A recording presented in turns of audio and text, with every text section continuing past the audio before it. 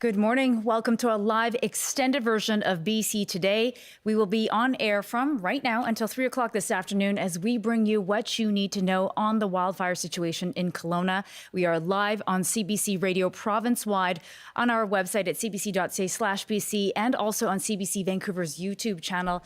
I am Leanne Young here in our Vancouver newsroom, and I'm joined by Chris Walker in Kelowna.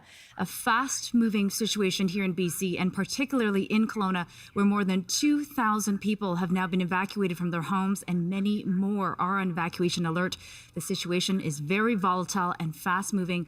Officials saying that these next 24 hours will be critical. And Chris, you have been following this situation very closely since last night. What's the latest that you're seeing there? Well, Leanne, here's the latest from the Okanagan. We have a continuing emergency unfolding here in Kelowna and West Kelowna.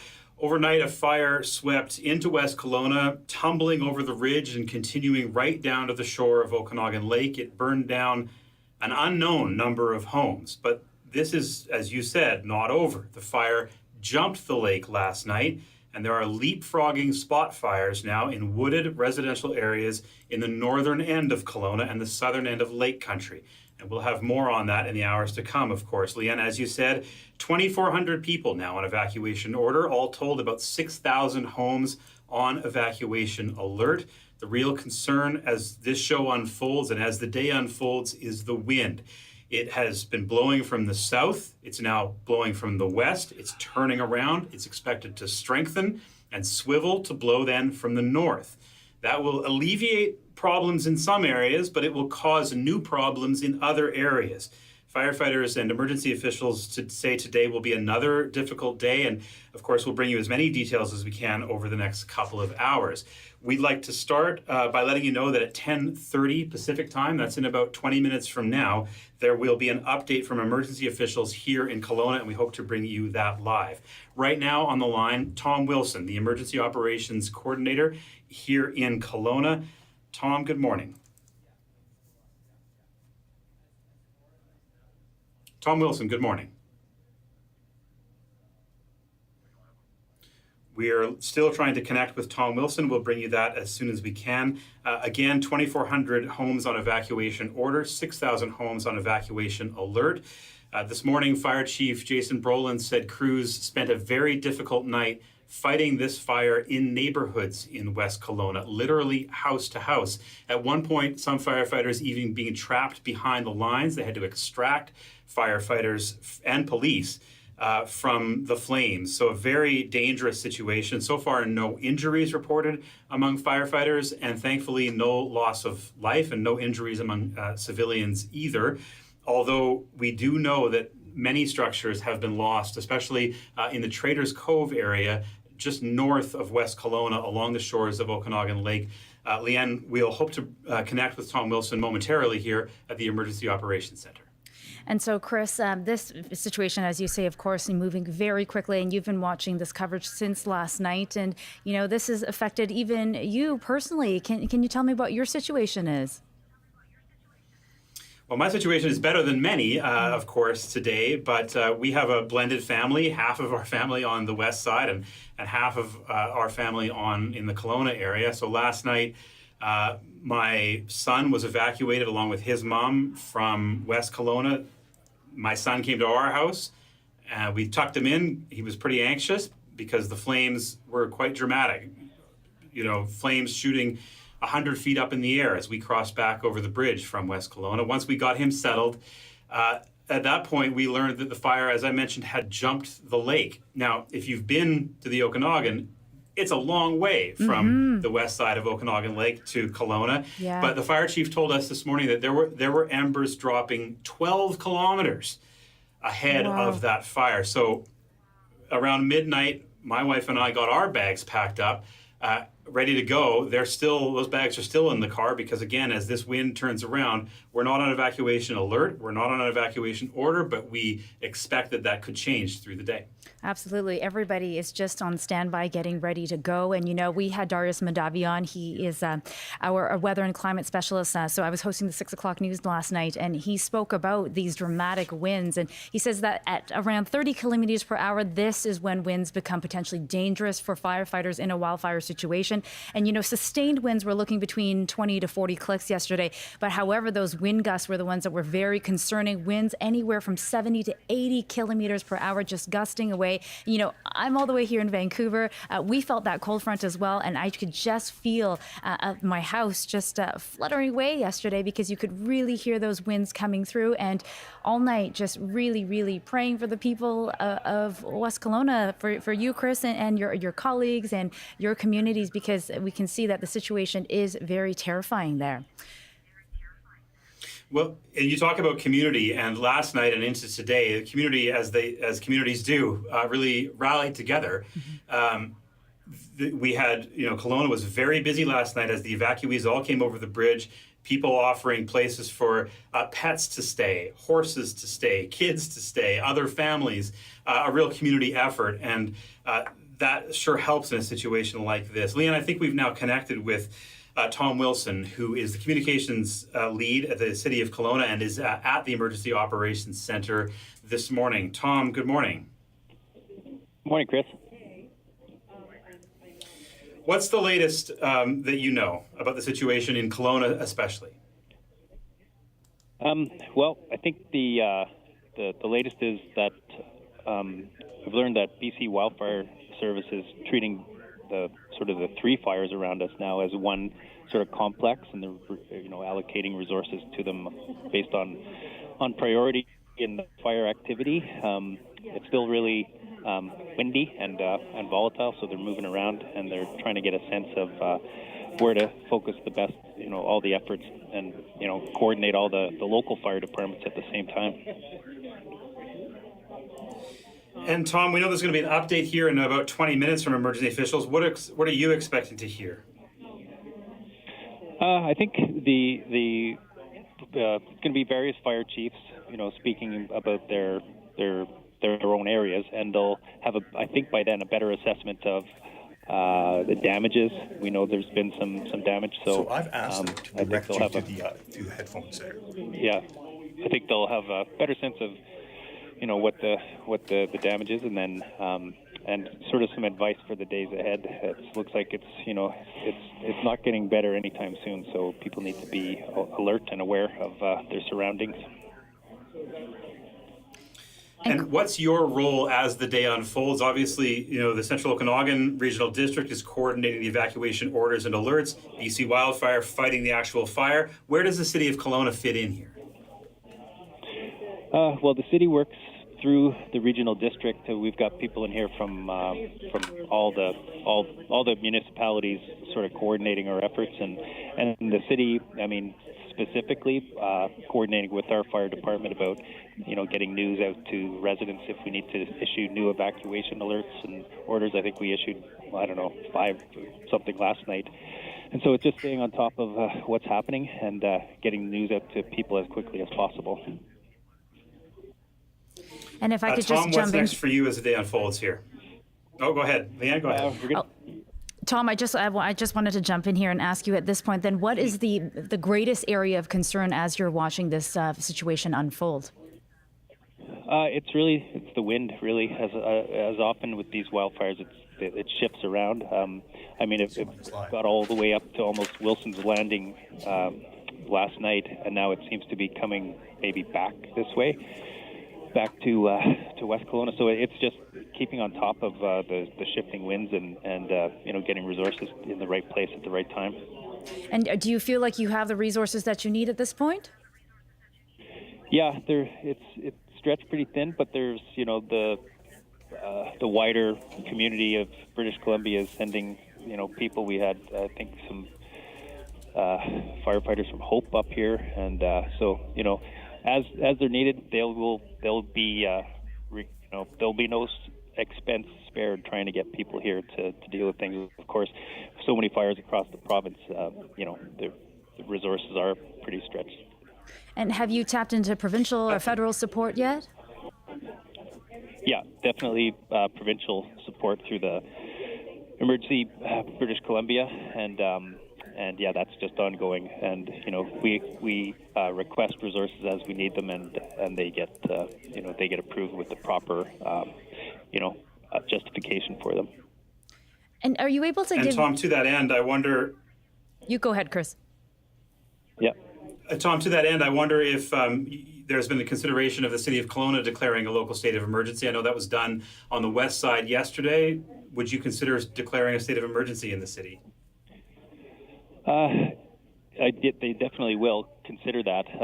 I think once the investigation this morning is done, and they see what the threat is to the wider community, that would be issued. And it when you do that, of course, you do gain greater access to emergency support. So I guess they're going to assess, like, do we need it or do we not need it? We know there's emergencies all across BC, so we don't, if we don't need it, we're not going to apply for it. But yeah, it depends really on the scale of the fire and how good we are doing at keeping it contained. This is in the McKinley area, and now there's one in Lake Country, so that that one will be assessed as well as whether they determined it's a local, a state of emergency there.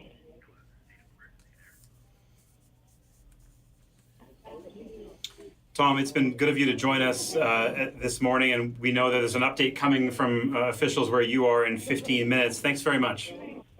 Yeah, you're most welcome. Bye. Thanks for joining us, That's Tom. Tom Wilson. Tom Wilson is the Emergency Operations Center in Kelowna. He's the communications lead for the city of Kelowna and is there with wildfire officials. And Leanne, we are expecting that update in about 15 minutes. And as Tom said, we may then learn how many structures, or a rough estimate anyway, of how many homes have been lost in the last 12 hours.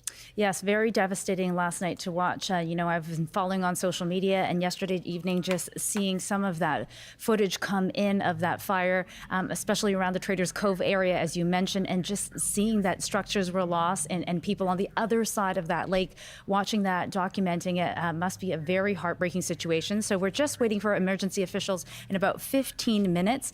And do we have somebody else on the line with us, Chris? Are we hearing from a wildfire evacuee next? I think we are. Preston Dunbar is in Kamloops, we understand, was evacuated off of West Side Road last night. Preston, are you with us? Okay, we're waiting still for Preston to be on the line. Leanne, so many stories of people evacuating from along West Side Road, people with horses. I had a friend trying to bring chickens to our house yesterday. Wow. The chickens never arrived, but he's all right. He lives in Traders Cove, which was an area very hard hit. Mm-hmm. He says today that he's preparing for the worst as news comes out.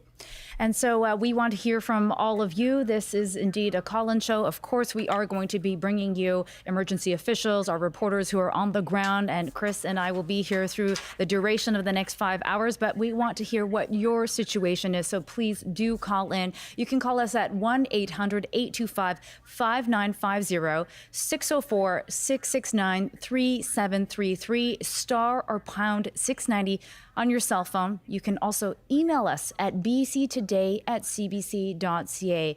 We want to know where you are, what you're seeing, how you are doing. So call in today. We know this situation is fast moving, very volatile and difficult. There's, struggles with power. So we also have another option. If you're just checking in for information online and you find yourself running out of data or power, we have a light version of our website. I believe it's cbc.ca/LITE. So you can go there. It is text only, no visuals, no images, no videos, and you can get that survival information as you need it. And of course, emergency officials have multiple websites also available for you to tap into. Leanne, those websites here in the Okanagan Valley, the main one is cordemergency.ca. That's CORD emergency.ca. There you'll find interactive maps where you can search your address, find out if you're in an evacuation alert or in an evacuation order, and there's a rolling scroll of the latest orders and alerts as well. And Leanne, I understand we now do have our wildfire evacuee, Preston Dunbar, is with us. Preston, good morning. Good morning. How are you doing today? Very well, thank you, Preston. Can you just take us through your evening and overnight?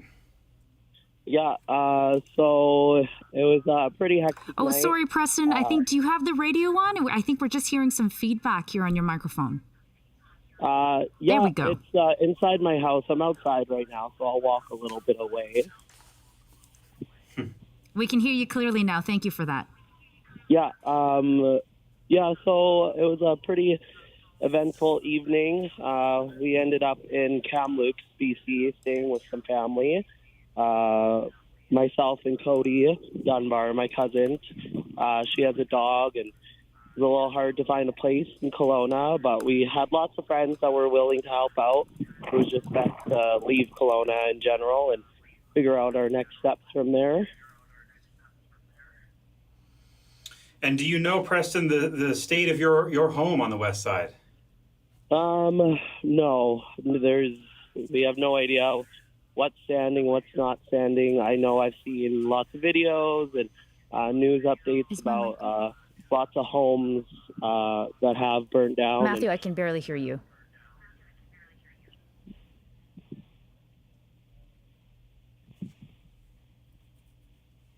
Preston, are you still with us then? Yeah. Sorry, you cut out a little, but yeah. No, please go ahead. We're just sitting and waiting until we get a further update, and who knows when that will be with the rate the fire is going. So kind of just a waiting game and hoping for the best. And do you have plans? Do you have enough? Did you bring enough to last you? Because this could be 1 day, 2 days. It all happened in a big hurry. What are your plans for the next couple of days then, Preston? Unfortunately, we have not gotten that far yet. Thankfully, I was able to pack a suitcase and with a few clothes and some sentimental things. My cousin Cody, on the other hand, had less time to grab some things. So we're just taking it 1 day at a time. I hope we're able to find a place in Kelowna, whether that's our own place or somewhere else, because I start school August 28th, and my cousin Cody, she just got a position at Kelowna General Hospital as an RN, so we'll see if we can get back in Kelowna soon. Well, Preston, it's been really good to talk to you. Good luck. Thanks for joining us. Yeah, I appreciate it. Thank you. That's Preston Dunbar. We reached him this morning in Kamloops. He was evacuated from his home off West Side Road around 7:30 yesterday as flames came down the hillside, and he's now evacuated in Kamloops for this foreseeable future because, Leanne, this fire is still burning on the west side where Preston lives. There were still houses candling, which means just huge flames shooting up from them this morning early when it was still dark. You can see that more clearly. And this is very much an active fire zone. So people who are out of their homes likely won't be back in their homes for quite some time. Absolutely. And, for some people, the tragedy here is that you may not have a home to go back to. And, we are hoping that in about 12 minutes, waiting for an update from officials, perhaps we may hear how many structures have been lost as a result of this fire. That's right, and officials they can't do flyovers of the fire zone at night, of course, because with the smoke and it's just too dangerous. They can't fight the fire by air at night, and so they have to get planes and helicopters up in the air when day breaks, so they can get a good idea of the perimeter. But as you heard Tom Wilson from the city of Kelowna say, they're now treating this as one fire complex, is the language they use. That means they consider this one fire event, and with the winds blowing, you can imagine that embers, sometimes burning pine cones or burning pine needles can help make fires like this leapfrog quite quickly. And so now that they have an idea of the size of it, I imagine that when we have this update, we'll have an update on the actual physical size of the fire. Yesterday it was 1,100 hectares, that's 11 square kilometers. That had grown by literally 1,000% in the 12 hours of yesterday from dawn to dusk. And so we expect that number will be much bigger still, and we'll have a lot better idea of where wildfire officials are concerned about growth as the flanks of this fire move around in the shifting wind. All right, I believe we have somebody else on the line. I believe we've booked Shane Durdle, the acting CEO for the Kelowna International Airport. Are you with us, Shane? I am, yes. Great, thank you for joining us. So Shane, what are you watching over at the airport right now? We can see the smoke just slightly north of the airport right now, but our main concern is obviously that the airspace around YLW has been closed to allow for the aerial firefighting services, and which is our number one priority, with the safety of our community. Sorry, did you say that the airport was closed? I just wanted to understand what has been affected in terms of airport operations. So the airspace around YLW is closed, so all commercial flights are not coming in or out at this point in time, and that's to provide the aerial firefighters with the ability to utilize the airspace to fight the fires right now. Okay, so I just wanted to reiterate that indeed the commercial airspace around the airport has been closed at this point. And so, what's next for the airport then with the operations being closed at this point? We continue to work with our industry stakeholders to understand how we can support and when regular airport operations may resume. Obviously, our number one priority is the safety of our community and to ensure that that airspace is available for the aerial firefighters to do the work that they need to do right now.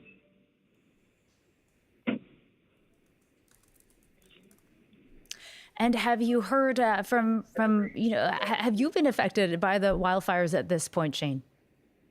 I'm very lucky at this point. My family has not been directly impacted, but a lot of people have in the area, including some of the YLW team members, and almost everybody in the area knows of somebody who's impacted right now.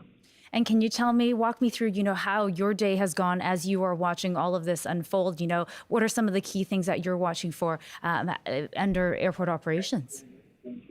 Obviously, we're connecting with our stakeholders. So our key stakeholders are NAV Canada, BC Wildfire Services, to gain an understanding of what they're seeing and what their operations are looking like for the day, and then identifying how that's going to impact our operations and ensuring that we're supporting the passengers that are here in whatever shape we can. So we've been letting them know what bus service is available throughout the day and trying to work with our partners to see if additional service can be provided if needed.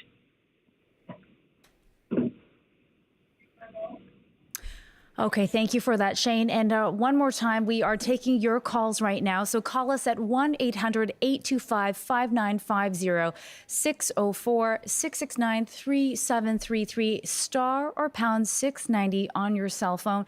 You can email bctoday@cbc.ca. So we are taking your calls, opening up the phone lines over the next 5 hours. We want to hear how you are doing. So please give us a ring. What have you seen? What's your situation on the ground? We understand that it is volatile, it is fast moving in Kelowna. So you can call us again at 1-800-825-5950. And the phone number is 604-669-3733, star or pound 690 on your cell phone. You can email bctoday@cbc.ca. So Shane, is Shane still on the line with us, or is she still with us? No, I was interested in knowing what information she had for people, anybody who have had flights. All right, so as we have been telling you all morning, a rapidly developing situation in West Kelowna overnight and still today. More than 2,400 properties are ordered to evacuate. Another 4,800 are currently on alert. And Mira Baines had this story last night. And just to note, of course, with all of this happening so quickly, some of the details in that coverage have changed, but here's what it looked like yesterday as many people were preparing to leave. You know what? There's so much more. Residents of West Kelowna are bracing for dangerous days ahead. I've been on alert before, but never to the point where we were loading up vehicles. We just kind of waited it out and it went the other way, so we didn't have to worry about it. This time is different. A thick plume of smoke threatens West Kelowna.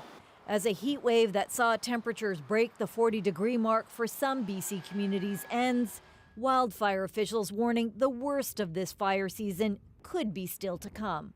This weather event has the potential to be the most challenging 24 to 48 hours of the summer from a fire perspective.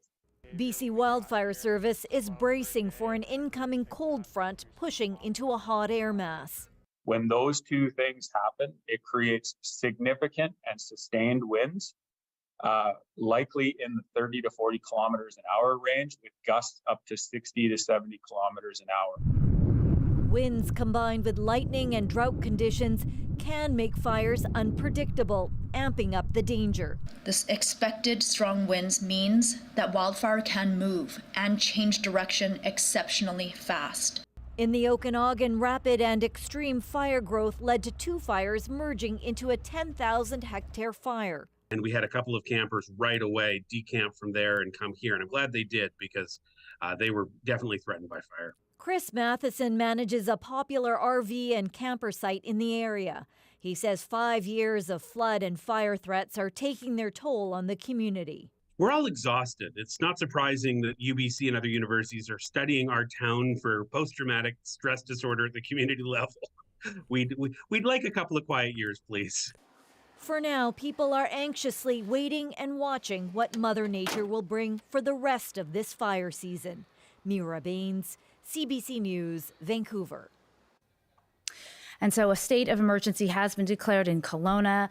The city of West Kelowna and West Bank First Nation also declared local states of emergency with this fast-moving wildfire. And just minutes ago, we heard from the acting CEO of Kelowna's airport saying that commercial flights will now all be canceled. The airspace above Kelowna Airport has now been closed to allow for aerial firefighting efforts. All right, I'm now going to turn to the phones. We have Elizabeth joining us on the phone. So you are in West Kelowna. So Elizabeth, how are you doing? Oh, we're safe. You know, it's an amazing community here in West Kelowna. We are actually in a position right now. We're just off of Highway 97 and West Side Road at the shopping center watching. We have lots of people here watching that live on the hill and are looking at their houses with binoculars. What we're seeing is with the winds, it's pretty incredible that lots of white smoke, but all of a sudden we'll get these puffs of black smoke.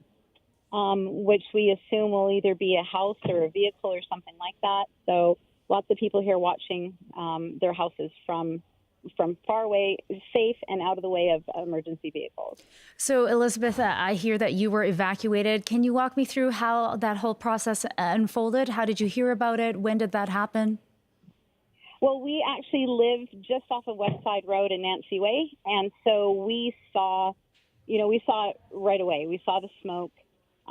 Yesterday, we were on alert all day. We were able to pack a bag of our important things and keep it there.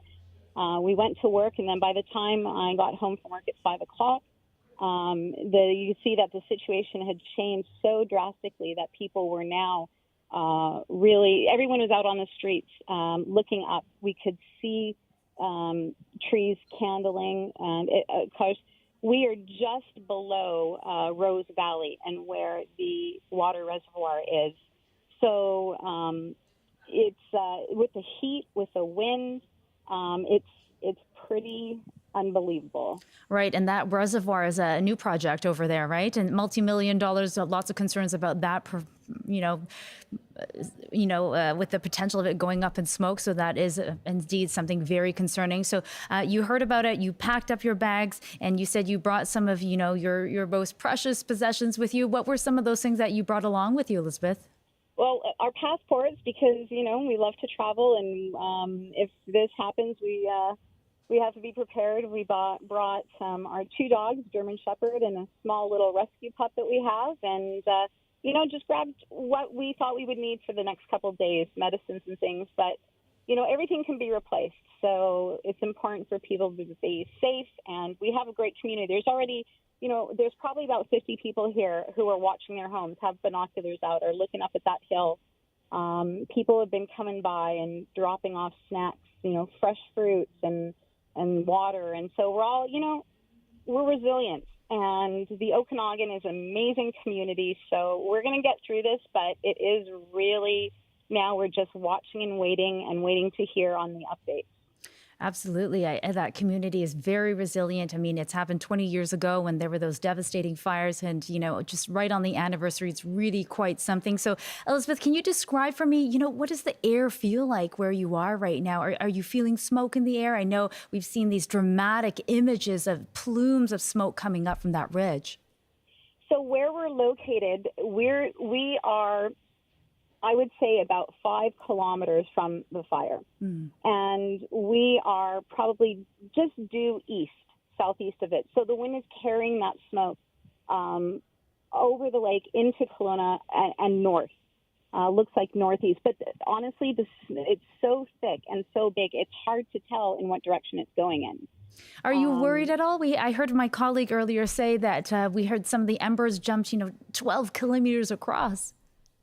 Well, the part of the lake that the embers, traveled with the wind across, it's the most narrowest part of Okanagan Lake. Mm-hmm. And yeah, that's our concern. If the wind changes, it's those embers falling. We did what we could. We removed our patio furniture, our rugs, or any outdoor curtains we had. Just those little things. You don't know what you can do in this situation, and you just try and do the best that you can. And honestly, listen, we have to put it in God's hands because there's nothing we can do. We need to pray for our firefighters and those people out there who are trying to help us. And honestly, I just hope, and I've been very pleased at our local government, and I just hope that the rest of our government really puts us into high gear. I don't want it to see people suffering like those people in Maui. Absolutely. And so when you say you want to see the government kick into high gear, what do you mean by that? Our federal government. Enough is enough. They spend money on other countries, and we need resources in our forests. We need clean, controlled burns. We need to manage the fuel in the forest. And the environmentalists need to work hand in hand with our forestry because there's so much fuel. It's so dry that growing up in the Okanagan, I still remember my dad used to have a license to go into the bush and clear dead wood. Those were taken away. We need to manage our forest better and get the environmentalists understanding that there is some things that we can do that may seem counterproductive, but it will help us in the long run. So I hope that all of our officials just come to the table and, help those, especially right now. We're good. We're here. We have a place to stay. Our community is wonderful, but it's those people losing their homes that I'm most concerned about. So I just, I want our federal government to step up because they've been stepping back for way too long. That's a really great reminder, I think, for everyone and, of course, for our governments and officials about proper forest management. Elizabeth, so appreciate you calling us. Please stay safe, and we hope to hear from you again soon, and take care over the next couple of days. Thank you so much. And, please just pray for Kelowna and West Kelowna. Our hearts are with you. Take care. Bye. All right, now it appears that officials have begun their press conference, this 10:30 press conference, giving an update on the latest on the fire situation in Kelowna. I'm going to take you there now. Managing the people that are joining us online. If you have a question and you're online, please use the raise the hand function, and then between Haley and I, we will be answering your questions. The speakers, because we've got media mics set up here, we'll ask that the speakers come up to the front and sit where I am right now.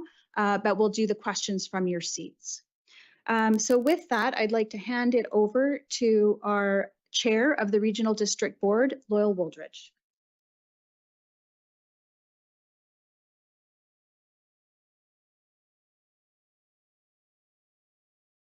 Thank you, Ms. Foster, and thank you everybody for being here today. Before I begin, I would like to take the time to acknowledge that I'm speaking to you today from the traditional ancestral unceded Tumulao of the Syilx Okanagan people, who have resided here since time immemorial. And I'd like to extend my gratitude to West Bank First Nation for their united support while we all deal with this emergency through our region. Joining us today, we have Chief Louis from WFN Online. We also have Mayor Milsom from West Kelowna and Deputy Mayor Mohini Singh here as well. I'd like to thank all of you for being here to share this essential information with residents across the Central Okanagan. I'm speaking today as board chair, as this event is now spanning across West Bank First Nation, Electoral Area West, West Kelowna, and just recently the District of Lake Country. Last night was extremely difficult in communities throughout the Regional District of Central Okanagan.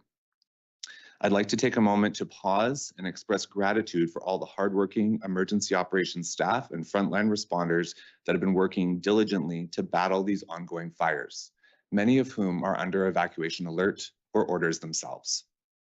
Despite heroic efforts, significant structural loss has occurred throughout the evening of August 17th.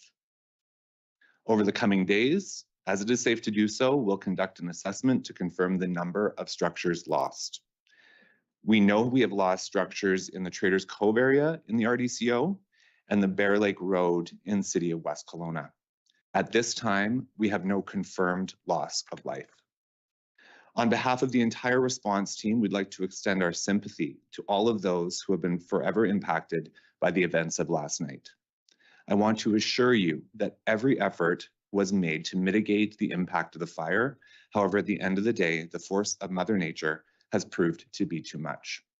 And I'd also like to extend my heartfelt gratitude for all those frontline workers that continue out there today.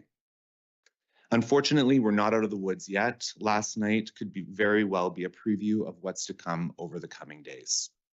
I'm now going to hand it over to BC Wildfire Services and our local fire chiefs to talk about the efforts and the conditions faced last night and what we can expect over the next 24 hours.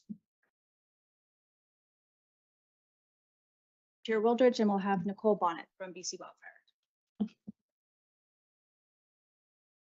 Hello, everybody. As it's been mentioned, my name is Nicole Bonnet. I am a fire information officer with the incident management team for the BC Wildfire Service. I'll start today by just echoing the board chair's comments about our condolences for the losses that we have had so far, unconfirmed numbers at this point in time. We are going to do our best to verify all information and get it out to everybody as soon as we can. But with that in mind, I think we'll just talk about how dynamic the situation has been.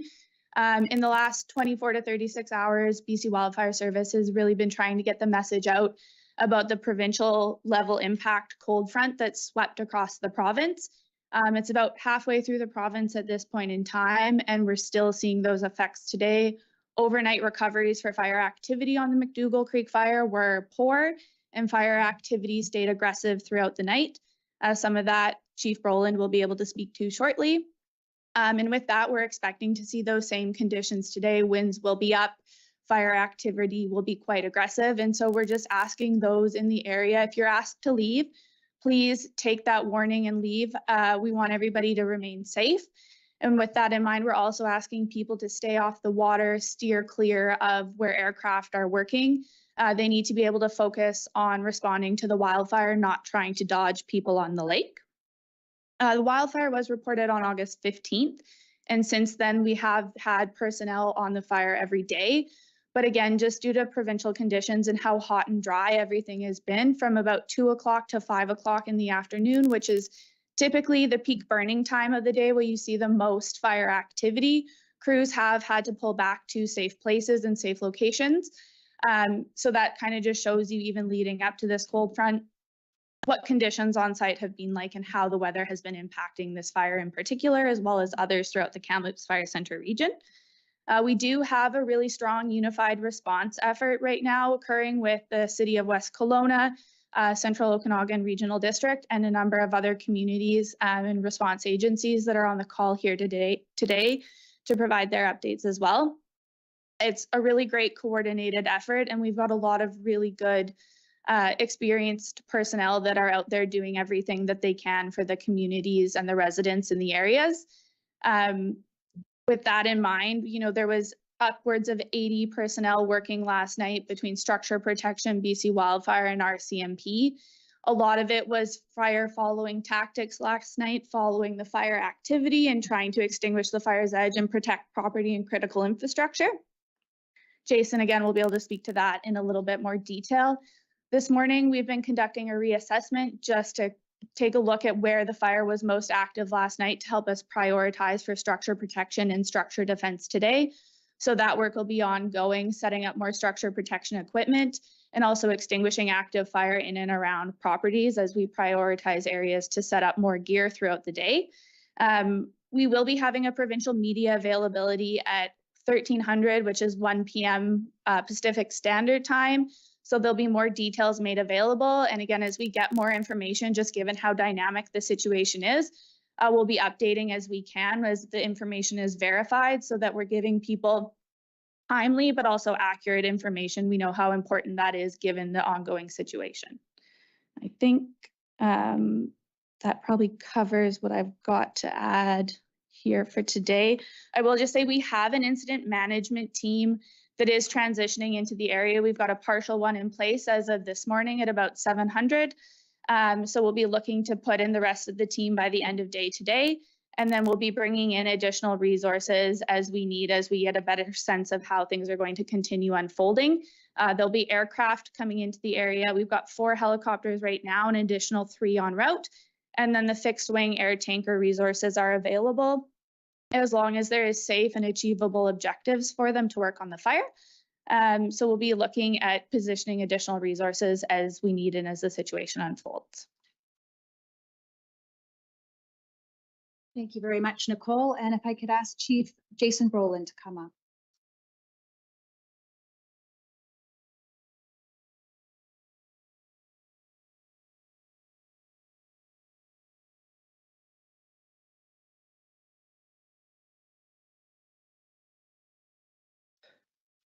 It was a devastating night last night, probably one of the toughest of my career, the toughest of all of our firefighters' careers, likely. Is one of the most challenging nights of firefighting in our history. We fought hard last night to protect our community. Somebody described it to me last night in the heat of the battle as it was like 100 years of firefighting all at once in one night. And I really think that it was true. We fought 100 years worth of fires, all in one night. We had people trapped. That's the fire chief's worst nightmare. Those emergency responders were trapped because they were rescuing members of the public who had chosen not to leave. Last night, I joined my men and women on the ground at about 2 a.m. And we undertook one of the biggest firefights I've ever been a part of in the West Kelowna Estates neighborhood. Night turned to day because of the orange glow of the clouds and the fire that was happening. And the firefighters who fought that fire held that ground. They saved homes, too numerous to list in West Kelowna Estates. And I'm incredibly proud of the work that was done. However, there was a significant number of structures that were lost last night, and we're going to do our best to improve that and take it from significant to a number that means more to people, because I know that people are desperate to know. We're also going to do our best to get people back to their homes, but that's not going to happen quickly, either of those things. The reality of it is that driving here for the media conference, the firefight going on right now is as significant today as it was last night. So we need to put our focus there. We need to stop this fire before it continues any further. Then we'll get on to the counting, and then we'll get on to getting people back to their homes when it's safe. It's horrible, the loss, and our hearts go out to the people who are going to get this news eventually. But it's also not about what was lost for us, it's about what was saved. The firefighters battled hard to protect critical infrastructure in the Rose Valley neighborhood.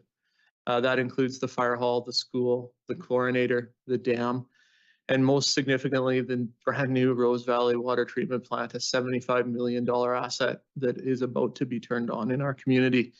I'm happy to report as of this morning that all of those structures are still standing. They're not damaged whatsoever.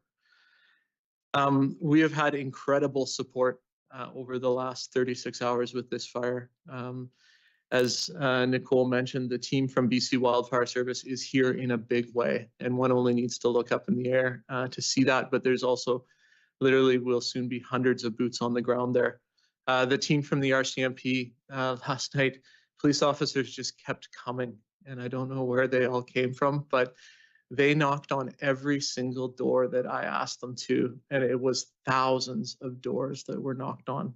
It's incredible.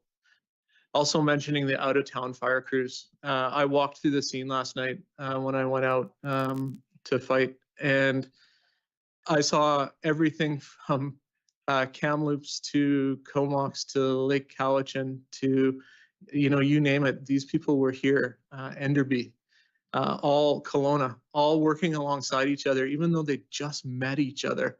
They're digging in and saving houses, and it was very powerful. There'll be likely 90 structural personnel on the fire today, and there'll be even more tomorrow. Our team has submitted a resource request to bolster that number significantly. And we're grateful for the support of places like Okanagan College and UBC Okanagan who are housing these firefighters.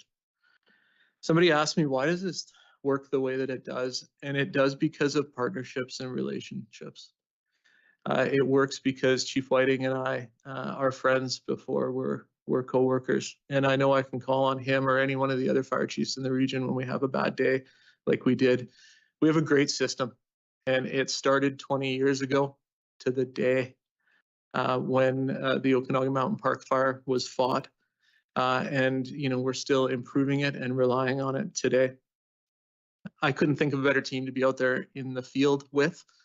We have the experts in the province are either here on our team, they've come to help us, or they're on their way. We knew that it was going to be bad. I think I said that yesterday to the media. But this is what we planned for, and this is what we practiced for, but it was exponentially worse than we had expected. It's not done.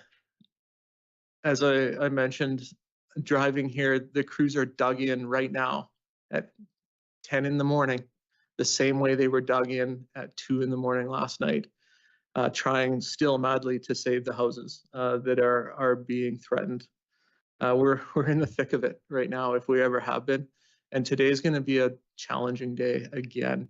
The winds are stronger than they were yesterday.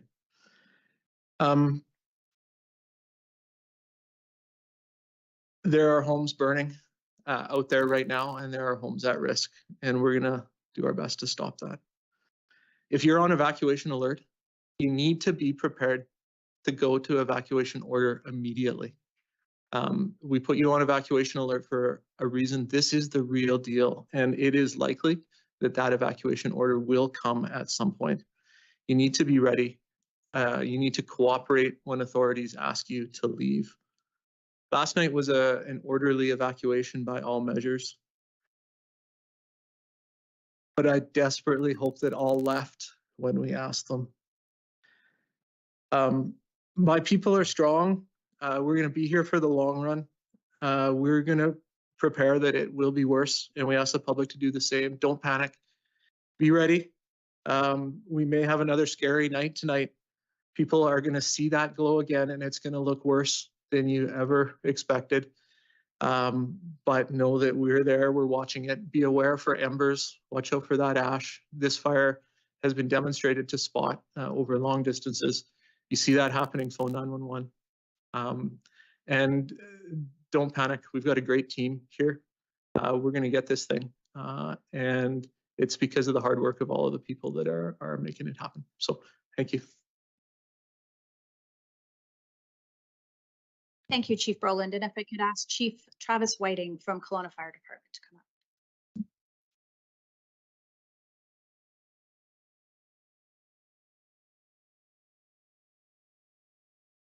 up. Good morning. Thank you for joining us. And I'm going to echo a lot of what Chief Brolin had to say. A lot of similarity, obviously, on both sides of the lake of what occurred last night, and a lot of resources and knowledge being shared back and forth between us through our partnerships. First, my thoughts are today with those who suffered loss last night. And I can tell you it hits us hard as responders. It's our goal to keep everybody safe. And nights like last night are tough on the frontline responders because they care, and there's a lot of compassion. So from the Kelowna side last night, we were heavily engaged working with West Kelowna on the other side of the lake, but also had a large presence in our community watching for embercast and incidents on this region. Understanding that we do have a large incident occurring, but we have very dangerous conditions throughout the central Okanagan. And we have the potential for fire start in other areas. So we do keep resources available and monitoring to ensure that we can respond to any other incidents that can occur in a timely fashion. This included having our boat out on the water to watch and monitor for us. The fire that started last night, I'll give great credit to the crews from our team that responded on there and knocked on it as quickly as possible and provided structural protection in conjunction with BC Wildfire. Operations went very, very well last night from our perspective. We also had good cooperation at the time with some of the topography and wind. But it was a good battle, and the crews did some pretty incredible works. Today, as Chief Brolin mentioned, we're in the thick of it. This is not over. We're in day 2 of a fight that's going to go on for the foreseeable future over the next few days. Our crews are dug in around the McKinley area right now, providing structural protection as this wind continues to drive these fires north on us, and as the wind starts to shift into other areas. So far in Kelowna, we have no confirmed structural loss, and we are continuing to battle to ensure that we protect every home that we can. One of the key things, there's 2 pieces I would comment on, is that operationally, Chief Lee out of Lake Country and Chief Brolin and myself and Chief Kostrowski from the regional district are pretty much joined at the hip throughout this event to ensure that we're aware of what is needed, and we are putting resources where most need is. We are not looking at this as any single jurisdiction, but as a single jurisdiction across the region where we put the best resources where they're best needed and have the biggest impact. On top of all that, supporting this, I just want to also mention that regionally, our Emergency Operations Center is in support of this as a regional operation. We are very fortunate in central Okanagan to have the gold standard of emergency operations centers with a group of 25 to 30 people working 24 hours a day right now to handle the logistics, mapping, purchasing, staffing, advanced planning, weather monitoring, getting information out to the public. There's a whole machine there that has been absolutely crucial to the success of us being able to both operationalize some of our ideas, but also to try and communicate that information out to you. We are working very, very hard to get information out, and we will continue to do so with the understanding that we want to make sure the information we produce is accurate. So at times we'll require a little patience as we try to make sure that we've got our facts confirmed before putting them out. As Chief Brolin said, we're in this for a while. I need our communities to be aware, to follow the news, to subscribe to cordemergency.ca. The latest information that we are going to be putting out to the public will be issued through cordemergency.ca. You can subscribe to that mailing list and you will get email prompts anytime we release information. As well, any evacuation alerts or orders are immediately placed upon that, and you can go into the address level to see where your home may or may not be impacted. So that is a really critical piece for us, that people take the time to follow that website, because it allows us to disseminate information out to you as quickly as possible. I did appreciate last night how orderly our evacuation was as well in the Clifton and Wilden areas. It was a very busy period of time, but as I worked through those neighborhoods, it was very orderly, and there was, I really appreciated the community support. The community support that's occurred across the region so far has been excellent and appreciated by both those impacted, but also by us as responders in Emergency Operations Center in trying to facilitate and find ways to support those impacted. Friends and family have been critical, and this community continues to come together. So that's all I have. I encourage everyone to stay aware, to stay careful, to stay vigilant. And this isn't over, but we are doing the best we can, and we will continue to do so in the coming days and weeks. Thank you. Thank you, Chief Whiting. If I might ask Jason Bedell, he's our Emergency Support Services Supervisor, to come and give us a state of that.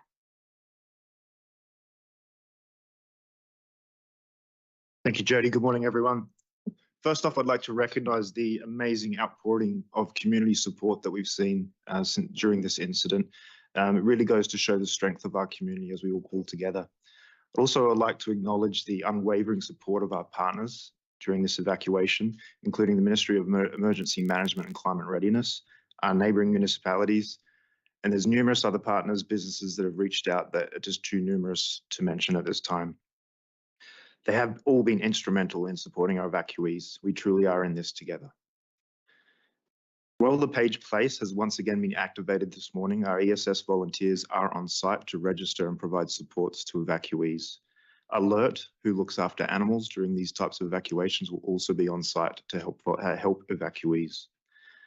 Prospera Place was activated late last night, early this morning, to provide a location for evacuees to attend. It will be turned into a group lodging location.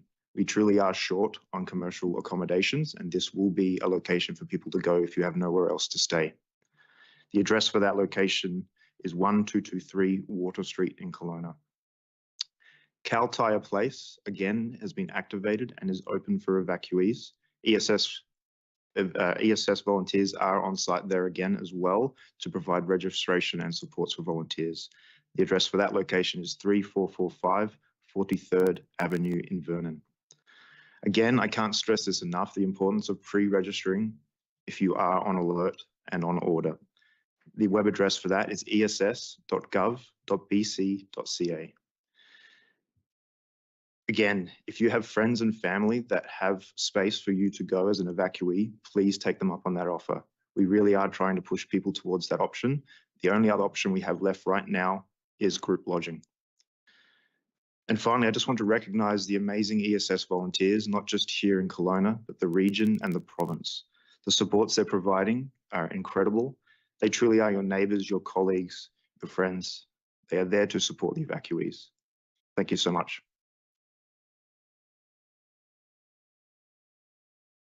Thank you, Jason. I just wanted to mention, because there's a bunch of people online asking for names of people, and we will put that in the chat at the end of the conference so that you have the name of the people that are standing at the mic. And next we have someone who is online with us. We have Carl Hart. He's from Interior Health. Carl, Haley's just going to open your mic for you, and you should be able to go ahead. Okay. Good morning, everyone. I'd like to start by stressing that the health and safety of impacted communities and our people at Interior Health remain our top priorities. And our thoughts are with all those impacted by wildfires right now. Our gratitude goes out to the firefighters from the agencies involved.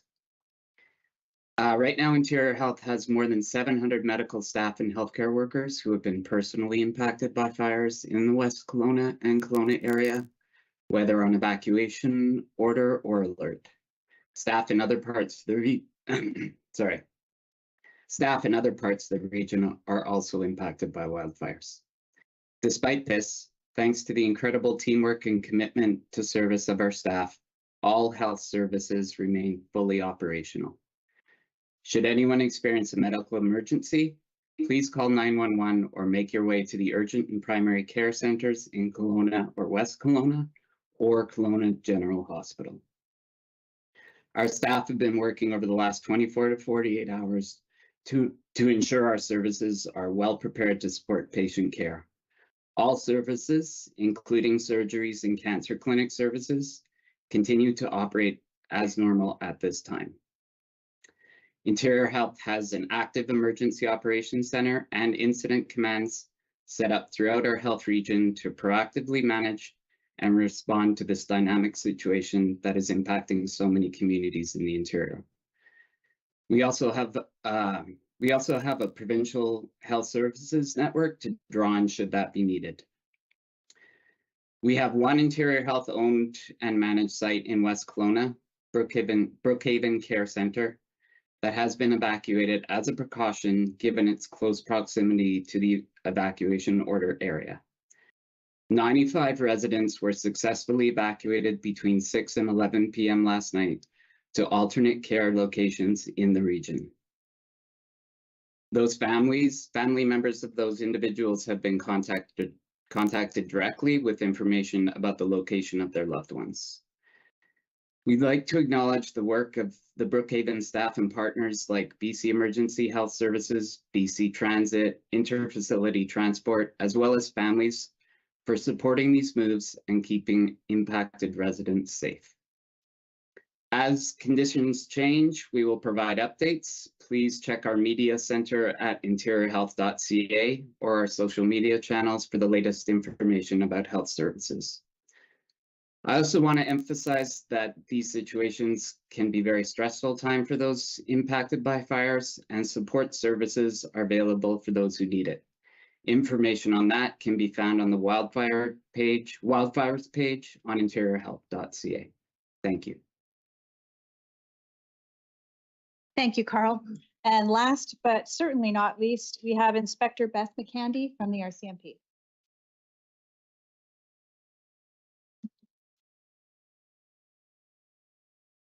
Hello, good morning. I am Inspector Beth McCandy, the acting officer in charge of Kelowna Regional Detachment.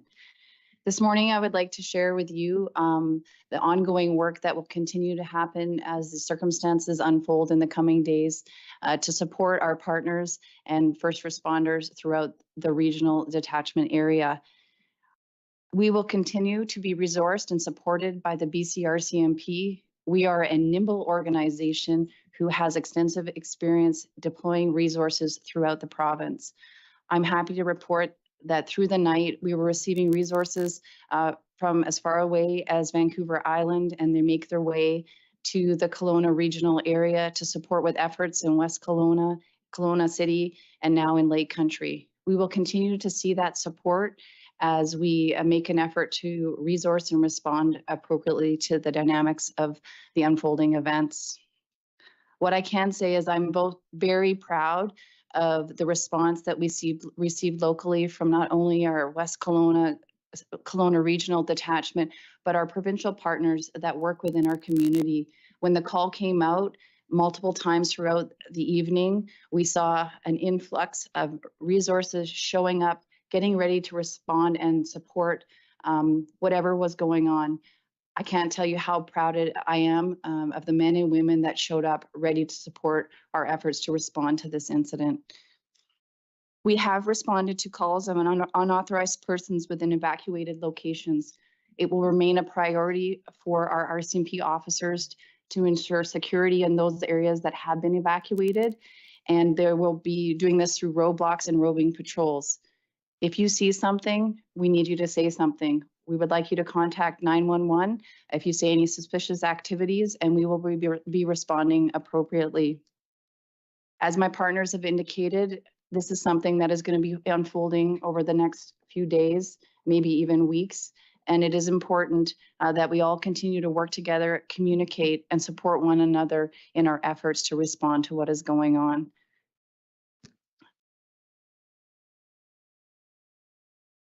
At this point, the RCMP will be engaged for the rest of the day and supporting our partners. And thank you very much.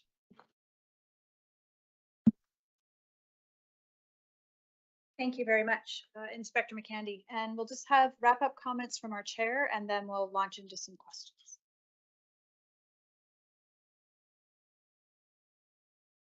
So as we've all heard, these fires are dynamic and the situation continues to be fluid. Today is expected to be another very challenging day. This is a time where we need to come together as a community and support one another. We know that we're resilient, and together we will get through this. We want to thank everybody for cooperating when they are put on evacuation alert or an evacuation order. And it's very important that you know what that means to you. If you're on an evacuation alert, you should have everything packed that you need and be ready to leave at a moment's notice. You can pre-register with emergency support services online to be best prepared. If you're put on evacuation order, you need to leave immediately. I cannot stress this enough, you must leave immediately. Be prepared to get out of your home for an extended period of time. As you've heard from the fire chiefs, failing to do so puts our emergency personnel at risk and jeopardizes our community. All residents across the region should prepare their households now. Prepared BC has resources available to help you build your evacuation kit and make a plan. I'd also like to thank our provincial counterparts, including Minister Bowen Ma, who has been in touch with me directly from Emergency Management and Climate Readiness. Security personnel are monitoring roadblocks to keep the public out of evacuated areas so that crews can safely work. We know that people are anxious to know the status of their home while we have teams who are looking towards the future and what recovery will look like, but this is still a very active fire situation. Our immediate focus is on protecting our community as best we can. We are committed to keeping you up to date with new information as it becomes available. We'll work hard to rescind all alerts and orders as soon as it's safe to do so, but as we've noted today, that will be some time. I must stress it's important right now to stay informed and to use trusted sources of information. Please continue to visit cordemergency.ca, cordemergency.ca, as the official source of information on the fire. If you haven't already, please subscribe at cordemergency.ca to receive email alerts. Please stay safe, everyone. We're in this together. Thank you, Lim Lim.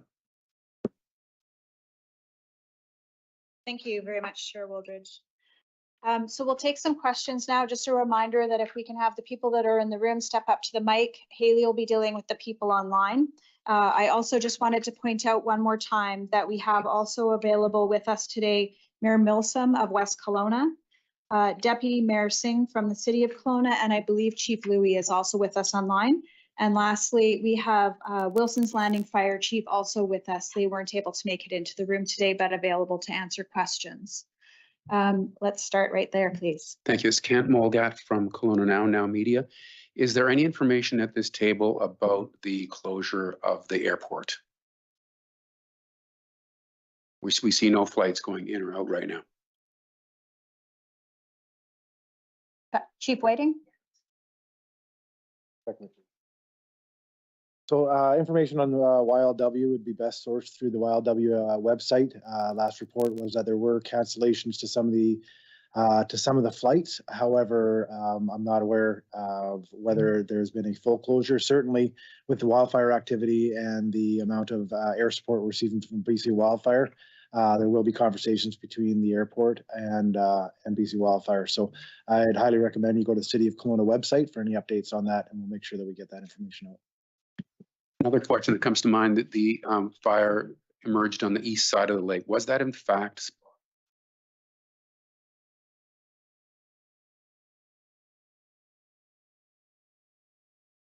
Do you want me to re-ask that with the mic on? Yeah. When the fire spotted on the east side of the lake, was that in fact spotting from the main McDougall Creek fire? Yeah, good indications, obviously, that given the proximity of the fire on the west side of the lake, that spotting did occur across. We did have reports, which is why we had patrols working on that. So there's good indications that that was spotting that caused that fire, of course, but at this point, we don't have confirmation. Some questions to go to the mic. We didn't capture them.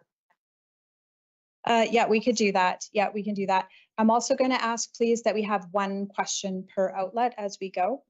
Chief Whiting, I think you've answered that for now. Thank you very much. I'm going to go to Haley online now for one of the outlets there. Hi, I see Wolf Deppner from Black Press Media. You had your hand up. You can unmute and ask your question. All right. Okay. Can you hear me? Yes, we can. Excellent. Thank you. Thank you for taking my question. Much appreciated. What if any updates can you give on the weather situation? I know weather is obviously a dynamic situation, but just looking ahead, what gives you sort of the greatest cause of concern concerning the weather situation? Thank you. I'm going to get Nicole Bonnet to answer that one, please. I don't have specific details on what the weather is doing on site at this point in time on the fire, but we are seeing the tail end of that cold front passage.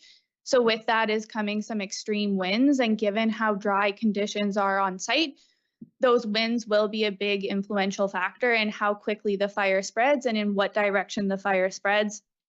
As wind changes direction and hits local topography, that'll influence how it affects the fire on the ground.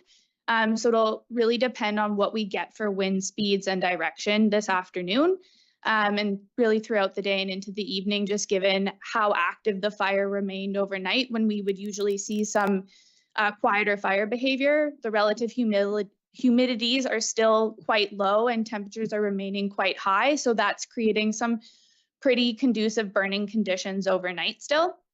With the 1300 media availability, they may have more details about the weather. And then there'll be some more weather updates coming out later today as well.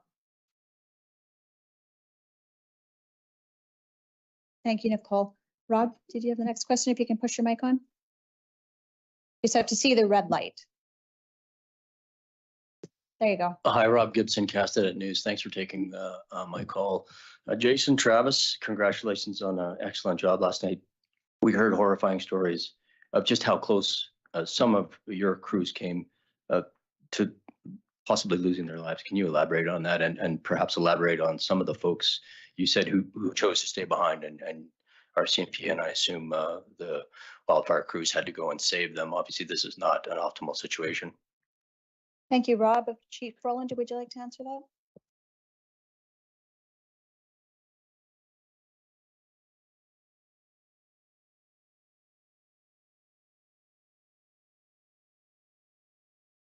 I have such a luxury and pleasure of leading a team of people who oftentimes I can't even hold on to the reins. There is no way that I could hold my crews or any of the firefighters that came to join us back. They wanted to be in that fight last night. And certainly we will risk a lot to save a lot. And there were a number of risks taken to save lives and property last night. But there was also risks taken that didn't have to be, and that was because people chose not to evacuate in one particular case. And emergency responders, including the RCMP and BC Wildfire Service, stepped up and got those people out of the precarious situation they were in. And I'm very glad it turned out the way that it did, but it didn't have to be that way. We don't put evacuation alerts on because it makes our job easier, or it's just something that we have to do procedurally. We do it because there's a very real risk that we need you to leave your homes with little to no notice. And last night was a prime example of that. As has been mentioned, we're not done yet either, so don't be complacent.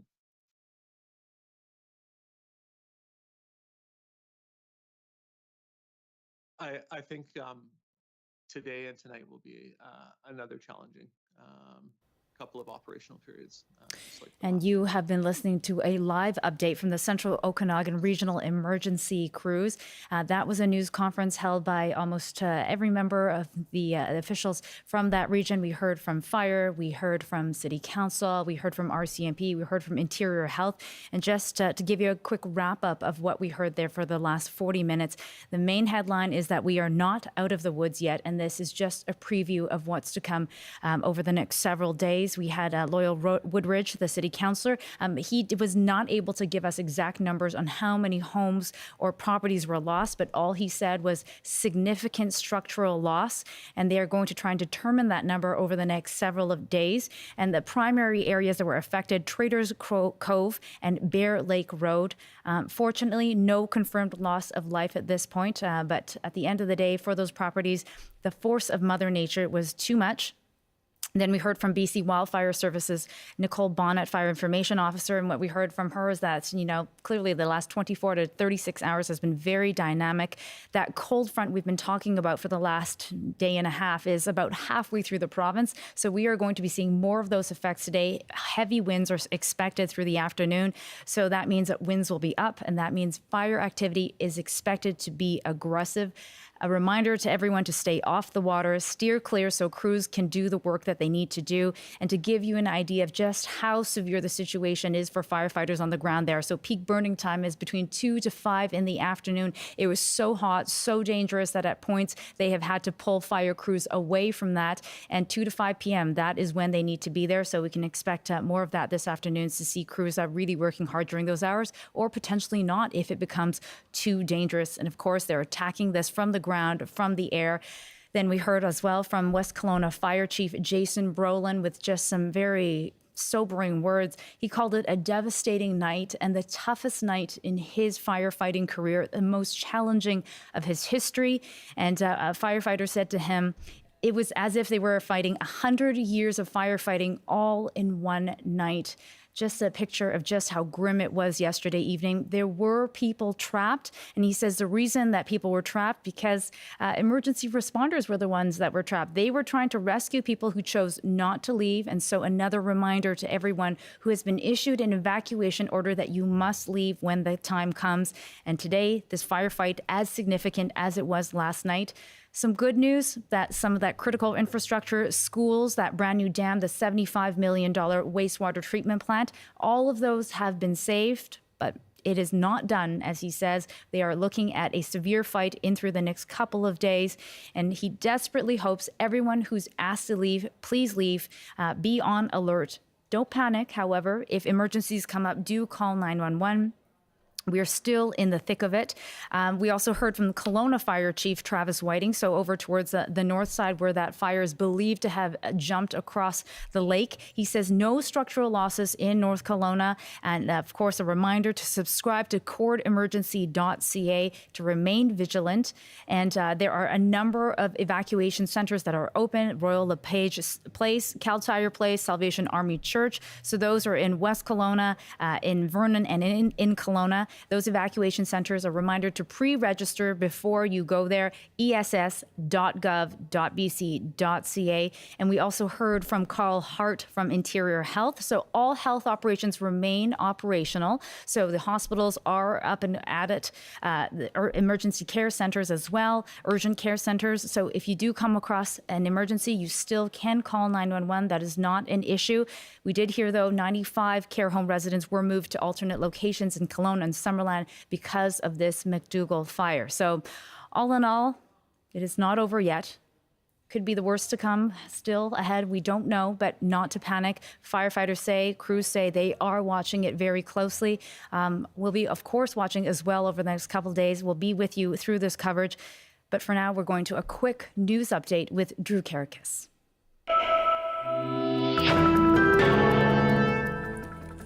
This is CBC News from Vancouver. Good morning, I'm Drew Karakis. Thousands of people, as you've been hearing, have been ordered to leave their homes following explosive growth last night on the McDougall Creek wildfire on the west side of Okanagan Lake. There are local states of emergency in Kelowna and West Kelowna and for the West Bank First Nation. The BC Wildfire Service says the fire is now estimated to cover 68 square kilometres, up from 64 hectares yesterday morning. And spot fires are now burning across Okanagan Lake in Kelowna itself. Nicole Bonnet is a fire information officer with the BC Wildfire Service. Overnight recoveries for fire activity on the McDougall Creek fire were poor, and fire activity stayed aggressive throughout the night. We're expecting to see those same conditions today. Winds will be up, fire activity will be quite aggressive, and so we're just asking those in the area, if you're asked to leave, please take that warning and leave. Officials say homes are currently on fire in West Kelowna and a significant number of properties have been destroyed. Jason Brolin is the fire chief in West Kelowna. He says the fire has been exponentially worse than what was expected. It was a devastating night last night, probably one of the toughest of my career. The toughest of all of our firefighters' careers, likely. It's one of the most challenging nights of firefighting in our history. Evacuation orders have been expanded again because of the McDougall Creek wildfire, both in West Kelowna and Kelowna. On the west side of the lake, properties north of Nahoon up to but not including La Casa are now covered by the order. And in Kelowna, new evacuations are in place in the Shaler Road area, including Shaler Court and Shaler Place. The fires in Kelowna might have been sparked by embers pushed by the wind across Okanagan Lake. The airspace around the Kelowna airport has been closed and flights are cancelled to allow for unimpeded firefighting efforts. Shane Durdle is the airport's acting CEO. All commercial flights are not coming in or out at this point in time, and that's to provide the aerial firefighters with the ability to utilize the airspace to fight the fires right now. Durdle says the airport is doing what it can to support passengers at this time. Winds overnight also whipped up wildfires near Lytton, Karameas, south of Kamloops, and in the North Shuswap. And Environment Canada has issued severe thunderstorm watches for many regions, including the Okanagan, the Shuswap, and other parts of eastern BC. Fire crews are also dealing with a fire on Quadra Island. It was sparked yesterday near Village Bay. The local fire department says it has grown to about 4 hectares and is out of control. And the deadline is fast approaching for people still in Yellowknife to leave the city. Officials have ordered almost all of the 20,000 people to evacuate because of the wildfire danger there. Emma Harvey is in line for one of 20 evacuation flights expected to take off today. Scary. I keep crying. I don't even know how long we're going to be away. Rebecca Alty is the mayor of Yellowknife. She is urging those who have the option to leave by car to leave now.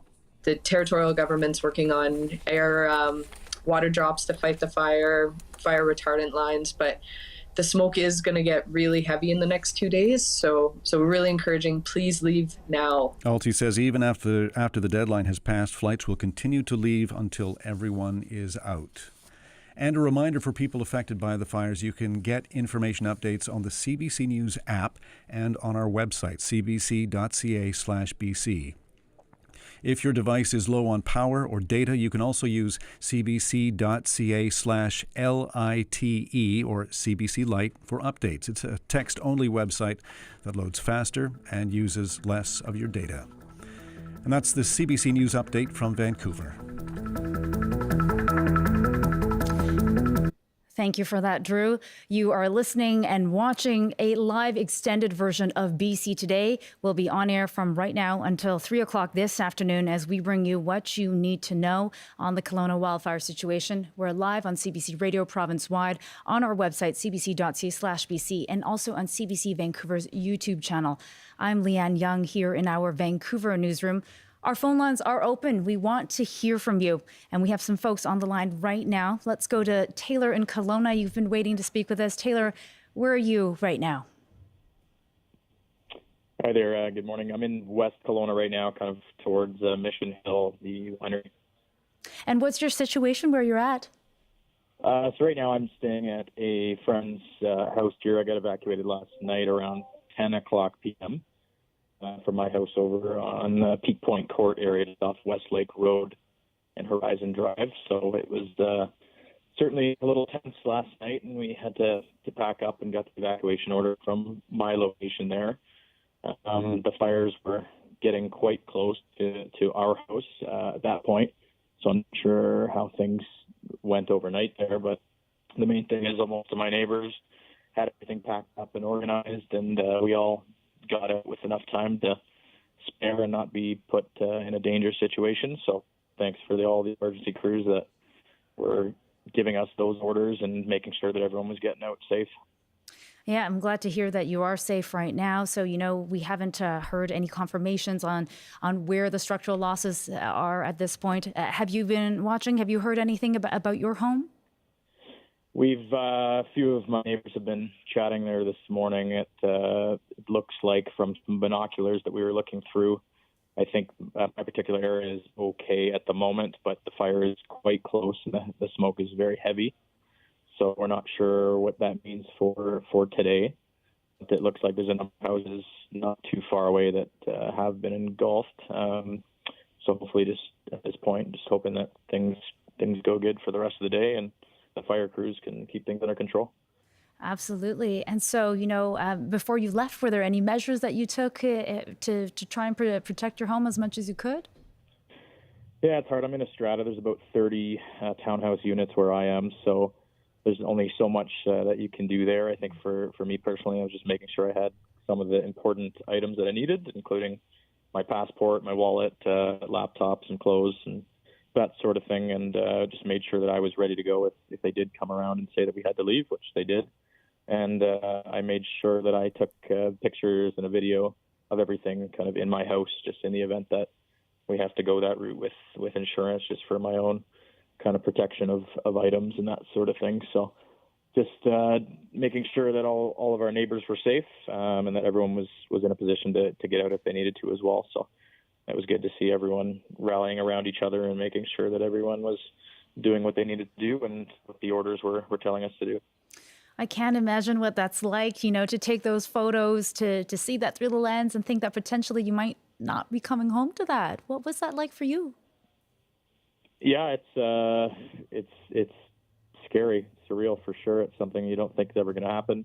I know, our area in particular, we've never had fires come that close. It's never really been a concern. So for it to have gotten that close last night and even closer today, obviously I'm not right at the house right now, but I know that the fires were moving down the hill and moving closer to my house and some other houses. So I'm just praying right now that everyone's out, everyone's safe, and a big thank you, obviously, to the forest firefighters and the fire department here in West Kelowna and Kelowna, and all of the emergency services, the RCMP, for going around and knocking on everyone's doors and really making sure that everyone was out safe, and the emergency service personnel kind of on standby to make sure that if EMS was needed to help with any of the emergency crew or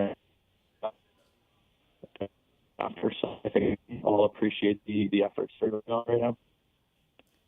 Oh, I think we just lost you towards the back end there, but what I heard was the gratitude for emergency officials, for fire crews to try and keep everybody as safe as they could. And we did hear from RCMP and from fire services who said that, crews knocked on thousands of doors last night. So I think that probably includes Taylor and your family. So thank you so much for calling in, Taylor. Please stay safe over the next couple of days. And we'll be, we're sending our positive energy towards your way. And now let's go over to Daniel, who's in Kelowna. So Daniel, tell us about your situation. You're on the Mission Hill side as well, on the west side of Kelowna? Yeah, we're staying with my parents just down below Mission Hill since last night after around 10 o'clock. We live over on Wilden Mountain, and it was around 10 o'clock where we heard that the fire started spotting on our side of the lake just over the hill from us. Then we started seeing police cars coming up through the communities and started gathering our stuff to leave. Okay, and so your home is actually on the Kelowna side then, right? Correct, yeah. Wow. And we all watched that fire, that huge plume of smoke over on that ridge over the West Kelowna side. How surprised and how shocked were you when you heard that, your side of Kelowna was under threat and at risk? Well, we were, thinking about that as a possibility, but we didn't expect that it would actually happen. And oddly enough, our daughter was staying the night at my parents' house over here by Mission Hill, and we were worrying about the fires over there. And then as we were watching it progress into the evening, we were like, this is probably more likely to come our way than back the other direction again. Mm-hmm. And we're actually grateful that she was here and we didn't have to frantically gather our stuff and leave and wait in traffic with her as well. What was traffic like getting out? Were the routes packed? It was pretty busy between 10 to 11. It took us about 40 minutes to get down from Wilden Mountain to Glenmore Road. We were all, safe, and the fire was a safe distance away and not coming towards us, but we could see it on Upper Canyon Ridge and Union Road down towards Glenmore. We could see the flames over the crest of the mountain about 200 to 300 yards from the street as we waited to get down the road. And what's the latest that you've heard about your home and your neighborhood today? We haven't really been able to find any information on it. I think our neighborhood is still safe from the fires, and I think the direction that the wind was blowing had been pushing it kind of along and past our area. But yeah, we're, obviously still not out of the woods, and the flames are still very close to that same area, just north of Wilden. For sure. And some good news for you. We did hear from one of the fire officials today who did say that on the North Kelowna side, towards where your home is, that there were no structural losses overnight. So hopefully that gives you a little bit of ease. But thank you so much for calling. I hope you and your family stay safe over the next couple of days. And of course, we're hoping for those winds to be in everyone's favor. Thanks for calling. Thank you. And that was Daniel in Kelowna. So I'm going to take you back here in studio. I've got Darius Madavi with me. And so, Darius, the winds have been the conversation that everyone has been talking about again and again. So, Darius, and last night on the 6 o'clock news, we talked about, you showed us that cold front that was coming through, and we expected heavy wind gusts, and that was really problematic. What are things looking like today? It looks like the forecasts were more or less right. The winds are starting to gust much stronger than they were even yesterday. We were seeing winds relatively quick, but not heading in the direction of the city yesterday. But today they are blowing right now from the southwest, so blowing the fire to the northeast. But those are shifting, and I'd expect by 1 p.m. today they will be blowing from the northwest. So they'll be blowing the fire towards the southeast, towards the city. Definitely a dangerous situation. As you said, the gusts are what we're really worried about. The sustained wind speeds are around 15 to 20 kilometers per hour, so fast, but not past that really 30 kilometer per hour mark that we're especially concerned about. But the gusts, it's a very gusty wind. We wouldn't usually see gusts of 50 kilometers per hour with sustained wind speeds that low. But because of that cold front moving through, all the instability in the air, it's driving those gusts. And that's what we're really looking out for, because at 1 p.m., not only is the direction going to be right for the fire to head towards the city, but that's when we see the fastest wind gusts as well. So 1 p.m. is probably when our fire danger is going to peak, but the wind direction will continue that way at least until 5 p.m., maybe 7 p.m., before they start to shift once again, blowing back north so that the fire will be moving away from the city again. Or at least not actively heading towards the city. But wind speeds will start coming down after 2 p.m. So 1 p.m. is really our peak. Okay, very concerning, because we heard officials say today that between 2 to 5 is typically peak burning time for wildfires. So 1 o'clock, we'll be watching for that very closely. So I'm also curious to know that 30 kilometer per hour winds, why is it? What is that change in fire behavior that makes it so potentially dangerous? So that's based on the 30-30-30 rule, which is not something that forecasters generally use to predict fire behavior, but it's a good rule of thumb for people at home who are trying to decide what the fire activity is going to be like. So it's 30 degrees Celsius is when you have really high risk, winds above 30 kilometers per hour, and humidity below 30% relative humidity. So today we have temperatures below 30 degrees Celsius. They're sitting at around the mid-20s. But because we had such high temperatures for so long, all those fuels are dried out. So the impact of that heat, even though it's not above 30 today, is still being felt from earlier this week. We have those winds gusting at 50 kilometers per hour, so above the 30 kilometer per hour mark, and our relative humidity is sitting at around 15%, which is well below the 30% mark that could allow some of the fuels to soak up a bit of moisture and maybe delay the fire a little bit, but we're not looking like that's going to be the case. So the 30 mark is a good rule of thumb for people at home. Professional forecasters will be using other metrics to determine exactly how dangerous the fire will be. But if you're keeping an eye on the weather, just know that that's what you could be looking out for. Okay, so based on that 30-30 measure, it's not a great metric for today for firefighters. Okay, that's unfortunate. So I am here with Darius Madavi. He is our climate and weather specialist, but we are also taking your calls. So we want to hear from you. How are you doing? Where are you at? So call us at 1-800-825-5950, 604-669-3733, star or pound 690 on your cell phone. You can also email bctoday@cbc.ca. So once again, that phone number is 1-800-825-5950, 604-669-3733, star or pound 690 on your cell phone. We want to know how you're doing. Do you have family that's affected? What's worrying you right now? And if you have a question for Darius, he'll be with me for the next little bit. All right, I've got another guest on the line right now. Eric Thompson is an information officer from the Upper Park Rill Creek. So Eric, thanks for joining us. Hi, yeah, just to clarify, I'm with the Regional District of Okanagan-Similkameen, and one of the fires that we are currently dealing with in this region is the Upper Park Rill Creek wildfire. Okay, great. Thank you for clarifying, of course. So, Eric, can you please tell us what kind of fire behavior you're watching for with the Upper Park Rill Creek fire?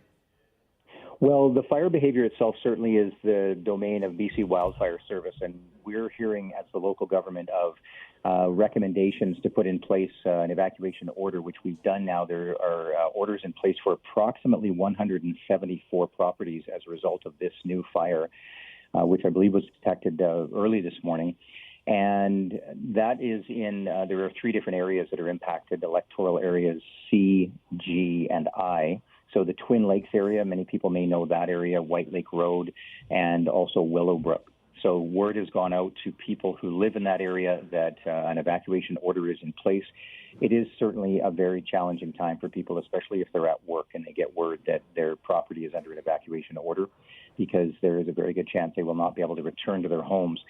And that's why throughout this, you probably heard the messaging that's come out so often from many different sources, BC Wildfire and local governments, that it's important to be prepared if conditions change, having a grab-and-go bag that you take with you, having a plan for your family, where do you connect, where do you meet up. It's a difficult time, and right now it feels as though with so many wildfires going on in this region that it's just not letting up. And I think, if I can say, for anyone who's listening, it can be trying, but having a plan in place can take away a lot of that stress. It's never easy, but the more you plan, the more you're prepared. Even if you're not expecting that a wildfire might impact your family, the more you can prepare now, the less stress it will be, and it will just take away some of that concern, hopefully. Eric, any advice on, how much to pack in a situation like this? How long should people should expect to be away from their homes? Well, it is very difficult, as you know, because we've seen in Yellowknife what's gone on there and other regions, that if an order comes and someone knocks at your door, you can't take everything. You can't take, an heirloom or things like that.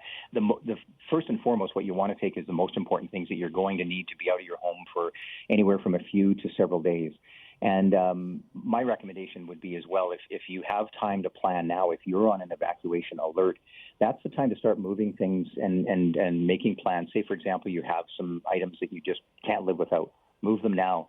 Leave in advance if you can. I think that's what we've seen so often, is that the fire behavior changes so quickly, people are caught off guard, and the knock comes at the door and you don't have time to grab everything, and it can be really difficult. I should mention as well, there is a emergency wildfire preparedness checklist. It's available through FireSmart British Columbia, and there are some evacuation tips, ideas on how you should prepare your home, things like don't leave a propane tank under your patio, those kinds of things, but also what you might want to take with you. And for people who have been told to evacuate, what kind of resources are available for them right now? Well, Emergency Support Services, which is made up of incredible volunteers around the province, they'll provide assistance with lodging. They'll provide some of the basics that you might need, maybe clothing, food, that kind of thing. And the important part there is if you're on an evacuation alert, you can pre-register. If you're on order, you can register as well online. It's ess.gov.bc.ca. But you will need to go to an evacuation or an emergency reception center. For this area, we have one set up at 199 Ellis Street in downtown Penticton. And when you go to the reception center, if you've already registered, then it's just a matter of getting the items that you need and getting the support and direction to where you can go next. And as again, with so many wildfires going on in this region, accommodations certainly are limited. So if people can find accommodation with family or friends, that can make a big difference. And are there any road closures nearby in the area you're talking about? At the moment, I can't confirm any. I know with regard to the Crater Creek wildfire that's impacting the Similkameen area, there is an area known as the Red Bridge. There is a traffic stop there to keep people out of that region of the Ashinola. No real reason for anyone to be back there, though. As far as the highway, I haven't heard of any closures right now, but it is important for people to remember this part, and that is if you're on the lakes, Okanagan Lake, Skaha Lake, we've heard of aerial operations over Skaha Lake. It is a good time to not be on that lake or right in the middle, certainly. Stay to the outsides, but avoiding it altogether would be ideal because there are planes scooping up water. We've also heard in this region, especially in Willowbrook, the importance of turning off domestic and agricultural irrigation. Some people, if their home is on evacuation order, we've heard of people leaving their irrigation on or their sprinklers on. And the problem is that it can drain the system. Okay, all right, good to know. Then that's a good reminder for people who have any type of agricultural lands and farms that they're taking care of to turn off that irrigation system. Thank you so much for that information, Eric Thompson. Thank you. All right, I believe we now have reporter Brady Strachan with us. So Brady is in Kelowna. Do we have Brady with us right now? We do. There you are. So Brady, tell me where you're at right now. I'm actually in West Kelowna, Leanne. I'm at Royal LePage Place, which is the community arena in West Kelowna and the evacuee reception center. So this is where many people here on the west side who have been forced from their homes are coming to register. Many of them have been here overnight, sleeping in their cars and looking up at the fires in the hills above their homes as they wait to get in and talk to emergency support personnel. Now, I'm hearing from a lot of people that it's a very long wait. They feel that there's not enough people here to help. They're given a number, told to come back. So you can see many people just hanging out on chairs here. Luckily, it's a little cooler today, but there's still a lot of wind. And then just off screen here, you can see where the fires are above people's homes. So people are in the parking lot watching as these big plumes of smoke come up above where their homes are. So a lot of mixed emotions here. Some people feeling grateful for the support. Other people feeling that there needs to be more to help them so that they can, get into a place, for example, or get food vouchers or whatever they need. And others are just tired and exhausted because they didn't get any sleep in their car last night. I'm not sure if you're able to. Could you show us what it looks like right now where you are? Are you able to turn that camera around? Are you set up to do that? Yeah. So you can kind of see here, people are going in that far door there, which is on the other side of that tent. There's quite a big long line up there, and then as I turn it, it's just a big courtyard area here that people are waiting in. And we're seeing... You can see the wind here. This is quite a sheltered spot, but it is still quite windy here. And, of course, people must be stressed out. How are they feeling, the ones that you've spoken to so far?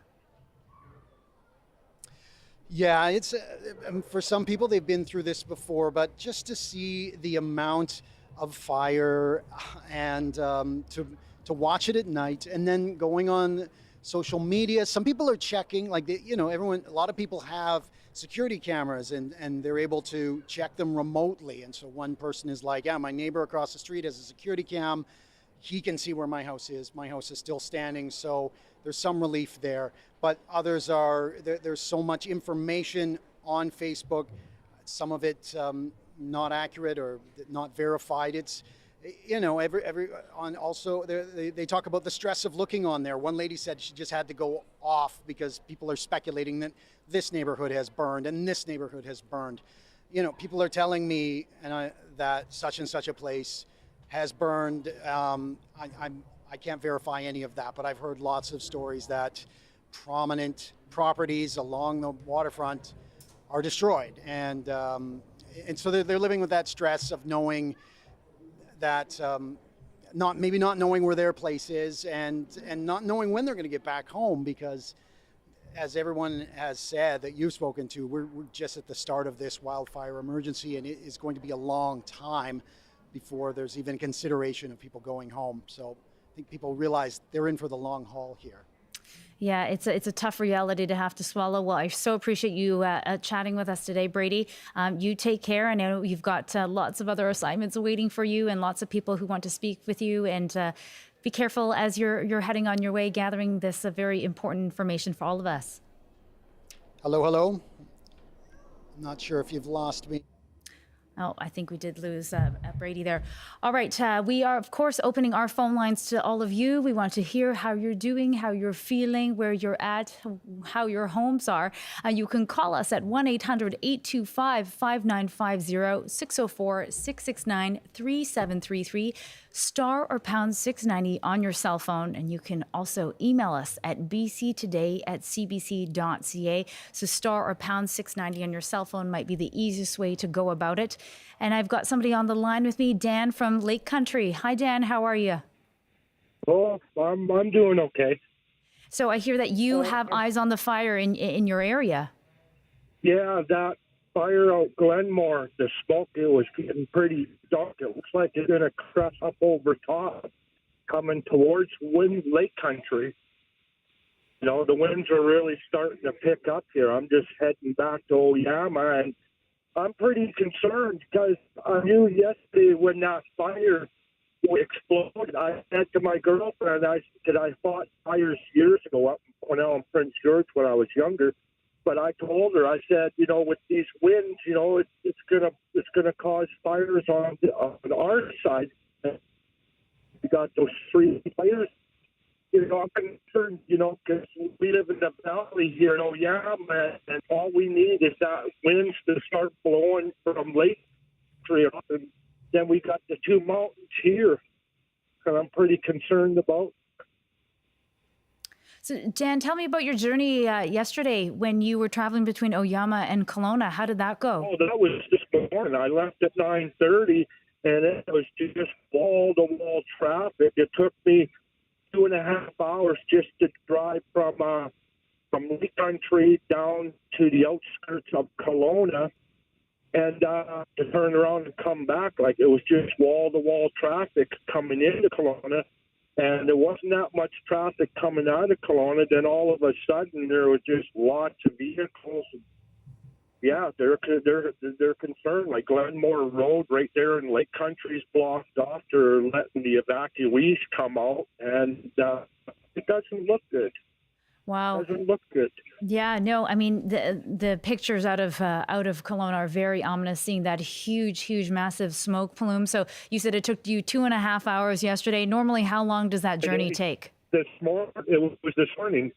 It takes to drive from, basically from Winfield to Kelowna about 15-20 minutes. And it took me 2.5 hours just to get to the outskirts of Kelowna there.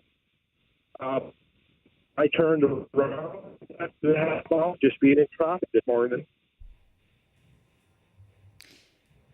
And so have you had a chance to speak with, people who have been affected by the fire? Or have you talked to your neighbors, your friends? What's the mood like when you're speaking to them?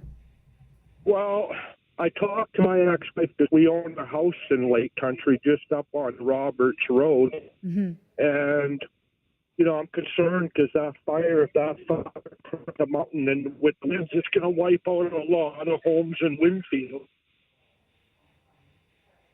Right. And I'm so concerned about people on right now I live on old people with truckloads. All we need is a spark to land, and we're going to be screwed. Yes, it's absolutely tinder dry out there. Dan, I was actually just over in West Kelowna about 12 days ago, and I just remember seeing all the brush, the trees, all the vegetation just brown and dry, and just we have not had any of that moisture that we've so desperately needed over the last weeks and months. So certainly a very, very volatile situation. And so, Dan, you were also an ex-firefighter, right? So you fought ago. 20 years ago. And so are you getting, memories of that? A little bit. It's just a heartbroken for all the people losing their homes. And I was a member of Emergency Social Services back in 2014. I phoned them, and now, I can't go and help with the ESS because the government changed. You got to take all these courses, and I'm a little upset.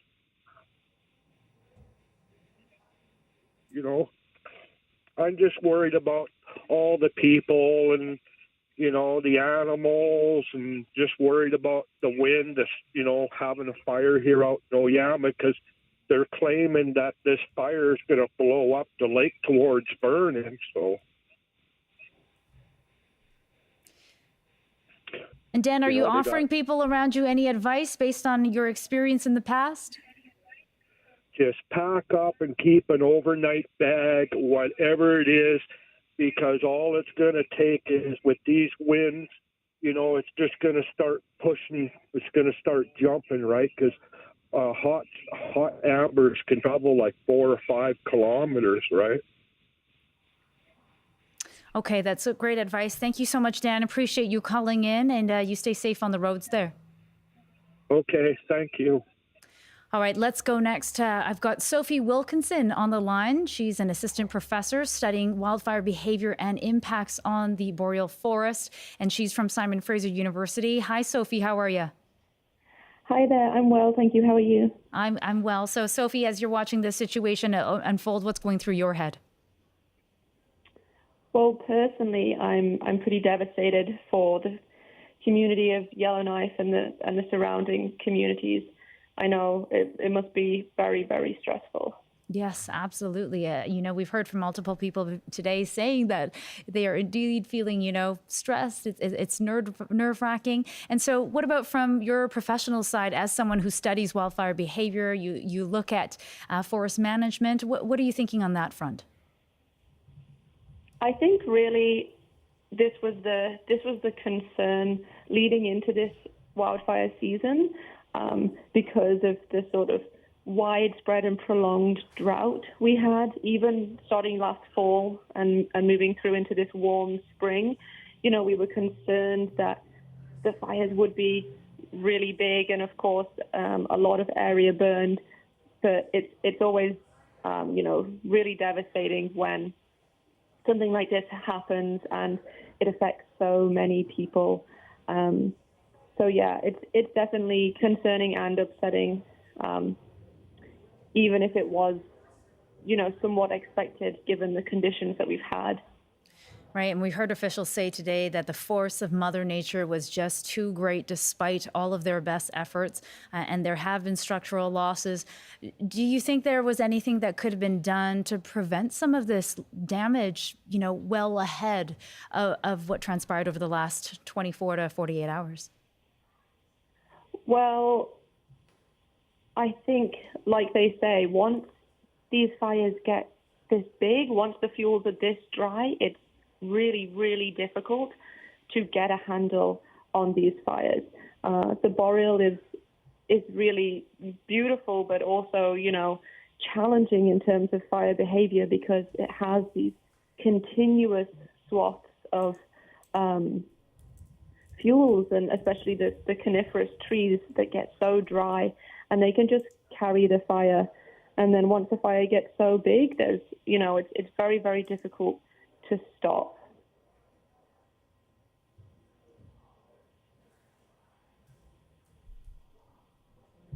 Sorry, Sophie, there, I just missed the last thing that you said. Yeah, sorry. So I was saying, once these fires get so big, they're very, very difficult to stop. They can actually generate their own sort of weather systems. Right. And that means that suppression is just not really an option. It's far too dangerous. Right. So what do you think, what kind of conditions do you think firefighters are dealing with today as we head into day 2 then? From what I have seen, the visibility and is really poor, and the air pollution is really high. So there would definitely be very, very challenging conditions, and that's, coupled with the relatively strong winds we have at the moment, which of course, make the fire behavior very challenging. Right. And so, of course, we all talk about climate change. Where do you think that factors into what we're seeing here now, what's happening in Kelowna? Well, climate change is the driving force behind the droughts and the warm spring, and even, the recent heat waves that we've had over a lot of BC. And so that's really, that's a leading factor, and it's something that we really need to get a handle on, because otherwise the fires are just going to continue to sort of grow and cause these challenges in the years and decades to come. For sure. I think we've heard many people now call for, more action, from individuals who have been evacuated to many advocates. So appreciate you taking the time to chat with us, Sophie Wilkinson. She is an assistant professor at Simon Fraser University at the School of Resource and Environmental Management. Thank you, Sophie. Absolutely. Thanks. Bye. Goodbye. So I want to take that over to you, Darius. We talked about climate change. We heard from Sophie, and we heard her talk about how these fires, when they become so big, they generate their own weather systems. Can you explain to us what that means? Sure. So when you have an extremely large and aggressive wildfire combined with really dry and windy conditions, it allows the fire to produce its own clouds. They're called pyrocumulonimbus, and they allow the fire to move from what we usually see as a horizontal smoke pattern to more vertical, and it makes it really challenging to fight the fire because there's this massive plume of smoke, what looks like smoke but is also cloud, above them, and it makes it difficult to get over the fire and try and fight it. It's a really dangerous situation when that develops, and it does look like we have all the conditions needed to see that sort of cloud formation, that weather pattern being driven by this fire, because it's growing really rapidly. We have the heat from the fire itself. If temperatures do climb into next week, right now it looks like they should stay low, below seasonal for Kelowna. But if they do climb and we have these really windy conditions continue, we could see that same cloud formation, making it even more difficult to fight the fire. And I know Shil's talked about drought and climate change, and I want to highlight we've had a really hot summer in Kelowna with temperatures above average, but we've also had a really dry summer. We know this from the fact that we're in a drought, but that's carrying over from last fall when we had an unprecedented fall drought. And this summer, we've seen well below seasonal precipitation. Kelowna in July saw less than a quarter of the usual amount of rain it gets, which is already very little because Kelowna's a semi-arid environment. June as well saw well below the normal amount of precipitation. So this is all contributing to this really dangerous fire situation. Okay, all right. Thank you for that, Doris. Thank you for that explanation. Really appreciate it. All right, I've got somebody else on the line with me right now, someone whose community has been affected. Chief Keith Crow is the Lower Similkameen Indian Band Chief. So hello, Keith. How are you? I'm all right. How are you doing? Oh, good. I'm very fortunate to be probably in a better place than you are. So Chief, tell us, your community's under evacuation right now due to threat from that Crater Creek fire. So what's the latest in your situation? As of this morning, the fire is about 22,000 hectares. We had to do evacuation orders on another part of a reserve, we're told to remove another 4 homes. It's been stressful. Limited resources. We haven't seen a helicopter in 3 days, almost 4 days now. So we're pretty much watching the fire, and it has been pretty stressful. Wow, I can't even imagine. So what are you telling your folks to do? Where are you telling them to go at this point?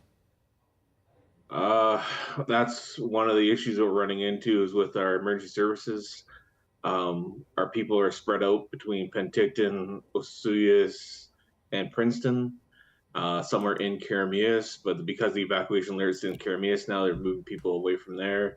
And now the new ESS is being set up in Penticton, and some of our people can't get there. So we're trying to put another office in Kelownawildfire for people to go there.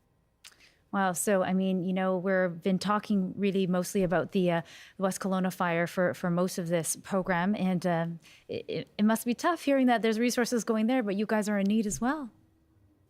Yeah, it's, my heart goes out to West Kelowna and everything that's happening out there. There's a lot of structure loss, and I really feel for the people. And but I got to speak up for my community. We need the support as well. And we lost 1 home so far. It did have resources on it. It did have sprinkler system on it and guards put around it. Unfortunately, it did catch in the morning and it burned to the ground pretty quickly. Wow. Can you describe for me what it looks like where you are right now?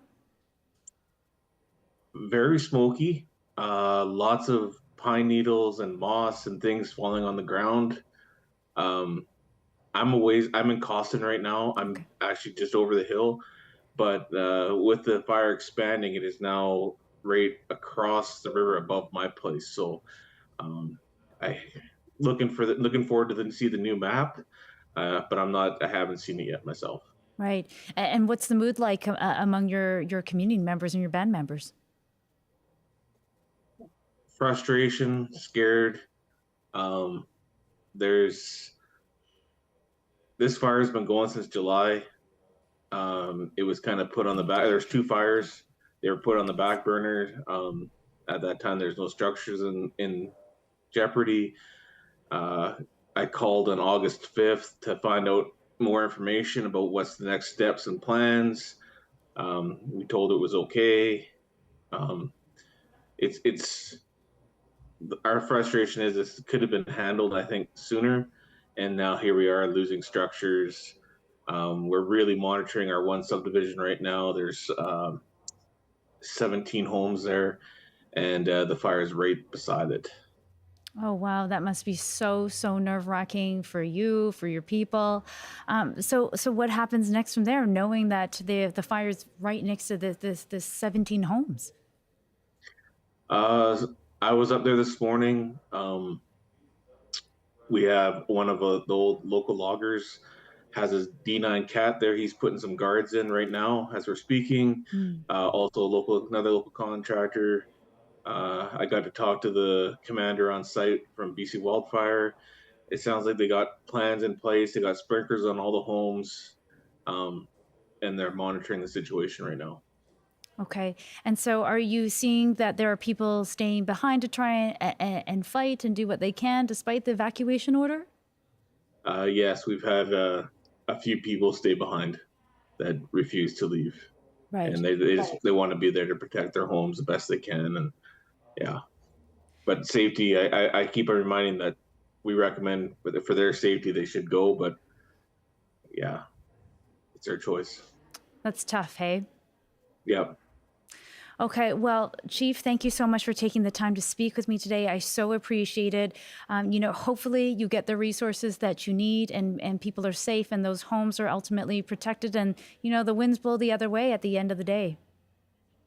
Yeah, and I just, saying my prayers this morning to all the firefighters. Thank you for our hard work you're doing. And I really hope that West Kelowna is okay and that we get through this with the most minimal amount of loss that we can. And yeah, please, everyone, keep us in your prayers and everyone else in BC and Canada. I think you have all of the province's prayers with you. Thank you so much for that, Chief. That's Chief Keith Crow from the Lower Similkameen Indian Band Chief. And now we have to take a quick news break with Stephanie Mercier. This is CBC News from Vancouver. Good afternoon, I'm Stephanie Mercier. As you've been hearing, the fast-moving McDougall Creek wildfire is wreaking havoc on communities in Kelowna and West Kelowna. The fire grew from 64 hectares to 6,800 hectares in 24 hours. It's caused thousands to be evacuated. At latest count, more than 2,400 properties are under an evacuation order and 4,800 under an alert. Officials say there has been significant structural loss in some West Kelowna neighborhoods, including Traders Cove and Bear Lake Road. As Jessica Chung explains, the firefight has taken a toll on residents and first responders. It was like 100 years of firefighting all at once in one night. West Kelowna Fire Chief Jason Brolin says it was one of the most challenging nights of his career fighting the McDougall Creek wildfire overnight. We knew that it was going to be bad, but it was exponentially worse than we had expected. Kelowna, West Kelowna, and the West Bank First Nation are all under a state of emergency after strong winds pushed the wildfire over the ridge in West Kelowna and jumped the Okanagan Lake into Kelowna proper. Thousands of people have been ordered to leave the area and thousands more are on evacuation alert. Sheila McKenzie is one of the evacuees. I've lived in Kelowna for 15 years. There's been fire, but nothing like this. This is horrendous. I've talked to lots of people here last night that lost their homes. Traders Cove, I guess, is gone. People were jumping in the water, just like Hawaii. It's been a nightmare. Officials say the fire has already destroyed buildings, but there are no details yet on how many structures have been burnt. Jessica Chung, CBC News, Vancouver. And West Kelowna Fire Chief Jason Brolin says crews did manage to save critical infrastructure, including a brand new water treatment plant. Brolin also says some emergency personnel were put at risk overnight because of members of the public who chose not to leave. We had people trapped. That's the fire chief's worst nightmare. Those emergency responders were trapped because they were rescuing members of the public who had chosen not to leave. Brolin says evacuation alerts and orders are not put in place lightly. He urges everyone to follow the directives. Some good news, there have been no reports of loss of life at this time. Meanwhile, the airspace around the Kelowna airport has been closed. There are no commercial flights coming in or going out. Officials say that's to allow aerial firefighters to use that airspace. And a new evacuation order has been issued due to a fire in the district of Lake Country, and a local state of emergency has been declared there. The order to leave affects residents in the Nighthawk-Tyndale area. And elsewhere, winds overnight also whipped up wildfires near Lytton, Karameas, south of Kamloops, and in the north Shuswap. Emergency officials say this could be a preview of what's to come over the next few days. The weather is not providing any relief. Fire activity is expected to be aggressive again today. Environment Canada has issued severe thunderstorm watches for many regions, including the Okanagan, Shuswap, and other parts of eastern BC, along with the expectation of gusty winds. And a reminder for anyone affected by the fires, you can get information updates on the CBC News app and our website, cbc.ca/BC. And if your device is low on power or data, you can also use cbc.ca/LITE. That's cbc.ca/light for updates. It's a text-only website that loads faster and uses less of your data. In other news, a new study from BC Children's Hospital determined air pollution and petroleum pesticides may be leading to higher rates of inflammatory bowel disease in children. Researcher Miel Michaud says the study also used hospital data to find hotspots for IBD cases in BC. The southern Okanagan area was a hotspot, and then in the lower mainland, Delta and Surrey were hotspots. We're seeing some cold spots in southeastern BC, so kind of the East Kootenay area, and in Telegraph Creek up in northwestern BC. Michaud says more research is needed to understand the impact of these risks on IBD patients. And a new judgment from the BC courts highlights a judge's suspicions about a marriage that may have been a sham. The case concerns a divorce between a man hoping to settle in Vancouver and a Canadian citizen. Bethany Lindsay has the story. The unhappy couple was introduced by an immigration consultant. She was just about to earn her Canadian citizenship. He was newly arrived from China.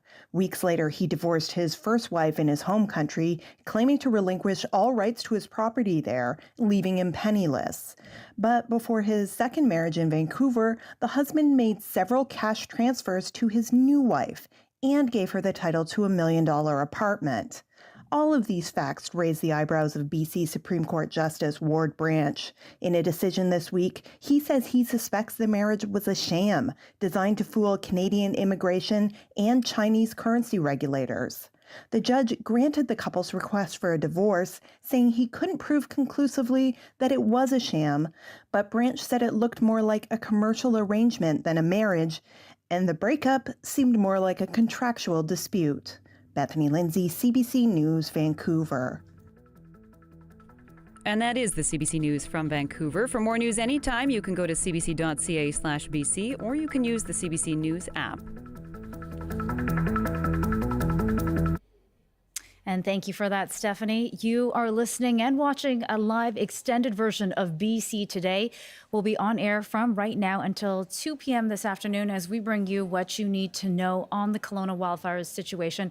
We're live on CBC Radio province-wide, on our website at cbc.ca/BC, and also on CBC Vancouver's YouTube page. I'm Leanne Young here in our Vancouver newsroom. Our phone lines are open. This is a call-in program. We want to hear from you. So call us at 1-800-825-5950, 604-669-3733. If you're on your cell phone, which I'm sure many of you are, star or pound 690. You can also email us at bctoday@cbc.ca. Now, we've just heard over the last hour that Lake Country has now declared a local state of emergency. An evacuation order has been issued for properties in the Nighthawk-Tyndale area, and residents on evacuation order should, of course, leave their properties immediately.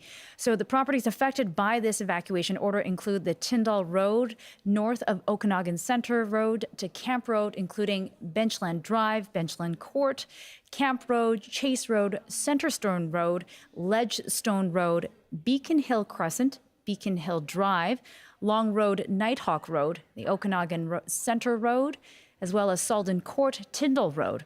As well, all properties on Okanagan Centre Road between Lakestone Drive and 10th Street. So that is the evacuation order that has just been issued by Lake Country over the next hour. So if you are home, pack up what you've got and you need to leave immediately for your safety. And anybody who's listening, please, we want to hear from you.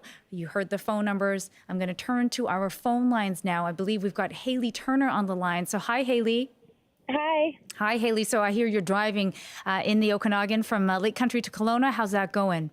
Good. Well, kind of. We actually left Lake Country at around 10 this morning, and now we're leaving.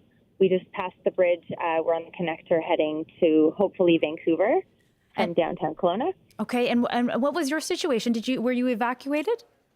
So we actually left just before the evacuation last night. We were in Lake Country, and we could see one of the fires over the hill, but a whole bunch of residents from Kelowna were evacuated, so we stayed put just to make sure that the roads weren't congested.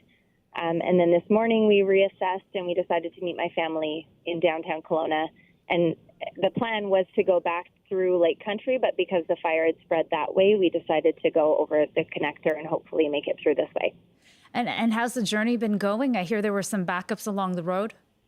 Yeah, from Lake Country to Kelowna, it started when we were heading north to Kelowna. There was some congestion, but then as we got closer and the congestion was the opposite direction. Right now, it seems okay. There's not a lot of traffic heading on the connector, so hopefully everybody has found a safe place. So, Haley, you sound very pragmatic through all of this as you're going through all of it. What's going through your head as you're processing this and trying to flee to safety? Yeah, so I think Oh, I think we may have lost Haley. Oh, Haley, I think you're just cutting out a little bit there. That might not be the best connection. I think we may have lost Haley. Sorry. That's okay. You hear us? Yeah, we're still here. We can hear you. And be prepared to make a decision and possibly a decision fairly quickly like we did today. Oh, sorry. I think we did miss the top half of what you were saying. So I was asking you about what was going through your head as you were making your decision and to leave and going through making this drive. Yes, I just wanted to make sure. All right, I think we're going to have to catch up with Haley in a little bit. I think her cell phone connection is tough, especially when you're on those highways. Okay, we've got someone else on the line with us. So I think Peter is on the line. Hi, Peter. Hello, how are you? You've got some thoughts about the emergency response thus far. Yes, I believe that we need to have a more, I don't know how to say this, but a more dedicated response. We need to have something like what CAL FIRE has in California, where you have dedicated teams with helicopters that are stationed strategically throughout the province with dozers and fire trucks. So when you have these fires, you can get them out early so that they don't become massive fires that endanger communities like you have going on right now. Right. So we are seeing that there are, local fire crews on hand. So, Kelowna and West Kelowna fire crews, as well as BC Wildfire Service bringing in their firefighters to help. And we're also hearing about firefighters from as far away as Vancouver Island coming to assist. Do you not feel that those resources are sufficient? No, I don't think so. I think that we need to have more dedicated people to fighting forest fires. Also, another point I'd like to bring up, I remember a couple of years ago when the fires were in Monty Lake, that people there were saying that they were having equipment that was idle because BC Wildfire wouldn't let them work on the fires due to insurance, I believe. Because you got a lot of dozers and bunchers and all this equipment that's sitting, not working, because they're all shut down for fire danger, and it could all be out on the fire, cutting fire guards and stuff. You have a lot of resources sitting there not being used, I believe. And are you seeing any of that right now? Equipment sitting idle? I don't know. I'm on the island right now. I was up in the Williams Lake area about 2 months ago, but I left just due to the drought. I couldn't do any work. I needed water for what I was doing, but I couldn't do anything. Okay. All right. Well, Peter, thank you for calling in and sharing with us your opinion. I'm sure crews would not disagree with you to always welcome more resources. So appreciate you calling in, Peter. Thank you very much. And a reminder, our phone lines are open. You can call us at 1-800-825-5950, 604-669-3733. On your cell phone, star or pound 690. You can also email us at bctoday@cbc.ca. We want to hear where you are, what you're thinking, how you're feeling at this point, and if there are additional resources that you may feel like you need from officials. And of course, we're going to take those questions and send those to our reporters and bring them to officials as we go through our coverage over the next 24 to 48 hours. All right, I'm taking you back into studio. So Darius, winds are a big thing that we're talking about. You said 1 p.m., that's when we're expecting winds to peak. What are you expecting? What kind of gusts are we looking at then? So I've been looking at some more of the models, and I'm going to amend what I said, between 1 and 4. Okay. At some point in there, we're going to have the strongest winds. They are looking like they should peak at around 50 or 60 kilometers per hour, but in some small places, small localized areas, they could gust as high as 80 kilometers per hour. Wow. And it's just difficult to tell where exactly that'll be. We can't get too fine grain on where that really, really strong wind is going to happen. But regardless, whether it's 60 or 80, it's going to be an extremely fast wind. And it looks like the direction is going to stay from the northwest, so pushing that fire closer to the city at least until this evening. Into tomorrow, the winds do shift direction and start blowing from the east, meaning that fire will be pushed away from the city. The winds will be a lot slower tomorrow, but it is a bit of a reprieve. But into tonight, we aren't looking at those wind conditions changing. They're going to stay high until at least 6 p.m., but slowly coming down after that sort of 1 to 4 peak.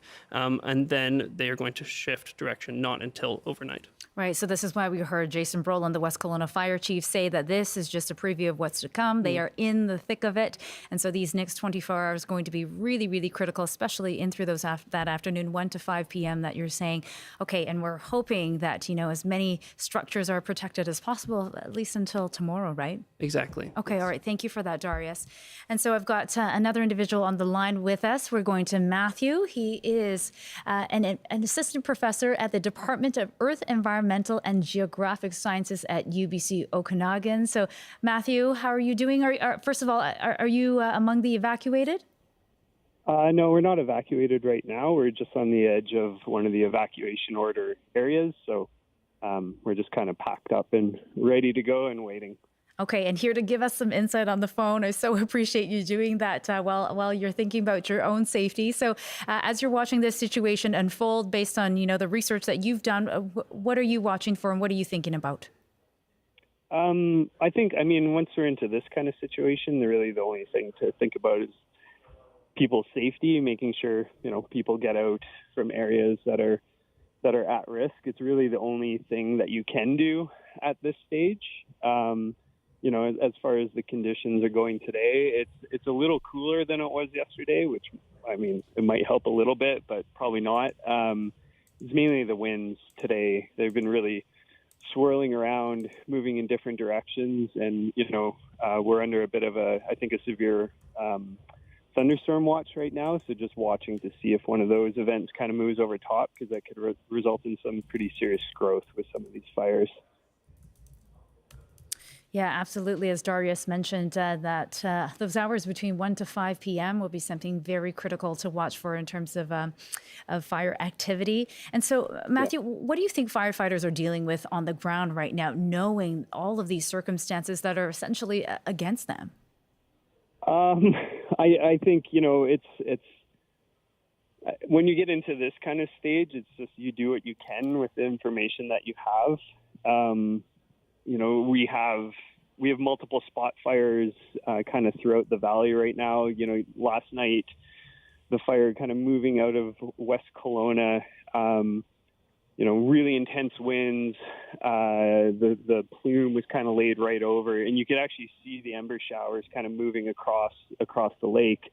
And so, when it's likely what happened that it's spotted across the lake, and we have multiple fires on this side now. So they're dealing with fires on multiple fronts. You've got structures at risk and people at risk in various areas that is sometimes cut off by different roads. So, for them, It's about, again, it just becomes about protecting people. And so, they'll do what they can to save what they can, but it's pretty fluid, I would say. I think last night a lot of people who were watching that fire on the west, on the I guess suppose the Kelowna side of things, not in West Kelowna, on the Kelowna side of things, thought there's a very large lake in between us. We're probably going to be okay. How unusual is it for embers to travel that far of a distance? Not unusual at all, actually, I'd say. Fires, especially larger fires, when they build up a lot of energy and a lot of heat, they start earlier in the afternoon yesterday, 2, 3 p.m. It was interesting. We were kind of under, somewhat of an inversion in the morning, super smoky. And then it kind of cleared and the whole column just went straight up in the air. So that's that fire generating a lot of energy and picking up steam. And so you get a lot of venting with the smoke going way up. And then as the day went on and the winds picked up, that column started just leaning right over. And you have to think that smoke is actually transporting, various materials from the fire, from the trees and the fuels that are burning. So that can include pine cones, needles, branches. Right. So it's able to move a lot across that distance. Oh, I think have we lost Matthew Bourbonnais? Yes, I think we've, signal is certainly challenging today. Okay, all right. I think we have indeed lost Matthew. That's all right. We'll get back to him soon if we are able to reconnect with him later. I really appreciate him giving us a call and sharing some of his insight. And interestingly enough, Matthew is a former wildland firefighter, so I'm interested to hear his take if we're able to get him back on the line. All right, next we have the Chief of the West Bank First Nation on the line. So Chief Robert Louis, how are you doing, Chief? Thank you for being here.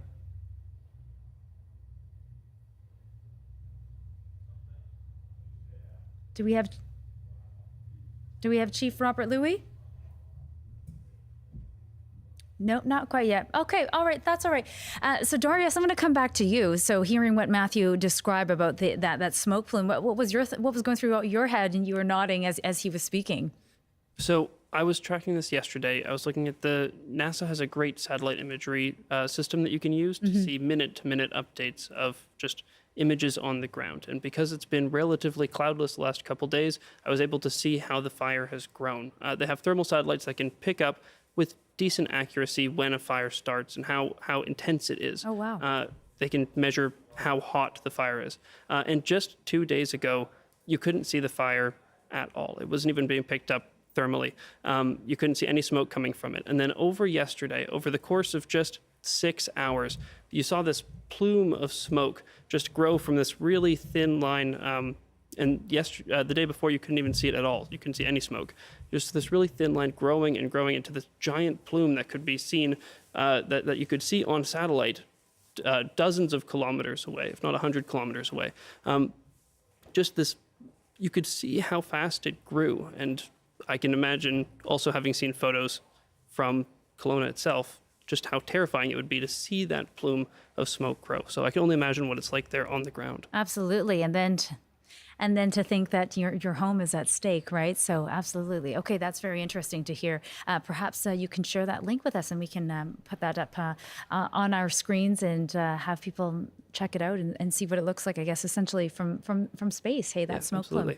All right, I think we may have Chief Robert Louis back on the line with us. Chief, are you there? Yes, I am, Leanne. Thank you. Thank you. So Chief Robert Louis is from the West Bank First Nation. So Chief, can you tell me about your situation right now? Well, it's very dire. West Kelowna is under evacuation. Many people have been evacuated. The seriousness of what's happening right now is very much unprecedented. I've heard many say that this is going to be far worse than the 2003 Kelowna fire. Wow. Right now we've got high winds, and they keep changing direction because of the low and high pressure that seem to be forming in the area. So no one knows, I don't think, or can accurately predict exactly which direction the fire will go as a result of the wind blow. So it's very serious, and but there's I think we've got some good people fighting the fire. but whether it's enough to preserve the safety of the structures and life, I guess we'll have to hope for the very, very best here. Yes, we are all certainly hoping for the best for you. And can you describe for me, as you were letting your nation know that this was the information coming down, that everyone had to leave, how did that unfold in your community? Well, I think most were very vigilant. Any evacuations, I think, were fairly orderly. Part of the problem, unfortunately, was, of course, the power went out for a good part of the night. People's cell phones and communications were lost, and I think that frustrated a lot of what was happening. You never can predict if you have power or if you have service on your phone. So these are adds to the confusion and unpredictability of what's happening right now. And of course, I'm sure that affected you. So where did you turn? What did you do after you lost power? Well, the best we could. I mean, we were at our home. We were right on the borderline of being evacuated, but our focus was some of the residents below us. We had some of our staff assist some of the people who didn't have vehicles or were incapacitated to move. So we did our best until they were shut down from helping out in getting some people moved. And Chief, do you know if your community has suffered any structural losses at this point? From the last report, I don't think we have. I can't be 100% accurate, but so far I believe there's been no structural loss on the West Bank First Nation reserves. Mm-hmm. However, having said that, it's a huge economic loss because we have 150,000 acres of lands that we protect with our community forest license, and a good part of that has been set ablaze. So it's going to have a tremendous economic impact in the years to come. Wow. Are you there yet? Are you thinking about what's to come? Well, right now the focus is on getting the fire under control. Mm-hmm. It is not under control. I believe it's still classified as Class 5-6, which means that they can only focus on certain areas. It is certainly 100% out of control as we speak. So that's going to be the first step with the unpredictability of the winds. And it's high winds, 30, 50 kilometer hour winds. It's very clear that we're going to have a very scary afternoon, and probably tonight will be even scarier. And do you know how close the fire is to the reserve right now? Any idea about the proximity?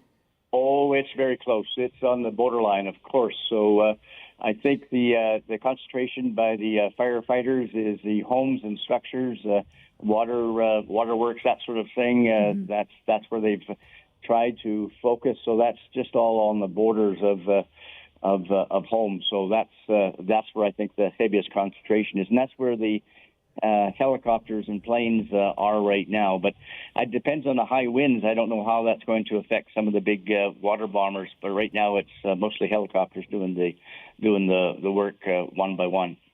And Chief, you've seen fires before. How does this circumstance compare to the others? I know you talked about the historic nature of this. What you think will be historic? This is historic, no question about it. As I mentioned, I believe it will be recognized as larger than the Kelowna 2003 fire. Mm. This has a lot more impact, I think. And unfortunately, it's going to go down in the history books as one of the worst disasters from a fire that the Okanagan has seen. So I'm unfortunate. I'm not unfortunate. I'm saying that it's that serious of a situation with the Kelowna McDougall fire. And how is your community feeling right now? Sorry? How is your community feeling right now? What's the mood? Well, right now it's pins and needles. We are working very closely with the emergency services. We have a lot of our workers that have equipment, I believe, that are doing their best to assist with the firefighting. We've opened up our community. We've opened up our multi-purpose facility and gymnasium for people that need accommodation and food. They need to register first. at the Remax Center on West Bank. But given that scenario, we're working very, very closely together with the West Kelowna community and all the firefighting personnel and everything else. We're all in this together. Absolutely, we are, and we send you all our very, very best. We are thinking of you and really hoping your community is saved at the end of all of this. Thank you so much, Chief Robert Louis, for taking the time to speak with us. Thank you very much, Leanne, and all the best to all the residents here. Absolutely. Take care. Thank you. All right, next we have another person on the line for us. Victoria is in Kelowna right now. So, Victoria, you were evacuated.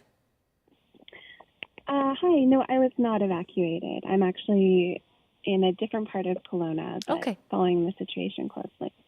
Okay, but you did have some thoughts around how this whole situation unfolded. Yeah, I have some comments on emergency preparedness and also on air quality. So I heard some comments about, expecting more fire resources. That's not really my comment about the preparedness. I'm just wondering why it feels that no level of government is prepared to manage and support the public with evacuations in spite of expected annual climate and wildfire emergencies expected to increase.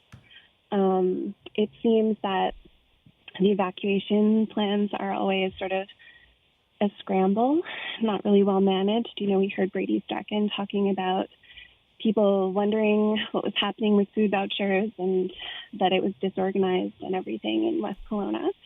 And I think it's the same in Kelowna right now. So I'm concerned about the fact that the governments don't seem to be planning for this type of thing, in the sense that there should be better plans for coordinating and moving people and supporting people. And then my other comments are about air quality. I'm tracking the air quality closely. PM 2.5 is the main pollutant in wildfire smoke, but there are others as well. It's really dangerous for our health. It gets into our bloodstream. It makes it hard for oxygen to get to our lungs and our heart. It's not good for us in any amount, and it's worse for more sensitive people. And I'm noticing that the government reporting for air quality is spotty and lagging.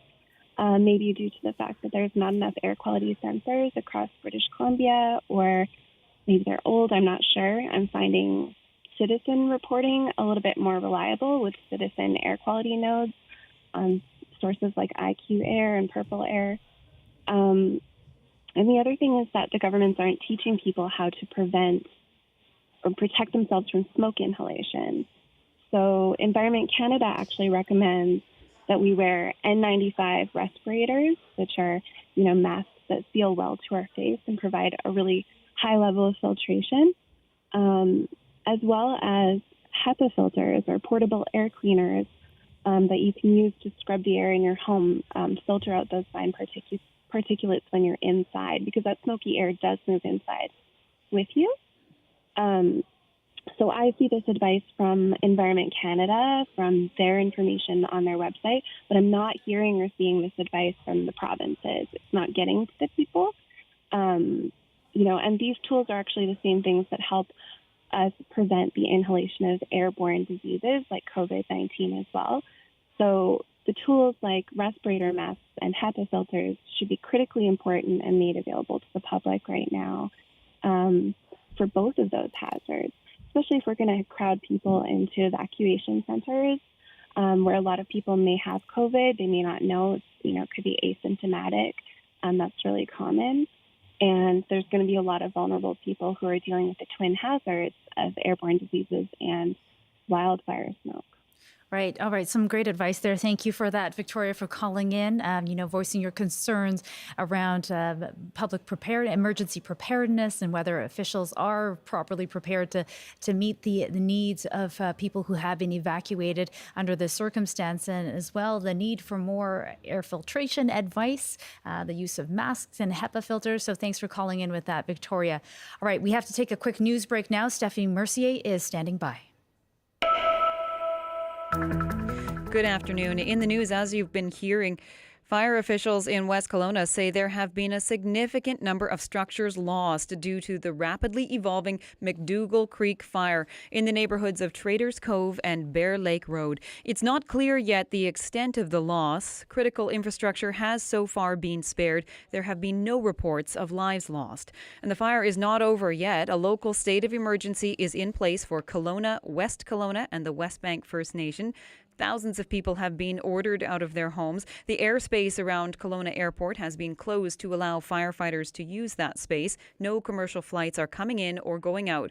There's also a special weather statement for the area issued today. Environment Canada saying strong gusty winds shifting from the southwest to northwest will bring a risk of thunderstorms and dry lightning to the area, as well as localized severe winds potentially heading up to 70 kilometers an hour. Elsewhere, there is a new evacuation order today for some properties in the Nighthawk-Tyndale area of Lake Country, and a local state of emergency has been declared. An evacuation order was issued last night for properties in the North Shuswap. The Downton Lake fire also grew yesterday in the Squamish-Lillooet Regional District. And the Lytton First Nation issued an evacuation order Thursday afternoon due to the Stein Mountain fire. And a reminder for people affected by the fires, you can get information updates on the CBC News app and on our website, cbc.ca/bc. And if your device is low on power or data, you can also use cbc.ca/LITE for updates. That's a text-only website that loads faster and uses less of your data. And now we go back to Leanne Young and our special edition of BC Today. Thank you so much, Stephanie. You are listening and watching a live extended version of BC Today. We'll be on air from right now until 2 o'clock this afternoon as we bring you survival information on the Kelowna wildfire situation. We're live on CBC Radio province-wide on our website, cbc.ca/BC, and also on CBC Vancouver's YouTube channel. I'm Leanne Young here in our Vancouver newsroom, and this is a call-in program. We want to hear from you. Our phone lines are open. You can call us at 1-800-825-5950, 604-669-3733 on your cell phone at star or pound 690. You can also email us at bctoday@cbc.ca. We want to hear your thoughts on what has happened over the last 24 hours with the fires in West Kelowna. And now standing by listening is Brady Strachan. So Brady, you've been covering this since yesterday, and I just spoke to you about an hour and a half ago, and I see you've moved positions, and I see some folks behind you. What's happening now?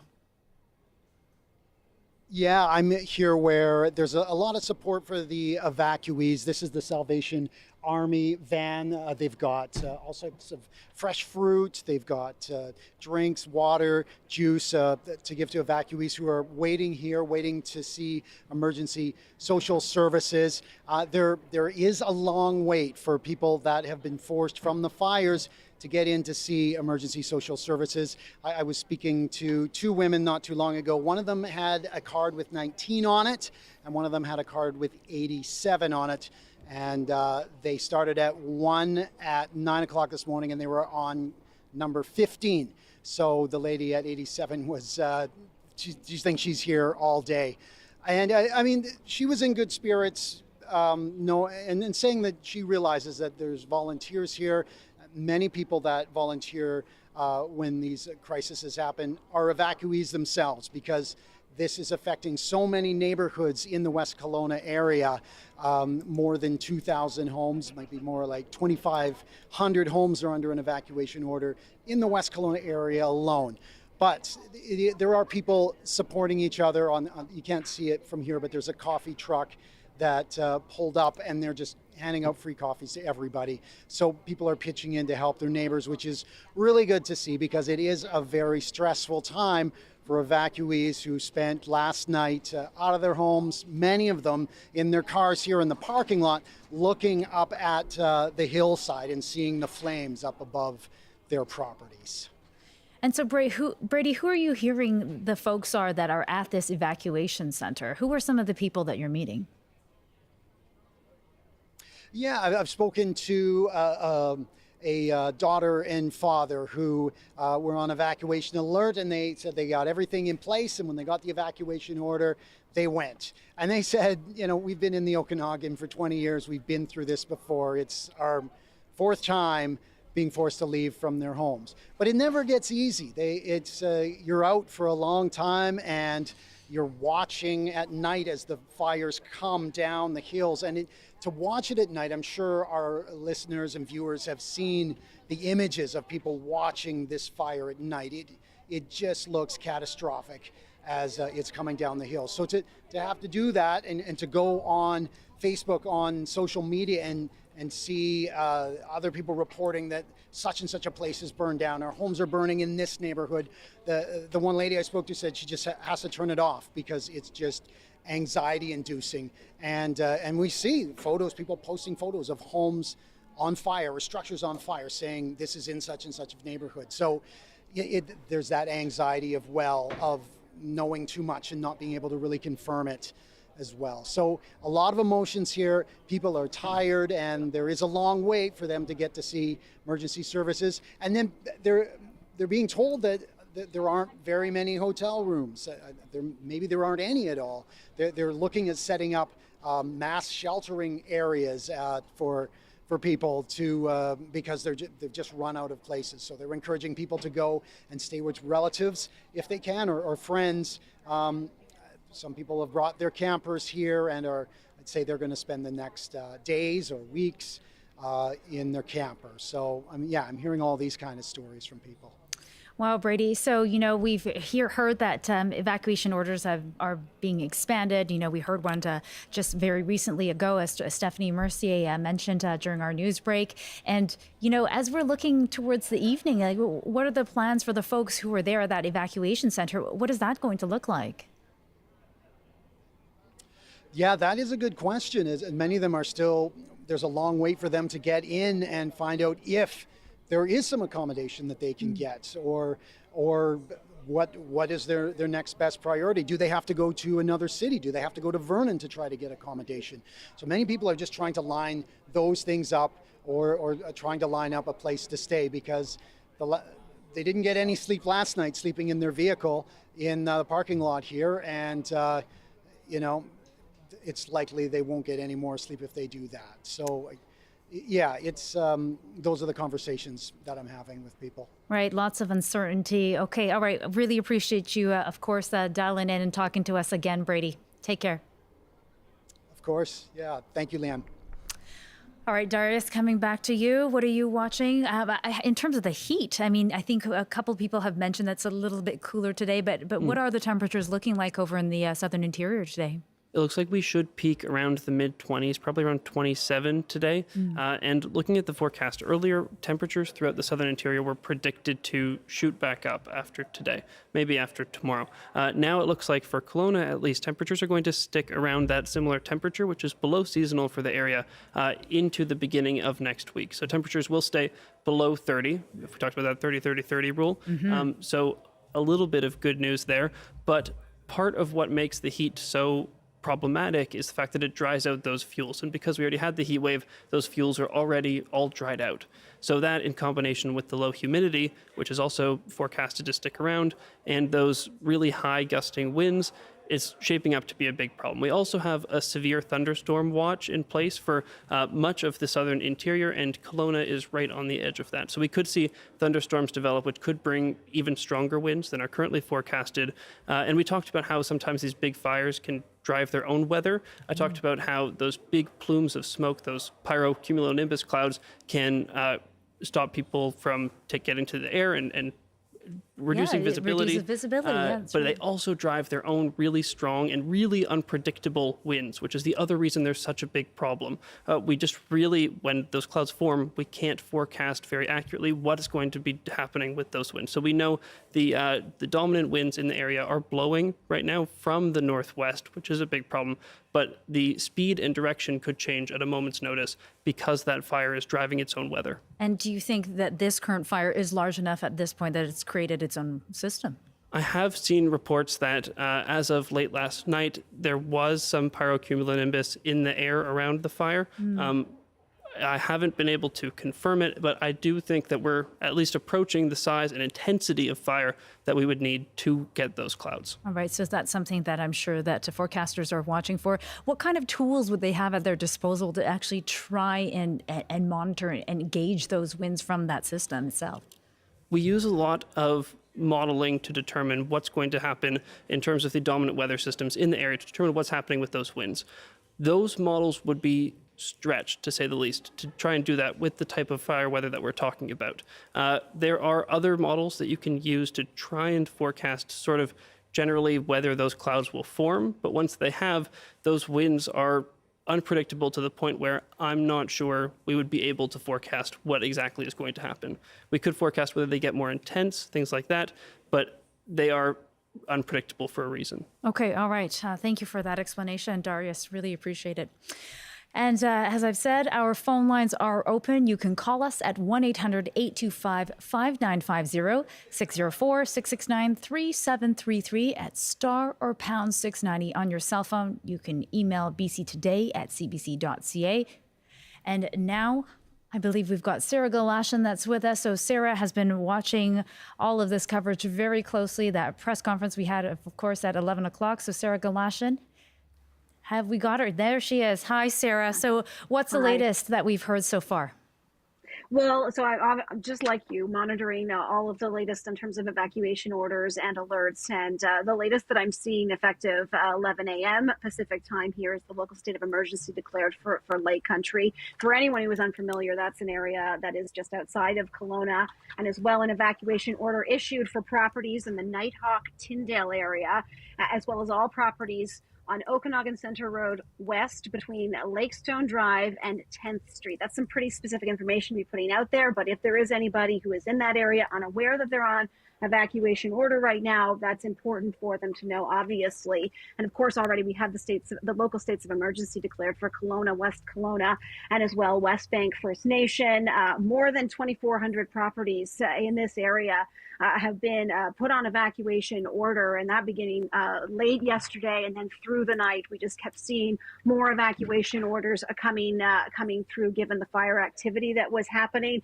and as well more than 4,800 are right now on alert to possibly have to evacuate at any given time. And you just have to look at the pictures overnight to understand why these evacuation orders, these emergencies have been declared here. These large plumes of dramatic smoke, the flames visible from across Lake Okanagan, and the whitecaps we've heard people describe on the lake as those winds really picked up with such high speed. And we had told the wind gusts could be up to 70 kilometers per hour.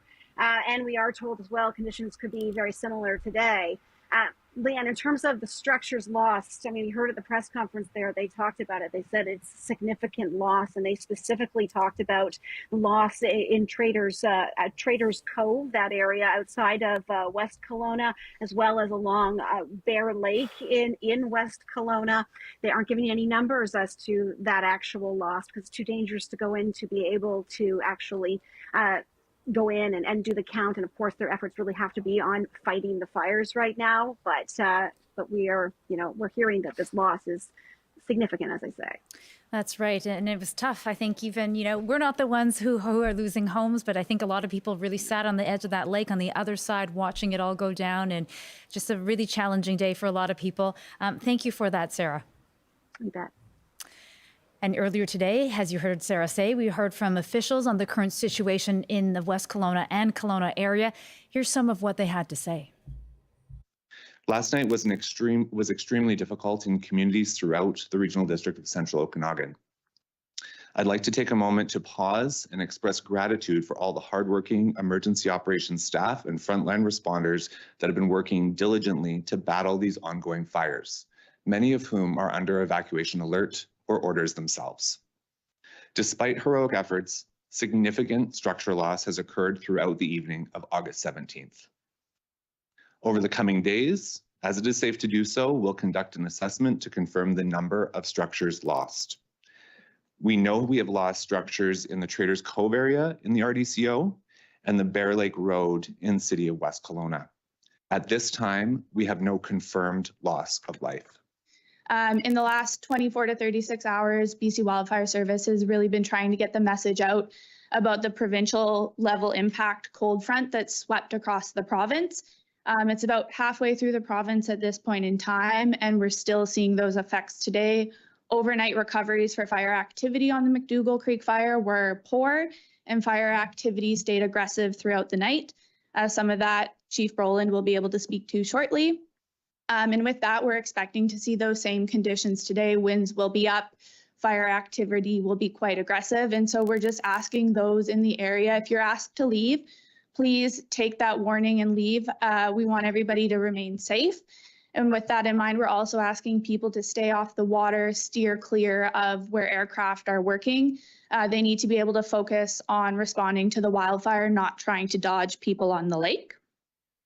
It was a devastating night last night, probably one of the toughest of my career. The toughest of all of our firefighters' careers, likely. Is one of the most challenging nights of firefighting in our history. We fought hard last night to protect our community. Somebody described it to me last night in the heat of the battle as it was like 100 years of firefighting all at once in one night. And I really think that it was true. We fought 100 years worth of fires, all in one night. We had people trapped. That's the fire chief's worst nightmare. Those emergency responders were trapped because they were rescuing members of the public who had chosen not to leave. Last night, I joined my men and women on the ground at about 2 a.m. And we undertook one of the biggest firefights I've ever been a part of in the West Kelowna Estates neighborhood. Night turned to day because of the orange glow of the clouds and the fire that was happening. And the firefighters who fought that fire held that ground. They saved homes, too numerous to list in West Kelowna Estates. And I'm incredibly proud of the work that was done. However, there was a significant number of structures that were lost last night, and we're going to do our best to improve that and take it from significant to a number that means more to people, because I know that people are desperate to know. We're also going to do our best to get people back to their homes, but that's not going to happen quickly, either of those things. That last voice you heard there, that was Jason Brolin, the West Kelowna fire chief, with some very chilling words talking about the toughest night of his firefighting career, as if it was 100 years of firefighting all in one night. And that was an update from officials on the current situation in the West Kelowna and Kelowna area. That happened at 11 a.m. earlier. And we're expecting another press conference at 1 o'clock, another media availability with more updates. And now I'm going to turn to the phones. We have somebody waiting on the line. So Lawrence, you are over at Duke Point Ferry Terminal right now. And there was something. Yes, hello, I am. Hello. Okay. Hello. Thanks for calling in. And so you say that there's something that we haven't discussed quite yet. Yes, I realize calling from the ferry terminal, I'm in no danger or reach of the fire, but a thought came to me. I mean, I don't mean to diminish the human cost. The fire chief that just spoke makes that so eloquent. I hate to add to it. There's another population that has been seriously affected and being devastated by this fire, and that's the wildlife. The wildfires, not only in respect to the Kelowna fire, but literally the wildfire season in Canada through the Northwest Territories, Northern British Columbia, the prairies, the wildlife, the damage to wildlife and the environment and their habitat is. I just would like to make reference to it so that it doesn't sort of get lost in the horrible noise that we have to hear. Absolutely. The loss of wildlife, the loss of ecosystems for so many animals and all of the beings that are out there, right? Yes. One of the firefighters that CBC interviewed in reference to the Northwest Territory fires, Hay River and Yellowknife, one of the firefighters in his interview with you made reference to having literally seen the carcasses of the wildlife that had been unable to escape the flames. I just just to make that point, it seems they came out to me. In my mind, it seems like just hadn't really been as deeply considered as the human cost. And I don't mean to diminish my empathy or sympathy for the damage and the human cost of what's going on here. I'm just suggesting the animals are suffering as well.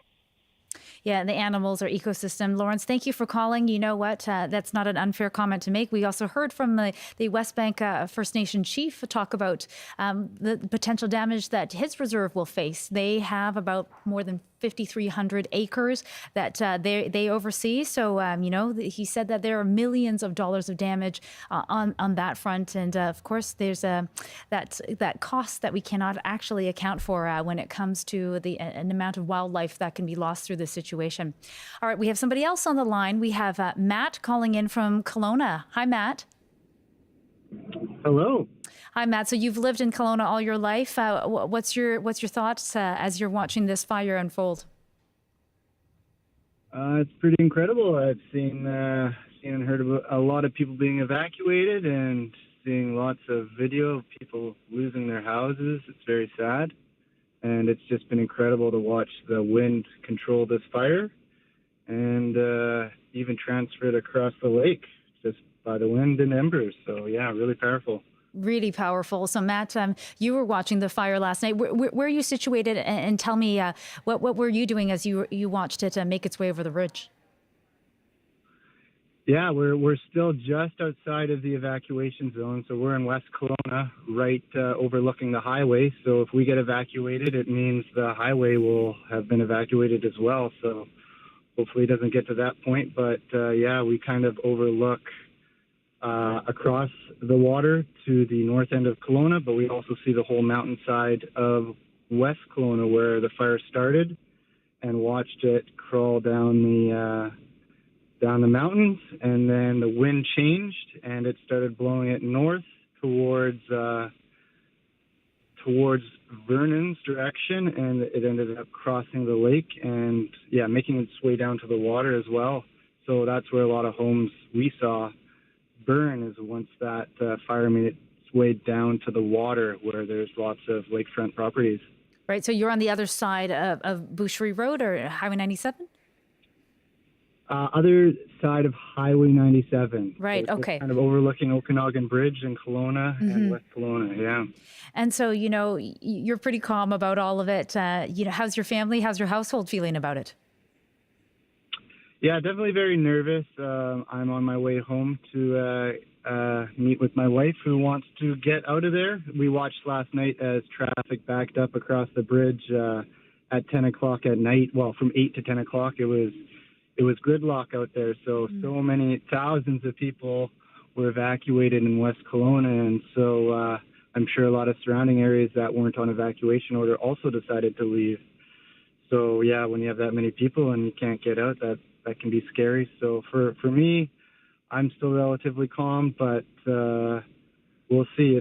It seems like the wind has all the control here. So it all depends on the wind right now. Yeah, it certainly does all depend on that wind. And, speaking of that bridge, I think even on a good day, it's often very packed. So I can't even imagine what it's like to have thousands of people all trying to get across that bridge. And so, Matt, you've lived in Kelowna your whole life. What's it like seeing all of this happen in context of the number of wildfires we've seen over the last couple of years?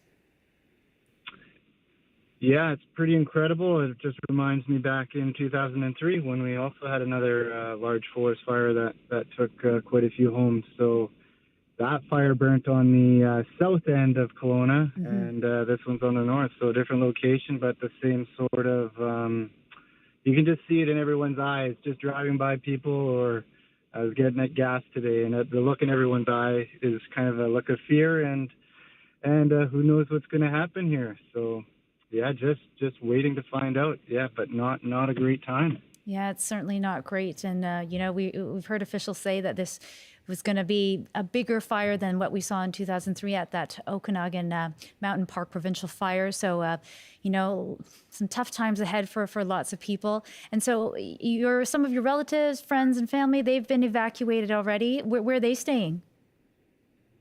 Yeah, so my sister, she is in Rose Valley, which is quite close to the fire.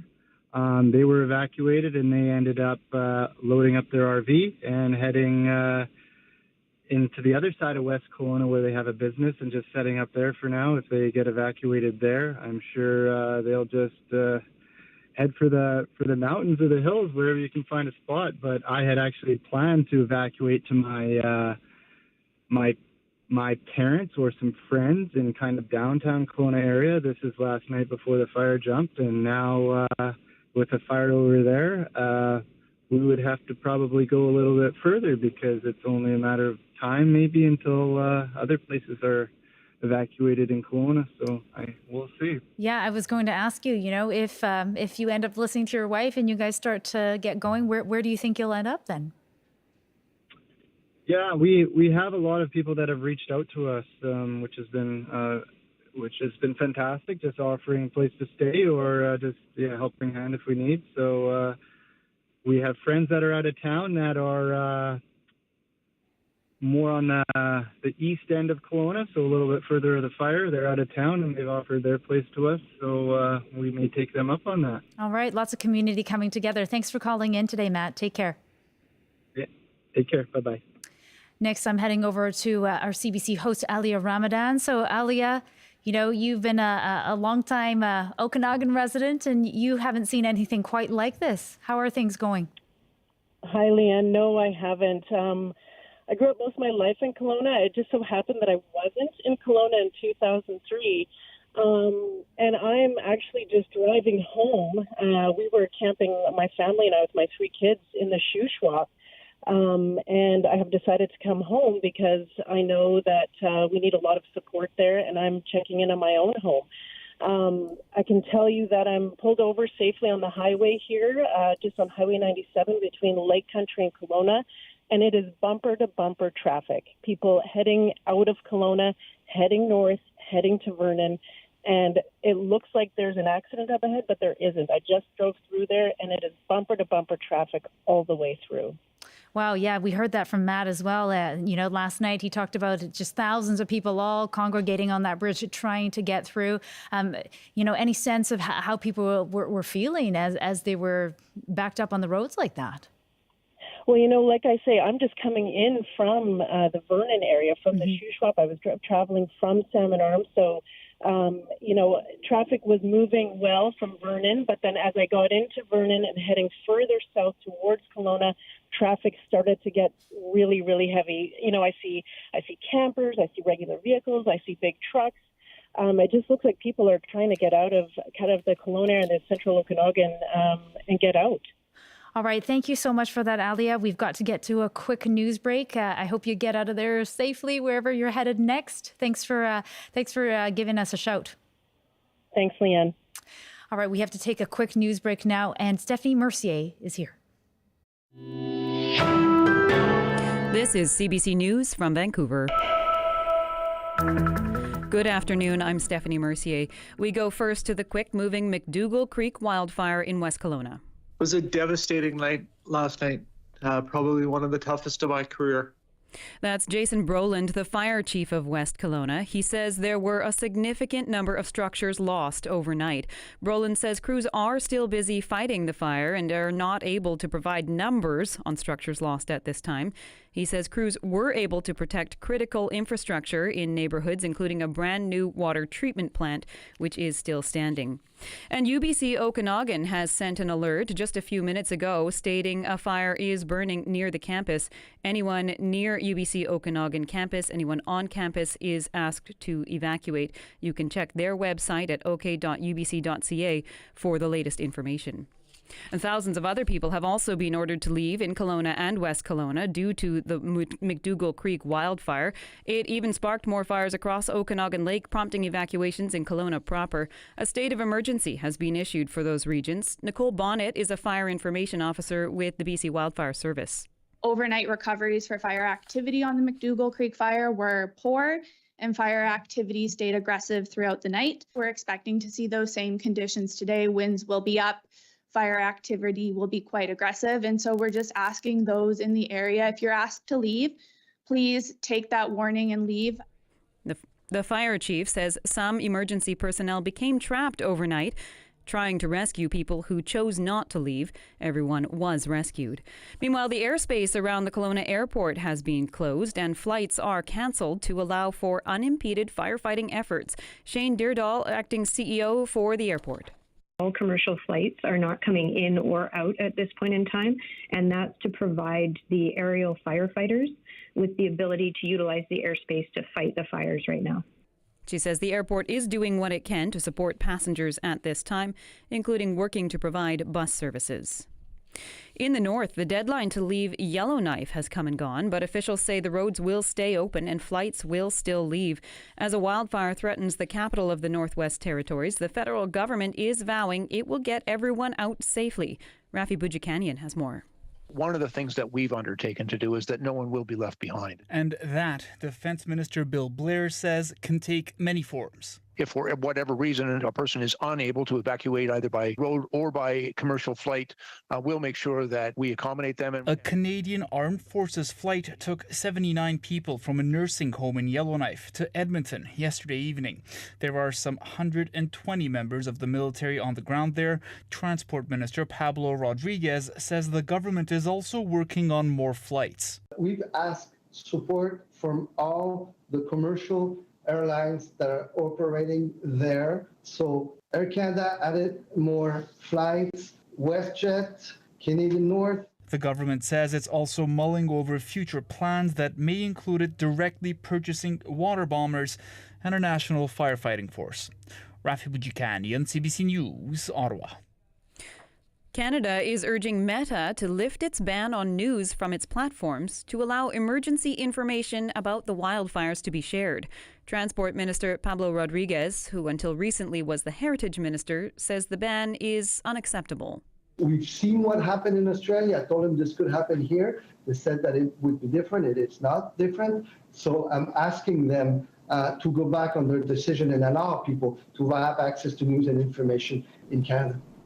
Meta started blocking news on Facebook and Instagram for all users in Canada earlier this month. And much of southern Europe has been experiencing record-breaking heat, drought conditions and wildfires. And Claire Null of the World Meteorological Organization says those conditions will continue. The summer of extremes continues. As we know, July was the hottest month ever recorded. The high impact weather, the high sea surface temperatures are continuing through August. One WMO expert called this the new normal and said there will be more extreme weather in the years to come. And that's the CBC News from Vancouver. I'm Stephanie Mercier. For news anytime, you can go to cbc.ca/BC, or you can also use the CBC News app. And thank you for that, Stephanie. You are listening and watching to a live extended version of BC Today. We'll be on air at least until 2 p.m. this afternoon as we bring you what you need to know. We're live on CBC Radio province-wide, on our website at cbc.ca/BC, and also on CBC Vancouver's YouTube page. I'm Leanne Young here in our Vancouver newsroom. So as you heard Stephanie say, UBC Okanagan has now been ordered to evacuate. So that's just showing how fast moving this situation is. UBC Okanagan now ordered to evacuate. We heard that Lake Country declared a local state of emergency this morning as they expanded evacuation orders. So that evacuation order was for properties in the Nighthawk-Tyndale area. And right now, we are just waiting on a press conference from the province. The Minister of Emergency Readiness, Bowen Ma, is expected to give an update. So we're just watching for that. That's expected to start. It was supposed to be for 1 p.m. So we are watching for that closely. And of course, our phone lines are open. We want to hear from you. Call us. How are you feeling? What are you thinking? What are you experiencing right now as we tackle this wildfire in the West Kelowna and Kelowna areas? Call us at 1-800-825-5950. 604-669-3733. You can hit star or pound 690 on your cell phone. You can also email bctoday@cbc.ca. And with me here in studio is Darius Madavi, our weather and climate specialist. So Darius, what are you watching in terms of drought levels? Because you told us earlier today that really has contributed to the amount of fuel that we've seen with this fire. That's exactly right. And I think it's important to talk about how long this has been in the making. At the last fall, we had a really unprecedented drought. Drought levels were extremely high for that time of year, and that carried through into this year, and we're still feeling the impacts because now we're also in an unprecedented drought situation. We have 28 out of the 34 regions in BC under drought level 4 or 5 out of 5. That is the highest. In past years, we've seen hardly any districts, regions, make it into level 5 at all. And now it is the most common classification that regions are in, 19 different regions. And as of yesterday, the province announced that Kelowna and the surrounding area is now in drought level 5 as well. So a lot of these regions where we're seeing these extreme fires are also in drought level 5, and it's because it sets a really high baseline for where our fuel levels are, our available fuels are, because all of the big stuff is really dried out because we just haven't been seeing the rain to soak into those layers. So even as we see the fire danger come down, that's only ever this year been a very temporary reprieve because it's only those top layers, those easily ignited tinder, that's getting wet enough to bring the fire danger down. But we see it shoot right back up as soon as we have a couple days of dry weather because everything underneath is so dry. Right. You know, I was just in Kelowna about 12 days ago, and I just remember just driving through and seeing how everything was brown and just so dry. You could pick things up and it just almost turned to dust. It was so dry. It was pretty incredible. So, and I thought to myself at the time, you know, it would take so little for any of this to spark. And of course, we've had campfire bans now for a very long time. So I'm glad people hopefully have been heeding that advice. And we don't know the cause of this fire at this point, right? But there has been quite a bit of lightning activity.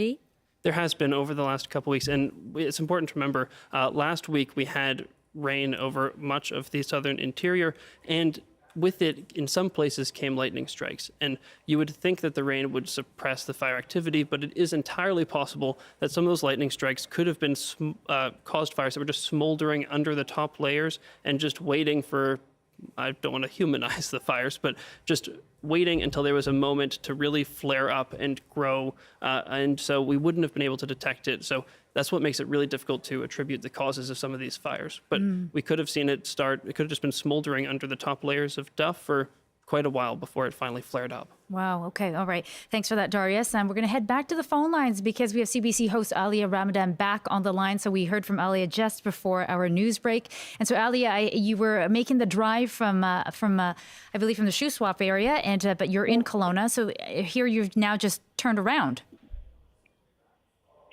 I was leaving the shoe shop. That's where I had campus. Family has decided to stay. Ali, I think you're just cutting out a little bit. So maybe if you could just start off the top there. We're just missing a couple of things that you've said. Yeah, so I'm leaving. My family has decided to stay. That's where they're staying because we think it's safer for them to stay there.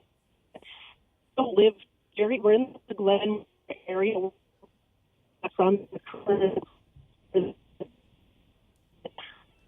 I think we might have to know that. Oh, Alia, we're still having trouble hearing you. Sorry. All right. So, Alia, you know what? We're going to have to come back to you in a bit. We are now waiting on that press conference with the province, and it's just about to get started. I can see Minister of Emergency Management, Bowen Ma. She has just stepped up to the podium, and we're expecting an update from her. And here we go. I'm honored to be speaking to you today from the territories of the Musqueam, Squamish, and Tsleil-Waututh peoples. Like many people throughout the province, I was deeply horrified to witness the distressing images emerging from West Kelowna late last evening. Last night and into this morning, the McDougall Creek wildfire traveled towards the city, threatening thousands of people. Let me begin by saying that I know that this is a very challenging situation for everyone in that area. My heart is with you. Our government is deploying every resource available to keep people safe and protect the community. Myself, Minister Ralston, and other ministers are working very closely with Premier Eby to make sure every resource is available to keep people safe. The past 24 hours have been incredibly challenging for the people across the province. The BC Wildfire Service has done heroic work to keep people safe, not only in Kelowna, but in communities throughout the province. Wildfires are currently top priorities for the province. I must stress that all areas of the province are facing increased risks due to the current weather forecast and extreme drought. We are working closely with the Lytton First Nation to ensure the safety of their members and surrounding areas. And I'd like to acknowledge the heroic bravery of BC Wildfire Service personnel, their contractors, local fire departments, and other emergency personnel. They've all been heroic over the last 24 hours. We are still faced with great challenges, and I'm inspired by the dedication, professionalism, and empathy that our entire team and everyone supporting them and all of the public have displayed. I know for many people living in affected areas, it has been a long 24 hours. However, the situation is still evolving. By taking the steps that you need to take to be prepared, by following evacuation orders and alerts, you are doing everything you can to help protect your community. Currently, there are more than 4,500 people under evacuation order and more than 23,500 people under evacuation alert across the province. If you are placed under an evacuation order, you must leave the area immediately. Please be prepared, have an emergency plan, and a grab-and-go kit ready for you, your family, and your pets. Your First Nation or local authority will provide information on evacuation routes and evacuation reception centers where you can access emergency support services. I'll now turn it over to Minister Ralston for an update as well. Thanks very much, Minister Ma. I too also want to acknowledge the tremendous efforts of our first responders. Their work has saved lives, homes, and countless pieces of vital infrastructure throughout the province. We are indebted to them. As forecasted, we are facing an extremely challenging fire situation. We remain in the midst of a strong weather pattern that is creating sustained winds and dry lightning. This has significant effects throughout the province. We had significant growth of existing fires and some new fires started overnight. With this new activity comes new evacuation alerts and orders. The impact will be felt throughout the weekend, and we undoubtedly will see more fires and more extreme fire behavior in the coming days. I mentioned that we are in debt to our firefighters and their support teams, and I've visited the Provincial Fire Centre in Kamloops, and there are the first-line firefighters who I think we see as being most prominent. They're the air crews that fly the water bombers and the skimmers, but the support teams are also vital to this effort, and they are working similarly. They're working long hours as well, and they are an important and integral part of the support team that helps us fight the fires in the way that we've been able to do. And I just want to pay a little bit of homage and give them their due and recognize the work that they are doing on our behalf. But the best way we can protect them is to make sure we give them the room they need to do their work. I want to say again, drones are a significant hazard to air crews fighting fires. It is illegal and irresponsible to fly them in fire areas. Along the same line, this is not the time to be boating on lakes where air tankers are refilling with water. Please keep boats away from areas where other aviation resources are operating. Minister Ma will have more to say about keeping the roads clear for our crews and potential evacuations. Before I turn this over to Cliff Chapman for his usual detailed report, I'd also like to again acknowledge the work in the north. The fires in the Northwest Territories have had significant impact there and in northern British Columbia. Our thoughts are with those affected, and they continue to have our strongest support. Thank you. Here's Cliff Chapman. Thank you very much, Minister Ma and Minister Ralston. As stated, my name is Cliff Chapman. I'm the Director of Provincial Operations for BC Wildfire Service. I'm honored to join you today from the traditional territory of Tecumlip de Secwepemc at our Provincial Wildfire Coordination Center in Kamloops, BC. Before I get into a detailed report, and it's a very fluid situation, and I'm actually have a slide presentation to go through today, which I'll check when I put it up to make sure you can view it. I just want to issue a very similar statement to those that have been impacted by the fires over the last 24 hours and really throughout the summer. It is stressful. It causes anxiety for you and your family. We recognize that as BC Wildfire Service, and I assure you we are doing everything we can to try to protect your homes, protect your livelihoods, and get you back home safe as quickly as possible. Yesterday's weather event was challenging, as we knew it would be, and obviously the impacts of that weather event are still being uncovered as we speak today. I'll speak to some of them through my presentation, but again, our hearts go out to you. Our people out there are doing everything they can to try to support you getting home. I also want to say thank you to the BC Wildfire Service staff, which I am so proud of, and have all been working significantly long hours, working through the night, pulling people from homes, ensuring that people are going when they get asked under an evacuation order, while also trying to manage the edge of some of these fires in extreme fire behavior. They are heroes, as stated by Minister Ma and Minister Ralston, in addition to the RCMP, local fire departments, local EOCs, First Nation EOCs.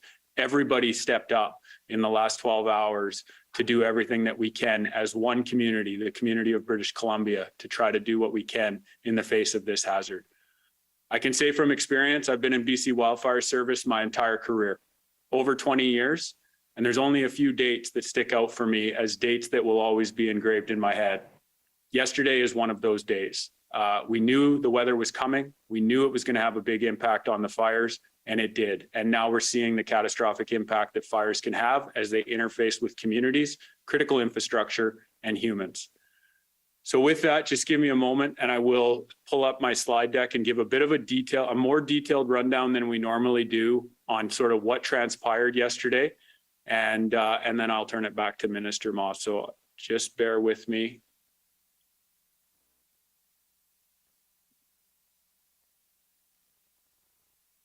And I'll just look for confirmation that we can see it.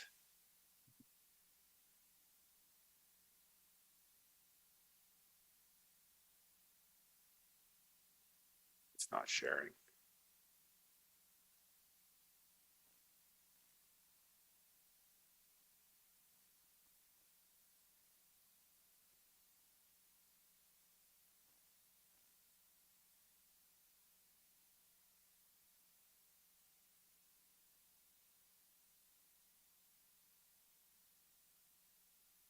Yes. And you are tuning in right now to an update from the province. We are hearing from the Minister of Emergency Management, the Minister of Forests as well. We are also waiting now on Cliff Chapman. He is from the BC Wildfire Service, and he's the Director of Operations based out of Kamloops. And we're just waiting for him to set up a presentation to describe how that fire unfolded yesterday. And we heard from Bowen Ma say that we are not out of the woods yet. That's the Minister of Emergency Management, asking everyone to remain vigilant. All right, I think Cliff Chapman is back, so let's head back to that press conference. Were yesterday, as well as how dry the fuels continue to be across this province. As the cold front swept through the northern part of the province, the Caribou portion of the province, and finally into Kamloops, the southeast, and coastal fire centers, we really started to see the impacts of those winds on some of the large fires we have in the southern part of BC. This photo in this on this slide is Kookipi Creek wildfire, which is now in the Fraser Valley or Fraser Canyon.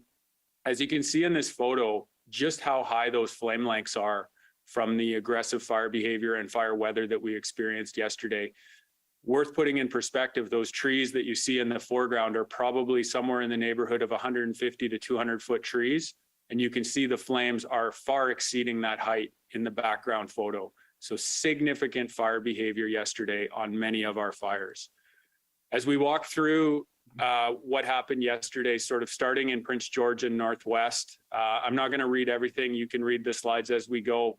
But what you can see here is that the dark red or the red outline is the original fire perimeter. Any of the red dots is where we saw growth yesterday.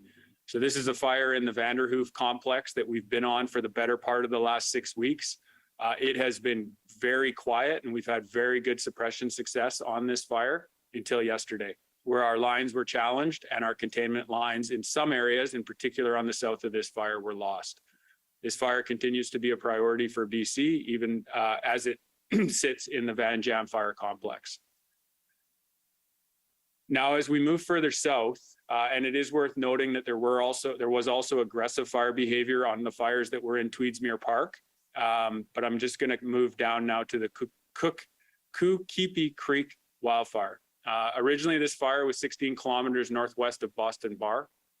Yesterday, we saw a significant wind event, as we expected on this fire, pushing the fire across the valley, out of the Nahatlatch drainage and into the Fraser Canyon drainage.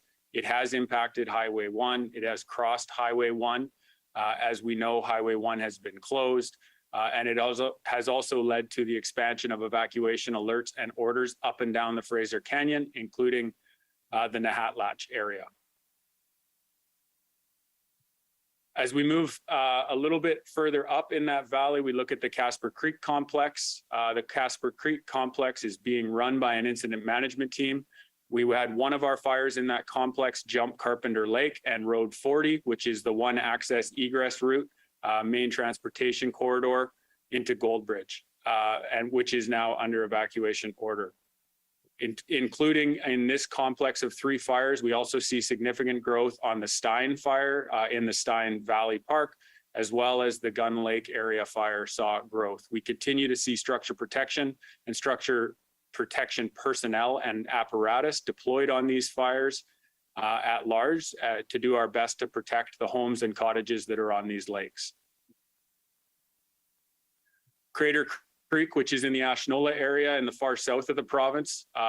This fire it wasn't smoked out like many of our other fires were yesterday morning, so it had clear skies. This fire, when it was hit by the winds fairly early in the day, sustained 30-kilometer winds. We saw significant growth on this fire as well.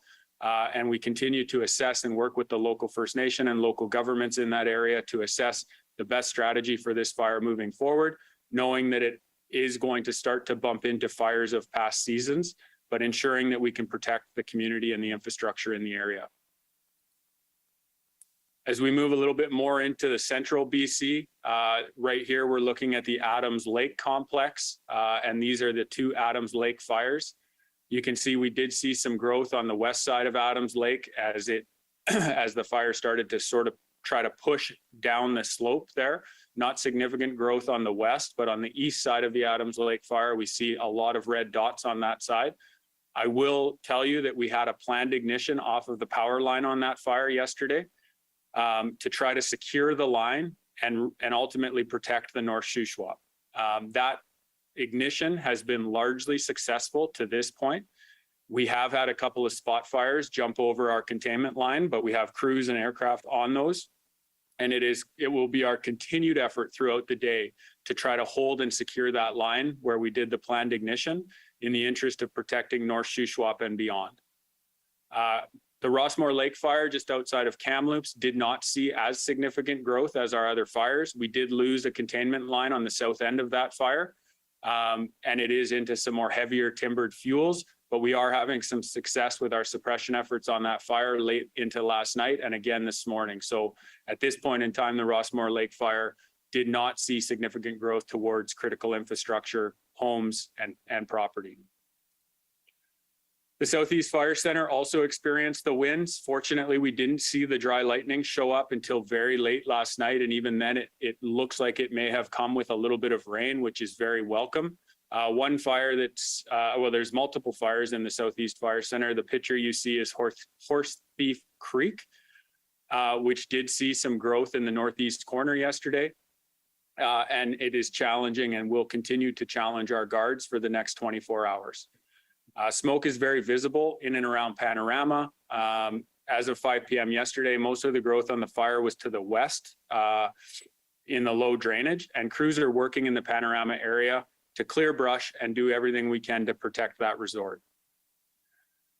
And finally, the Kelowna, what we're referring to as the McDougall Fire, West Kelowna area, and Kelowna. A very, very stressful evening for everyone in that area, the community, our firefighters, the fire departments, the RCMP. As you can see, this fire had significant growth in the last 12 hours. This fire started, and when we originally discovered it, it quickly grew to 100 hectares. It is now north of 6,000 hectares. And we saw, significant challenges with the fire interfacing with people's homes and structures and critical infrastructure. We're still assessing what that looks like as we try to continue to suppress this fire and understand what the impacts of it were through the night last night. The fire continued to display aggressive fire behavior from early in the day all the way through until this morning, and it continues to display aggressive fire behavior this morning. We do have our air tanker resources flying in the area on this fire, as well as fires to the north and south of it that were started yesterday as well. It is worth noting this fire, we cannot confirm that it jumped Okanagan Lake at this point, or if it was a new fire, but there was an additional 2 fires in Kelowna proper that we have been working closely with the local fire department to try to suppress and protect structures on the Kelowna side of this fire. We have an incident management team deployed to this fire, and we have resources there and more en route, including structure protection, heavy equipment, as well as our partnership with the local government and the municipal fire departments in the area as we set up a unified command to attack this fire on all fronts. I would like to take a quick moment to shout out and say thank you to the structure protection resources and team across the province in the last 24 hours. We have mobilized a significant amount of apparatus, human people, contract crews, municipal fire departments, and BC Wildfire Service staff to try to get structure protection to the structures that most critically need it. And so a big thank you to that team for moving equipment across the province, trying to protect people's homes and livelihoods. So with that, I'll end my presentation there. I just, 2 quick things before I throw back to Minister Ma. Our priority right now is human and responder safety. As Minister Ma referenced and Minister Ralston referenced, we have had a couple incidents of people who have not adhered to the evacuation orders that are in place. And on a couple different instances last night, we had to send RCMP, fire department staff, and our own staff back into evacuation order zones to try to get people out. That puts their lives at risk. Obviously, the people who choose to stay's lives are at risk, and has a significant toll on the mental and physical health of our staff and those that are there trying to get people out of the way of fires that are very unpredictable, moving extremely fast at rates that we rarely see in British Columbia. Again, I want to encourage everybody, now is not the time to ignore an evacuation order. We need you out of your homes. We need you out of the way so that we can focus on trying to protect those homes and trying to steer the fire away from critical infrastructure and property. I want to thank everyone in BC for your continued support of our staff on the ground, being welcoming to the work that they are doing, thanking them for the work that they are doing. You have no idea how much that means to the people that are out there working countless hours trying to put an end to what has been an extremely challenging fire season. Thank you very much, and I will throw back to Minister Ma. Thank you so much, Cliff. As of this morning, more than 2,500 properties are on evacuation order and 4,800 properties are on evacuation alert due to the McDougall Creek wildfire. Evacuation orders and alerts are in effect for portions of Kelowna, West Kelowna, West Bank First Nation, Lake Country, and the Central Okanagan West electoral area.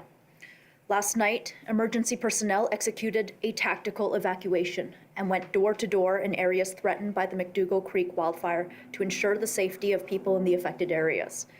I'm encouraging people that live in the regional district of Okanagan, Central Okanagan, West Kelowna, Kelowna, and West Bank First Nation to reach out to family and friends who may be able to provide shelter. If you live in a high-risk area in other parts of the province, I am also asking you to make those arrangements now as part of your emergency plan. We are in peak tourism season. There is limited availability at hotels and motels. By staying with family or friends, you're helping fellow evacuees who may not have that option, and you are helping our emergency response teams on the ground. We do continue to assess capacity for group lodging to ensure people affected by wildfires have a safe place to stay, and people may pre-register with emergency support services online using the evacuee registration and assistance tool at ess.gov.bc.ca. Anyone in BC can pre-register for evacuee assistance now. Additionally, information on evacuation alerts and orders is amplified by the province through the Emergency Info BC website. If your community is placed under an evacuation order, you must evacuate the area immediately. At this time, I'm asking British Columbians and tourists to avoid traveling to the central interior and southeast portions of the province if possible. The central and southeast are facing high risks of wildfires due to the developing situation. If you must travel, study the BC Wildfire Service interactive map and emergencyinfobc.ca to learn about active evacuation alerts and orders. We all need to give BC Wildfire Service personnel the space that they need to keep us safe. As I said earlier, I know that for many people living in the affected areas, it has been a long 24 hours. However, the situation is still evolving. By taking the steps to be prepared by following evacuation orders and alerts, you are doing everything you can to help protect your community. We're hearing from local officials that for the most part, the evacuations in and around Kelowna were orderly, and I want to thank everyone for following instructions of your local authority or First Nation. The province is working closely with local authorities and First Nations to determine the extent of the wildfire damage. And I know that it can be troubling to be away from your home, not knowing whether or not your property was damaged by wildfire. But I want to stress in the strongest possible terms that now is not the time to return to the evacuated areas to determine if your property has been damaged by this fire. This is still a dynamic and extremely dangerous situation. Please give space to our emergency management personnel and BC Wildfire Service professionals so that they can focus all of their attention on keeping people safe and protecting structures. Again, we want to stress how important it is for the public to follow evacuation alerts and orders. When an evacuation order is issued, it is not issued lightly. There is a limited amount of time that people have to escape their property before it is too late, and people who choose to ignore evacuation orders put themselves and emergency personnel at risk. In some cases, it may be too hazardous. For BC Wildfire Service personnel to return to an evacuation area to rescue people who have refused to obey evacuation orders. So again, I want to thank everyone who has been doing the right thing and leaving when asked to leave. We now have some time for questions, and in addition to myself, Minister Ralston and Cliff, we've got Ian Cummings, Senior Director of Ministry of Emergency Management and Climate Readiness, Nicole Bonnett, Fire Information Officer with the BC Wildfire Service. We have Katie Ward, Deputy Director, Southern Interior Region of Highways and Regional Services Division of the Ministry of Transportation and Infrastructure, as well as Chris O'Reilly, CEO of BC Hydro. As a reminder for media on the phone, please press *1 to enter the queue. That's *1 to ask a question. For media in the room, please line up the microphone provided, and please make sure to provide your full name and outlet. Media will be limited to one question and one follow-up. We'll be starting on the phones today. Our first question is from Richard Zussman, Global News. Please go ahead.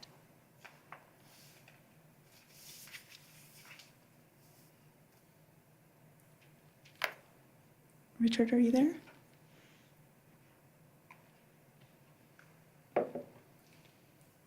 Okay, we will move on to the next person in the queue, and we're going to go to Rob Buffum, CTV Vancouver Island. Please go ahead.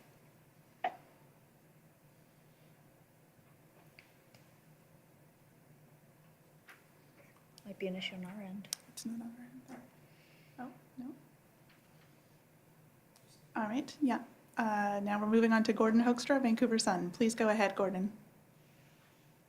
Can you hear me? We can hear you, yes, thank you. Okay, great. I'm just wondering if it's possible to give a little bit of information on the resources that are on the Kelowna fire complex right now and how much, additional resources are being sent there. Thank you so much for that question. We'll go to Cliff Chapman, who is likely to have the latest information on that. Thank you very much for the question. Actually, we did ask our information officer, our communication officer from that incident management team on the fire to join us today. So I will ask Nicole Bonnet to please respond to this question. She'll have more up-to-date information than I will. Thanks, Cliff. If everybody can hear me all right? Yes, go ahead. Perfect. Pardon me.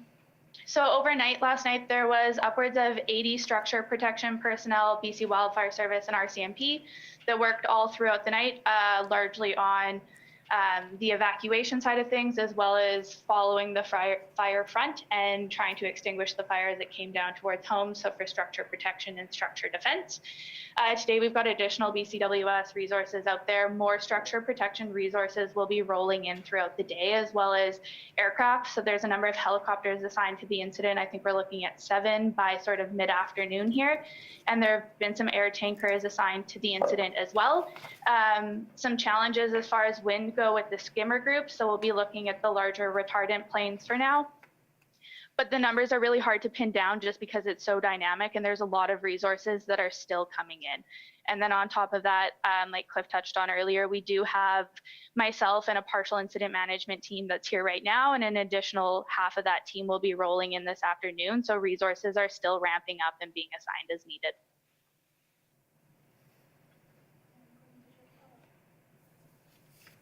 Gordon, did you have a follow-up? I do. I'm just wondering, maybe Cliff or someone else could maybe give me a little bit of characterization. What do you mean exactly by extreme fire behaviors? Between Nicole or Cliff? Yeah, I can speak to it in general terms for what we experienced across the province, and Nicole can speak to it from what she's been seeing and witnessing this morning in Kelowna and West Kelowna.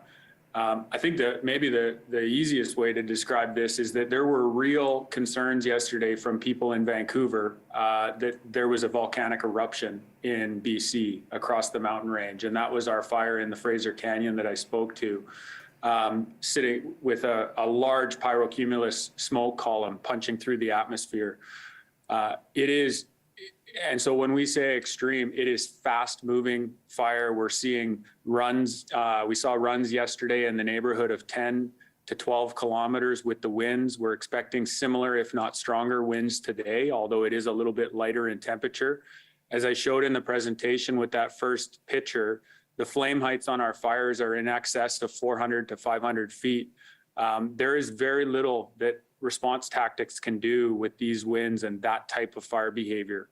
And so when I say extreme, what it means is that they are moving faster than we can effectively put firefighting resources on them, and obviously making their way towards critical infrastructure and communities. Nicole, maybe you could speak to what you've seen on West Kelowna.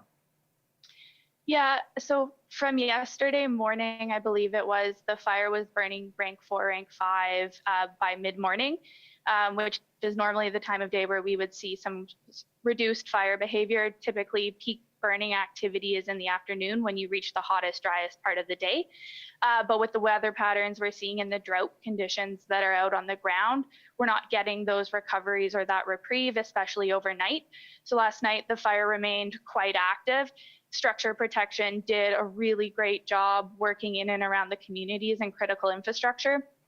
But there were areas where the fire activity was just too substantial and roads were closed, access was blocked. And so we're still even seeing that transfer into this afternoon with gusting 30, 40 winds reported about an hour ago now. I'm not sure how that's translating out on site right now, but that's helping sort of increase that fire activity, pick fire activity back up to that rank 4, rank 5. You're going to start to see an organized flame front in the trees. Trees will be candling. And the fire activity is going to move with that wind because the fuels are just so dry. So it's really driving the rate of spread and carrying those ember brands. Next question is going to go to Sorry, we're having a lot of movement in the sequence today. So we're going to go to Jordan Tucker, CBC Radio. Please go ahead. Hi there. Can you hear me? Yes. Go ahead. Okay. I was wondering just how, at what point will the province declare a state of emergency, or is it just that you guys already have the emergency powers in place to do what you need to do and don't need to do that? Yeah, thank you so much for that question. It's a question that we constantly assess in the Ministry of Emergency Management and Climate Readiness.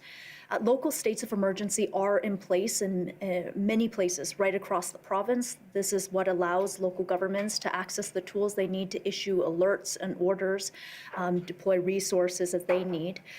We've had excellent cooperation with local governments. As Cliff had said earlier, we're already setting up unified command structures in different areas of the province to help fight these fires and support communities and people who are being evacuated. But as I said, we are constantly assessing whether we need additional tools that aren't available through existing legislation. So far, we have the tools that we need, but that can change very quickly. And that is one of the reasons why we are gearing up to be able to go into a formal declaration on a provincial state of emergency if required, and that point will be dependent on emergency management experts basically identifying what tools we might need that aren't currently available. Jordan, did you have a follow-up? What are the criteria going to be? Like, when's it going to get bad enough that, I'm just recalling, there were states of emergency that were pretty full-blown a couple years ago. Sorry, I actually didn't get that question. Jordan, can we get you to repeat that? Your line's it's a bit garbled. I'm just wondering, at what point, what are the criteria going to be? Okay, I think that the question was about at which point a declaration is made. And let me first off be very clear. This is an emergency situation. It is an emergency situation in many regions across the province. It is one of the reasons why the Provincial Emergency Coordination Centre has been active at a level 4 state of readiness to support provincial and regional response activities for about a month now. The declaration of a state of provincial emergency itself, though, it is largely an administrative step that allows us to access specific tools that are available through that declaration that aren't available to us right now. But the tools that we need right now are available to us through the Wildfire Act. And the Wildfire Act allows us to spend whatever it takes to acquire resources, to deploy resources in order to fight wildfires. We're able to access other tools through the Emergency Program Act to support evacuees and communities that are to support evacuees and support communities. We have tools available through the BC Wildfire Service as well as the Ministry of Transportation and Infrastructure to close down highways if we require it. So a lot of the tools that we are actively using that we need in our response to wildfire and to support evacuees are already available, and that we haven't had to execute a formal declaration on a state of provincial emergency yet means that our regularly available legislative tools are robust, and that is a good thing because we see wildfires every summer.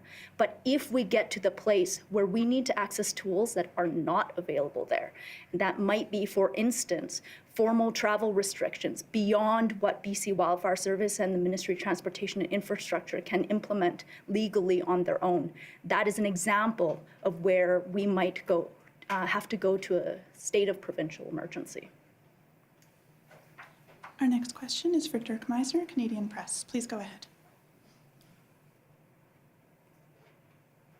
I didn't get, is there an estimate of how many people were ordered evacuated from West Kelowna yesterday?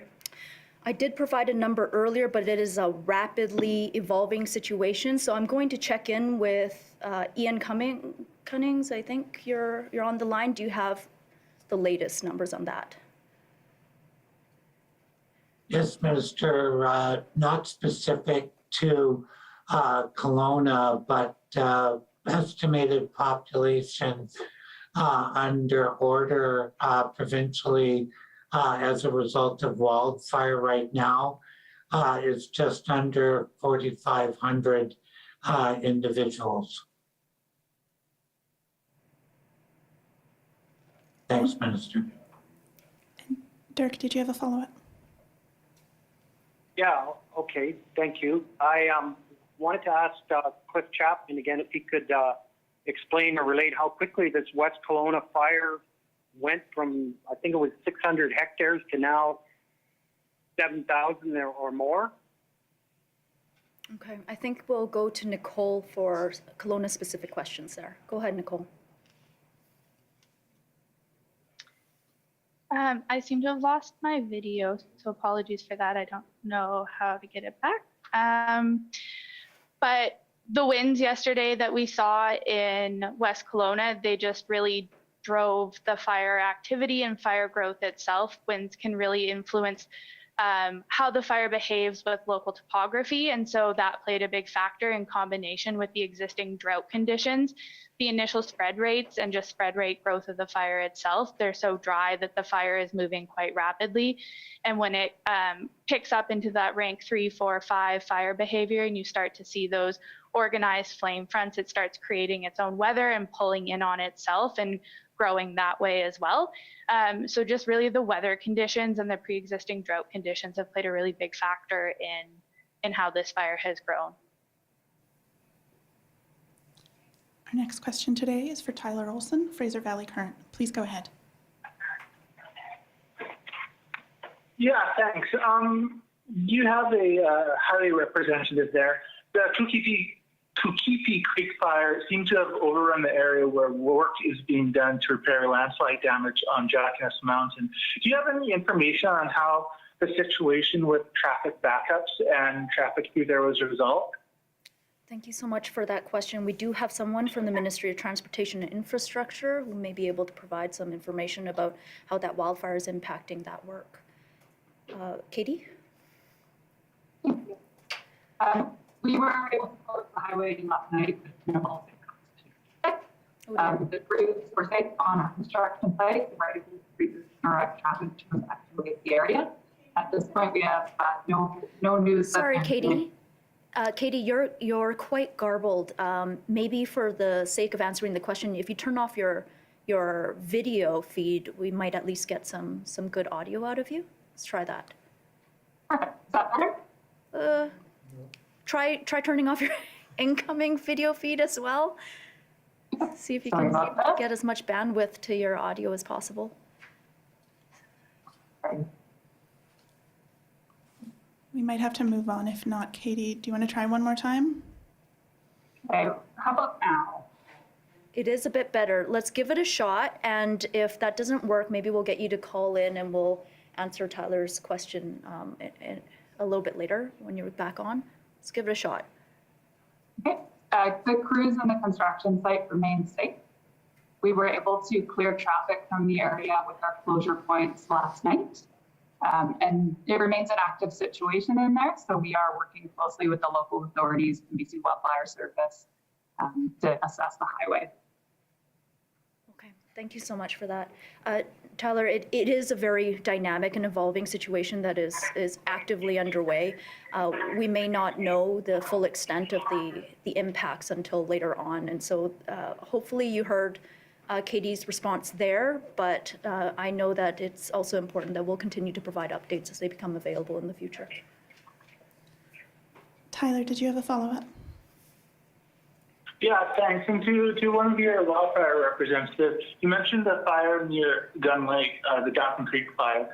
Video shows the severity of that early this morning. Do you have information on the scale of damage there and whether the nearby community of Goat Ridge was affected? I'll go over to Cliff Chapman for that one, I believe. Thanks for the question. Yeah, as I said, when I was rolling through the slide presentation, there was significant growth on that fire and the surrounding fires around it. We have not been able to confirm whether or not or how many structures were impacted, but we have had word that it does appear that there were structures impacted with the growth last night. In terms of Goldbridge proper, the primary concern as of last night, and we will confirm that that hasn't changed this morning, was access and egress, with Road 40 being compromised due to fire activity, not Goldbridge being threatened itself at this point in time. But obviously, as Minister Ma just stated, the situation is dynamic, and that does not mean that Goldbridge may not have the potential of a wildfire approaching that community. But at this time, the closure the evacuation order was more to do with the fact that the access and egress was going to be compromised due to fire behavior. For our next question, we're going to Lisa Eustace, City News. Please go ahead. Hi there. I wonder if you could talk about, and it's to be Kelowna specific, we're just seeing, we know that UBC Okanagan is being evacuated, and just seeing how close that is to the airport. I'm wondering what kind of risk there is for massive infrastructure like that. Thank you so much for that question. Nicole, are you still on the line there? I am. I don't know what's wrong with the video. I've tried a bunch of things and it doesn't seem to be bringing it back, but I'm still here. The evacuation of UBCO and the sort of Quails Gate area, that's a very new and evolving part of this incident since this meeting here has started. So still waiting to get more details on that. As far as the airport goes, we already had a NOTAM or notice to airmen in place to make sure that there was enough airspace for the helicopters and fixed wing air tanker groups that were working in the area. So the traffic within the airport area itself has already been reduced quite greatly in the last 24 hours here. A follow-up. Did you have a follow-up, Lisa? I'm just wondering if you can talk about the hospital, the preparations there. We know that there's a code orange alert to prepare. What are the expectations, and I guess is the hope that that will never have to be acted upon? It's a little bit quiet there as well. Question was about hospitals. Could you please repeat that, Lisa? On at the Kelowna General, and I'm just wondering what you think the likelihood is that people will need to be brought to the hospital. Is it standard that there isn't like a code orange alert to prepare for casualties? Okay, I think I got that. I think I got that question. No, I'm not sure. Lisa, was that a question about? Sorry, go ahead. Yeah. Maybe we can get you to try that one more time, just really slowly and clearly, please. Sure. Just about the preparations at the hospital, is that standard, or is there a real concern that people could be injured? Okay. Thank you so much for that.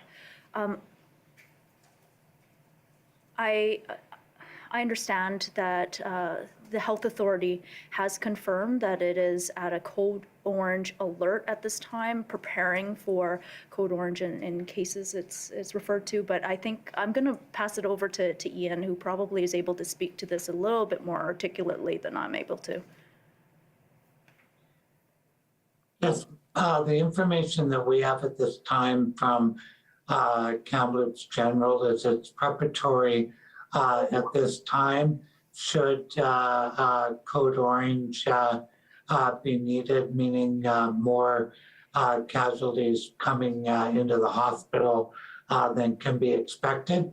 But at this time, that's preparatory in nature only. There's nothing to indicate that could happen, but they're being prudent and prepping for it. You've been listening to an update from the BC government on our wildfire situation. We just heard from the Minister of Emergency Management, Bowen Ma. We are not out of the woods yet. We are still in a critical period as this firefight continues. And in the Kelowna area, 2,500 properties are under evacuation order. And that cold front significantly aggravated fire behavior yesterday. We're going to give you a quick recap of that press conference very soon, but I just wanted to give you an update on the evacuation orders that have come out in the last hour.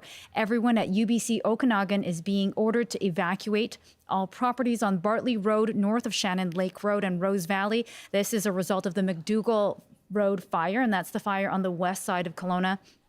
All properties west of Glenmore Road, north between Union Road and John Hindle Drive have been placed under evacuation order as well.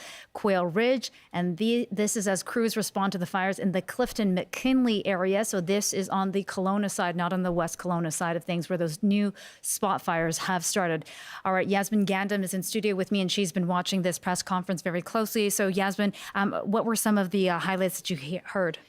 Yeah, Leanne, quite a sobering update here. As you mentioned, we are not out of the woods just yet. It seems like these days into the weekend are going to be some of the most difficult days of the summer as we have that volatile cold front sweeping through southern BC, bringing high winds and dry lightning. We heard from officials as well that because of this, because of the drought and the current weather conditions, it's just too difficult to see reprieve right now with the current fire situation. And it's just a perfect storm with road closures and now the airspace closed as well. A few things that were mentioned there, 4,500 people across the province, so that's not exclusive to the West Kelowna fire, but across BC have now been placed under evacuation order. So that's the updated number in the past hour.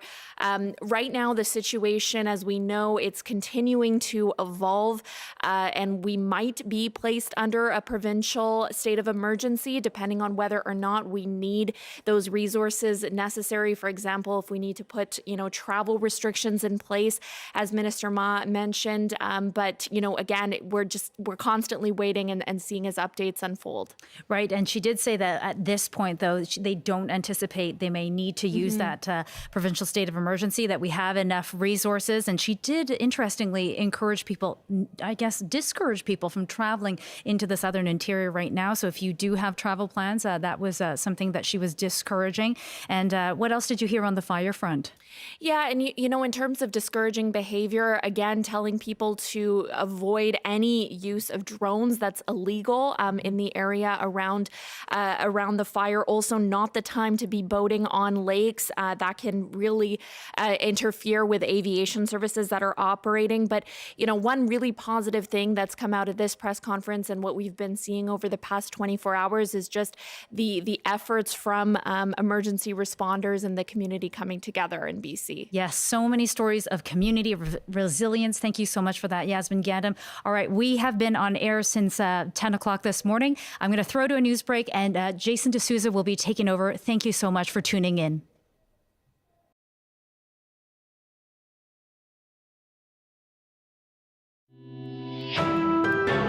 This is CBC News from Vancouver. Good afternoon. I'm Stephanie Mercier. The fire situation in BC is intensifying. Strong winds and the possibility of lightning in some regions has firefighters preparing for things to get even worse. The CBC's Tim Weeks reports. Fire crews described a series of challenges. Towering flames, some fires doubling or quadrupling in size in a matter of hours. Other fires changing direction or jumping barriers. Everywhere, crews have been stretched to the limit. Our government is deploying every resource available to keep people safe and protect the community. Emergency Management Minister Bowen Ma praised all the fire crews and first responders who have been working around the clock.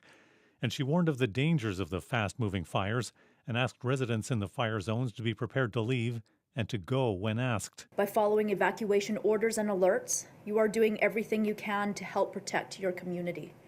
Currently, there are more than 4,500 people under evacuation order and more than 23,500 people under evacuation alert across the province. Numbers that are expected to grow very quickly as this summer of fire gets more extreme.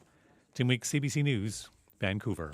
To the situation in the Kelowna area, officials say structures have been lost in West Kelowna due to the explosive growth of the McDougall fire, although the exact number is not yet known. This afternoon, the Central Okanagan Emergency Operations Centre says spot fires have been reported in Kelowna today, and crews are on scene doing tactical evacuations. There are new evacuation orders on the north side of Kelowna because of the Clifton-McKinley fire. Residents in the Glenmore Road area, the Finch Road area, and the Quail Ridge area, including the golf club, are now under an evacuation order. The regional district says these areas are being tactically evacuated by emergency responders. UBC Okanagan is also under an evacuation order this afternoon. The university posting the message just before 1 o'clock. Anyone on campus must leave due to the threat of a nearby fire. If you are on campus at UBC Okanagan and do not have access to transportation, officials say go to H lot for assistance. There is also an evacuation order for some properties in the Nighthawk-Tyndale area of Lake Country today, and a local state of emergency has been declared there.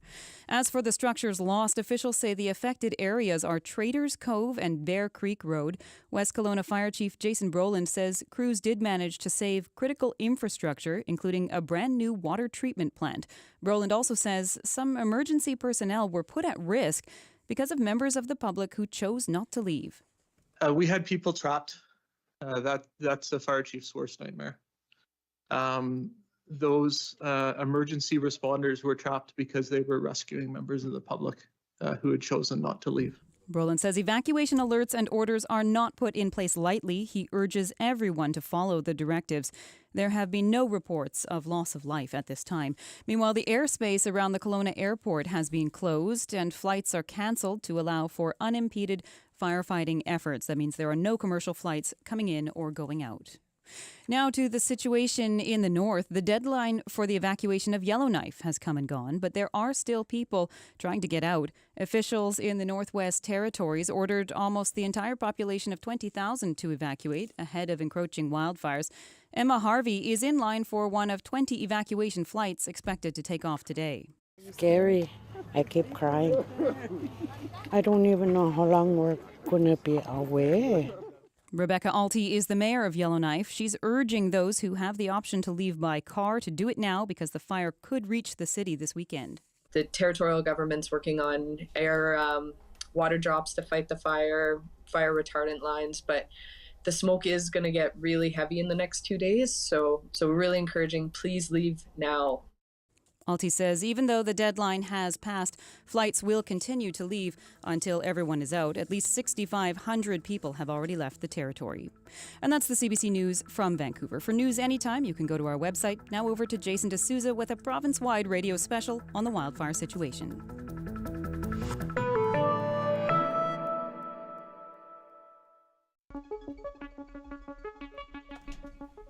Hi there, I'm Jason D'Souza in Vancouver, and you are tuned in to a special CBC Radio 1 broadcast. We are province-wide with you for the next 4 hours, and in just a few moments, we are going to take you live to a press conference happening in the Okanagan for an update on the latest with the McDougall Creek wildfire. Authorities are standing by. It has been a harrowing last 24 hours. Here is what we do know so far. Evacuation orders and alerts were issued yesterday afternoon and into the evening. High, unpredictable winds expanded the ferocity and range of the fire. The wildfire has destroyed a significant number of properties in the Trader Cove area along Bear Lake Road north of West Kelowna. UBC Okanagan is under evacuation order. The university has said in a statement, quote, UBC Okanagan is under evacuation order. Please leave campus immediately. If you are on campus and do not have access to transportation, please make your way to H lot. Once again, that is H lot. Everyone else, please leave the area immediately in a calm and orderly manner. A state emergency has been declared after fires forced evacuations in the Clifton area north of downtown early Friday. Highway 97 is closed for a stretch right now. Flights have also been canceled, and the airspace is closed at Kelowna International Airport in order to prioritize aerial firefighting. For the next few hours, we are going to be here with you, telling you all you need to know, keeping you up to date on the changing situation of the wildfire and all of the alerts and orders that come along with it. We also want to hear from you as well. Have you been evacuated? Are you on alert? What have the last 24 to 48 hours been like for you? You can give us a call. Our phone lines are now open and will be for the remainder of the afternoon. You can call 604-669-3733. That's 604-669-3733. Province-wide, toll-free at 1-800-825-5950. That's 1-800-825-5950. You can also send us an email as well throughout the afternoon. On the Coast at cbc.ca is where you'll find us. On the Coast, one word, at cbc.ca. I alluded to the Highway 97 closure. Of course, these wildfires having an impact on transportation. Steve Jung is with us this afternoon and joins us now for the latest on that.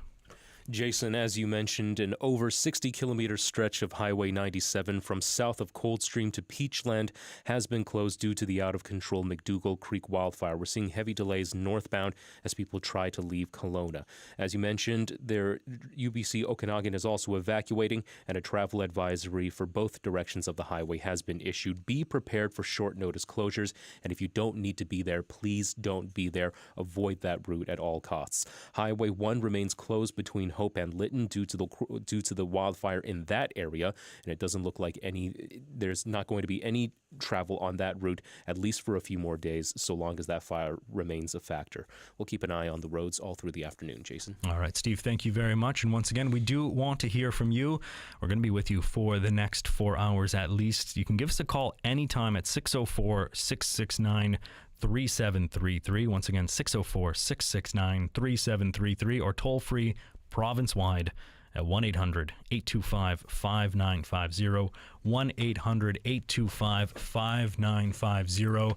And as I mentioned, over the course of the last 24 hours, these wildfires have taken a turn for the worse. Darius Madavi is our climate and science specialist here at CBC British Columbia, and he is with us now. Hi, Darius. Hello. I think a lot of people have been surprised at the ferocity and speed of these wildfires. I wonder if you can just put in perspective the conditions, especially in the Okanagan, in the interior, that allowed this to happen at the speeds that they have.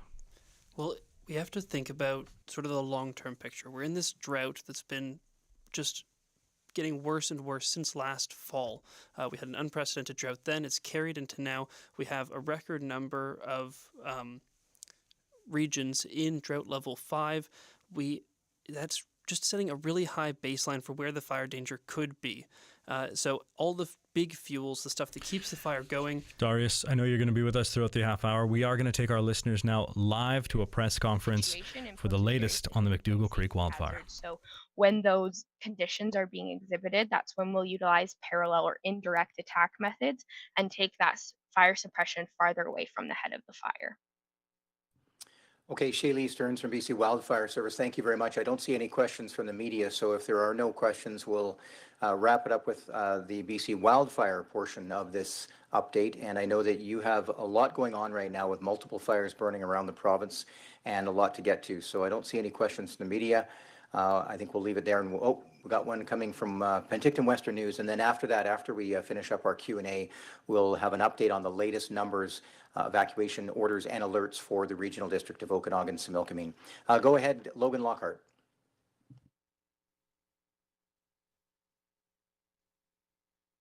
Hi, Logan from the Pacific Western News. Did you have a question for Shaylee Stearns?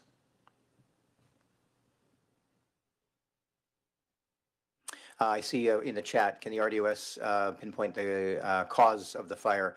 At this point, I would have to say no. And Shaylee, there's no discussion on what caused this latest fire, the Park Rail Creek fire, at this point? No, I don't have any information on that.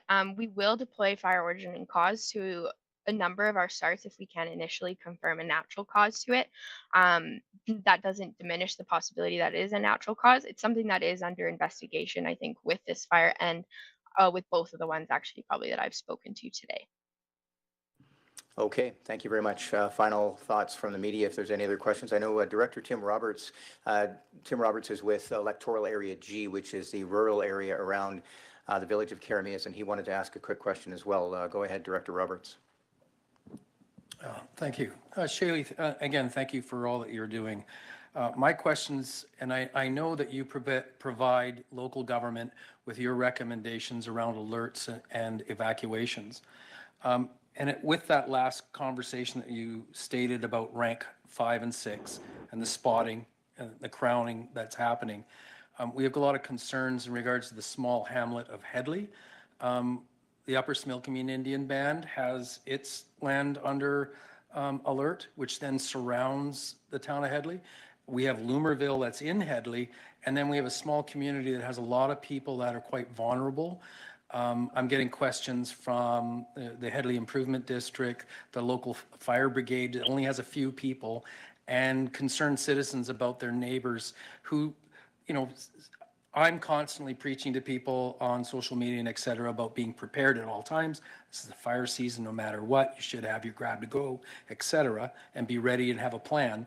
But some people are not taking it as serious because yes, they're surrounded by an alert, but they don't have it. And the fire load or fuel load around Headley with the spotting, and if there's a change, is quite significant.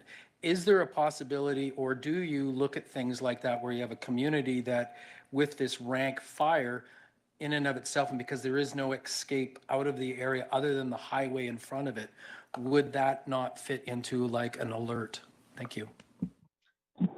Yeah, that's a great question. And it's definitely something when we're looking at putting alerts or orders in place, we can take into consideration the fuel type, the access type. It is something that definitely becomes a part of the conversation. I want to say I almost think you might be more privy to those conversations than I am, but it's definitely something that we do consider, and a lot of thought goes into that. And we always try to give people as much warning as we can. I just want to make sure I clarify before I go into this. To my knowledge, we have not seen rank 6 on either of these fires that I've talked about. It's been rank 3 to 5, and particularly pockets of 5, so not the full fire exhibiting this behavior. But that is not to say that the activity that we're seeing is not extreme and poses its own threats on its own. When people are put under an alert, it is critical that people are ready to go if that alert changes to an order. When we put these orders in place, it's because there is an immediate threat to human life and safety, and we're trying to get people out of there to prevent any potential harm that could happen. It is very critical that people take these into consideration. Choosing to stay behind or to not be prepared when you're in these situations, and I can't speak directly to them and the frustration and stress it could cause, but it's very critical for people to be aware of that, and to, if they choose to stay behind, they're not just putting themselves at harm, but also the crews that have to respond and go back into these areas if they do choose to stay behind. And that can be BC wildfire crews, RCMP, or local fire departments. Shaylee, thank you very much. We're running short on time for you, I know, because you have other commitments. So we'll wrap it up there. And I really do appreciate you taking time to provide updates on these two wildfires. And we will no doubt be talking with you again at some point. Thank you, Shaylee Stearns. Thank you, Eric. Shaylee Stearns is an information officer with BC Wildfire Service. I want to go through some of the numbers now for these wildfires before we get to some of our panelists. For the Crater Creek wildfire, the current number of evacuation alerts in place in the regional district of Okanagan-Similkameen, 189 properties. And for evacuation orders, we have 19 properties under evacuation order for the Crater Creek wildfire. Let's move now to the Upper Park-Rill Creek wildfire. And here is the total number of evacuation orders in place for electoral area I, 64, area G, 19, and for area C, 174 properties. And we'll talk a bit more in just a moment about what those electoral areas are, just to give you a better idea. Alerts in place for the Upper Park-Rill Creek wildfire. For area I, 22 properties under alert. For area G, 1 property under alert. And for electoral area C, 223 properties under an evacuation alert. Now, our electoral area directors for these areas are with us, and Mark Pendergraft is the chair of the RDOS. He is with electoral area A, which is rural Osoyoos. He's a director there as well as the chair. Rick Knodel is the director for electoral area C, which is rural Oliver. Tim Roberts here in the RDOS boardroom for electoral area G, that's rural Karameas, Headley, and Olalla. And Sabrina Monteith is on the line. She's the director for electoral area I, Skaha West, Kaleden, and Apex. And we have a few other elected officials on the line as well, and we want to thank them for joining us. Before we talk to our elected officials, I just wanted to get a couple of quick words in from Brittany Siebert. Brittany is the Emergency Services Manager with the RDOS, and there are just a couple of very quick reminders that I know you've all probably heard many times before, but Brittany, we have aircraft in the area that are skimming water from Okanagan Lake, from Skaha Lake that we know of, and we have boat traffic still in the area. Can you talk about why it's so important for people to avoid those areas and allow crews to do the work they need to do? Yeah, so number one thing for our responders at all times is going to be safety. And so for the aircraft to operate safely on the water, we do need the public and boaters to remain off the water so that they can properly conduct their operations. And this also includes utilizing drones in the area. If there is a drone being utilized in the area, aircraft has to shut down, and that can hinder wildfire operations. So we're asking all of the public to please just give the space that firefighters need to operate safely and be able to do the work that they need to do to protect our communities. Now, you speak from an area of expertise. Not only are you the Emergency Services Manager, but a former wildfire fighter as well. You've done structural protection. Can you talk for just a moment about the challenges of working in this kind of heat, along with the wind and the humidity? So the biggest challenge is setting up structure protection takes time, and the more time we have to lead up, the better.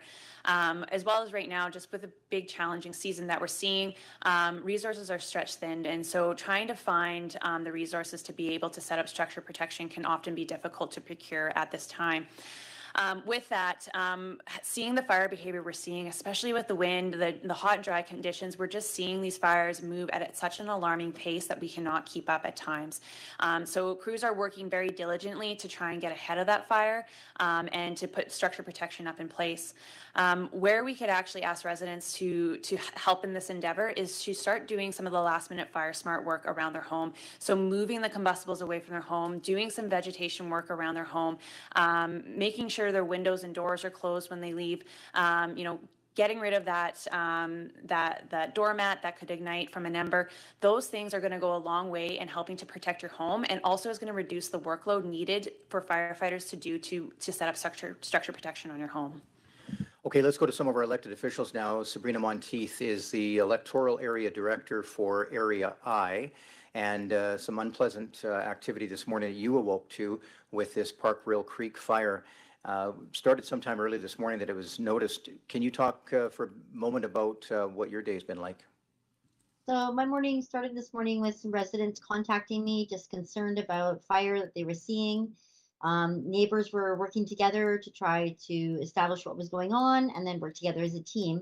Because Twin Lakes does not have a fire department, it really relied on neighbors to work together. So very strong community worked together and tried to keep everybody safe. So that was definitely accomplished. So I appreciate everybody that's been a part of making sure the information got out to those residents and that everybody's following all the appropriate information and following the regional district for up-to-date information. Sabrina Monteith, thank you very much. And we'll go to the chair of the RDOS quickly. We have Mark Pendergraft. He's standing by, and he is also the area director for Area A. And we've spoken with you before. Mr. Pendergraft, I don't know if you had anything you wanted to add. Oh, the only thing I would add is for folks that are on alert, order, or even if they're on none of those situations, to please sign up for Voyant Alert so that when and if there is that need to get out, you can be notified directly to your home phone. It makes things a lot easier for everybody. So it's a good thing to be signed up for. Thank you, Mark Pendergraft, again, the chair of the RDOS and also director for Electoral Area A. And that's an important reminder to be prepared, even if you're not under an evacuation alert or order. The challenge with people who live in the Willowbrook area and in the Park Rail area, St. Andrews and Twin Lakes, was that they may have found out about this wildfire and an evacuation order in place for their property while they were away, while they were at work. So having a grab-and-go kit in your car and having a plan for your family can really make a big difference. We heard from Director Roberts, and we'll hear from him in just a moment, but I do want to give an opportunity to Director Rick Knodel. He is with Electoral Area C, been quite involved this morning in activities around the Willowbrook area with this wildfire. And as I mentioned earlier, 223 properties on evacuation alert for Electoral Area C and 174 properties under evacuation order. Director Knodel, what would you like to share with us?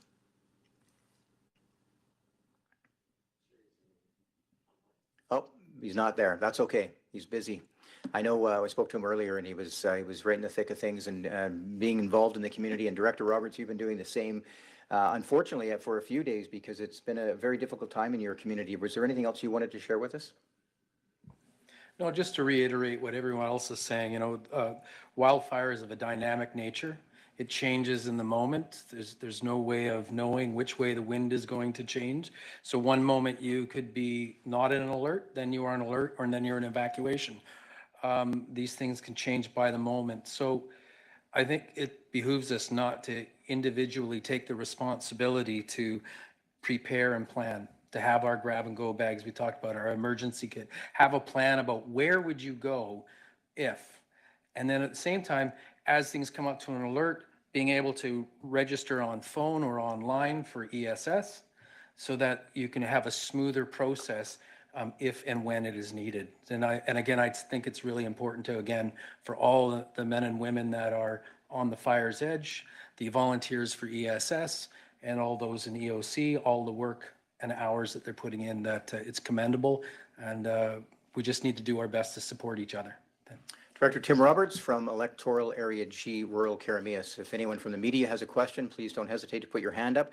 As we wrap up with a few reminders, I'm going to ask our operator, Adam, if he can bring up the RDOS interactive map. This is an important resource if you're trying to find out whether your property is on an evacuation order or alert or none at all. If you go to the interactive map at emergency.rdos.bc.ca, that's emergency.rdos.bc.ca, you'll find this map and you'll see the little magnifying glass icon there on the top right.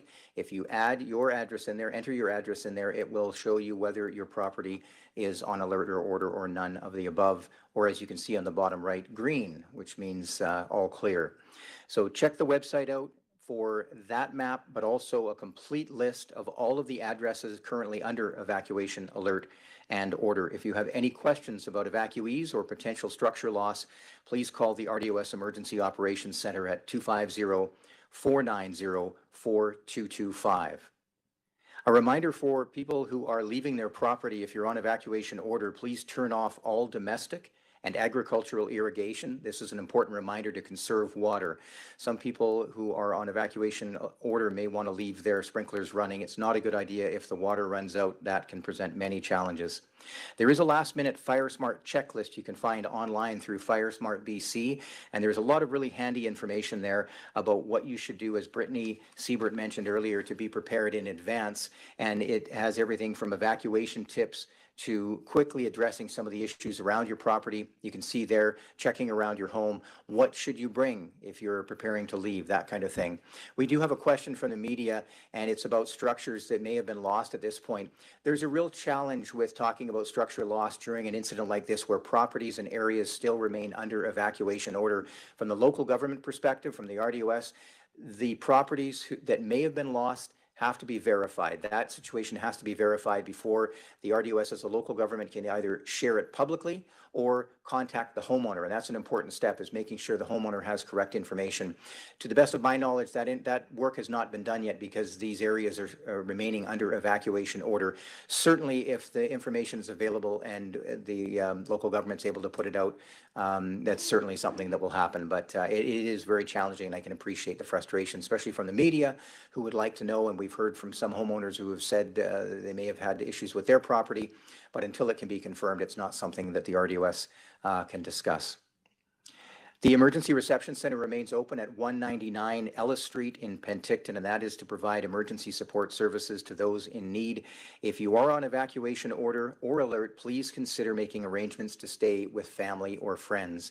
And it looks like Logan Lockhart from Penticton Western News has another question, and he's asking if we can confirm that a specific property, what did he say? Confirm the Upper Park Rail Creek wildfire has grown to 200 hectares. That's an issue for BC Wildfire Service. If you go to bcwildfire.ca and click on the fire itself, the latest information that's available once confirmed will be posted on that website as far as the fire activity, fire size, and that kind of thing. A couple more reminders before we wrap up.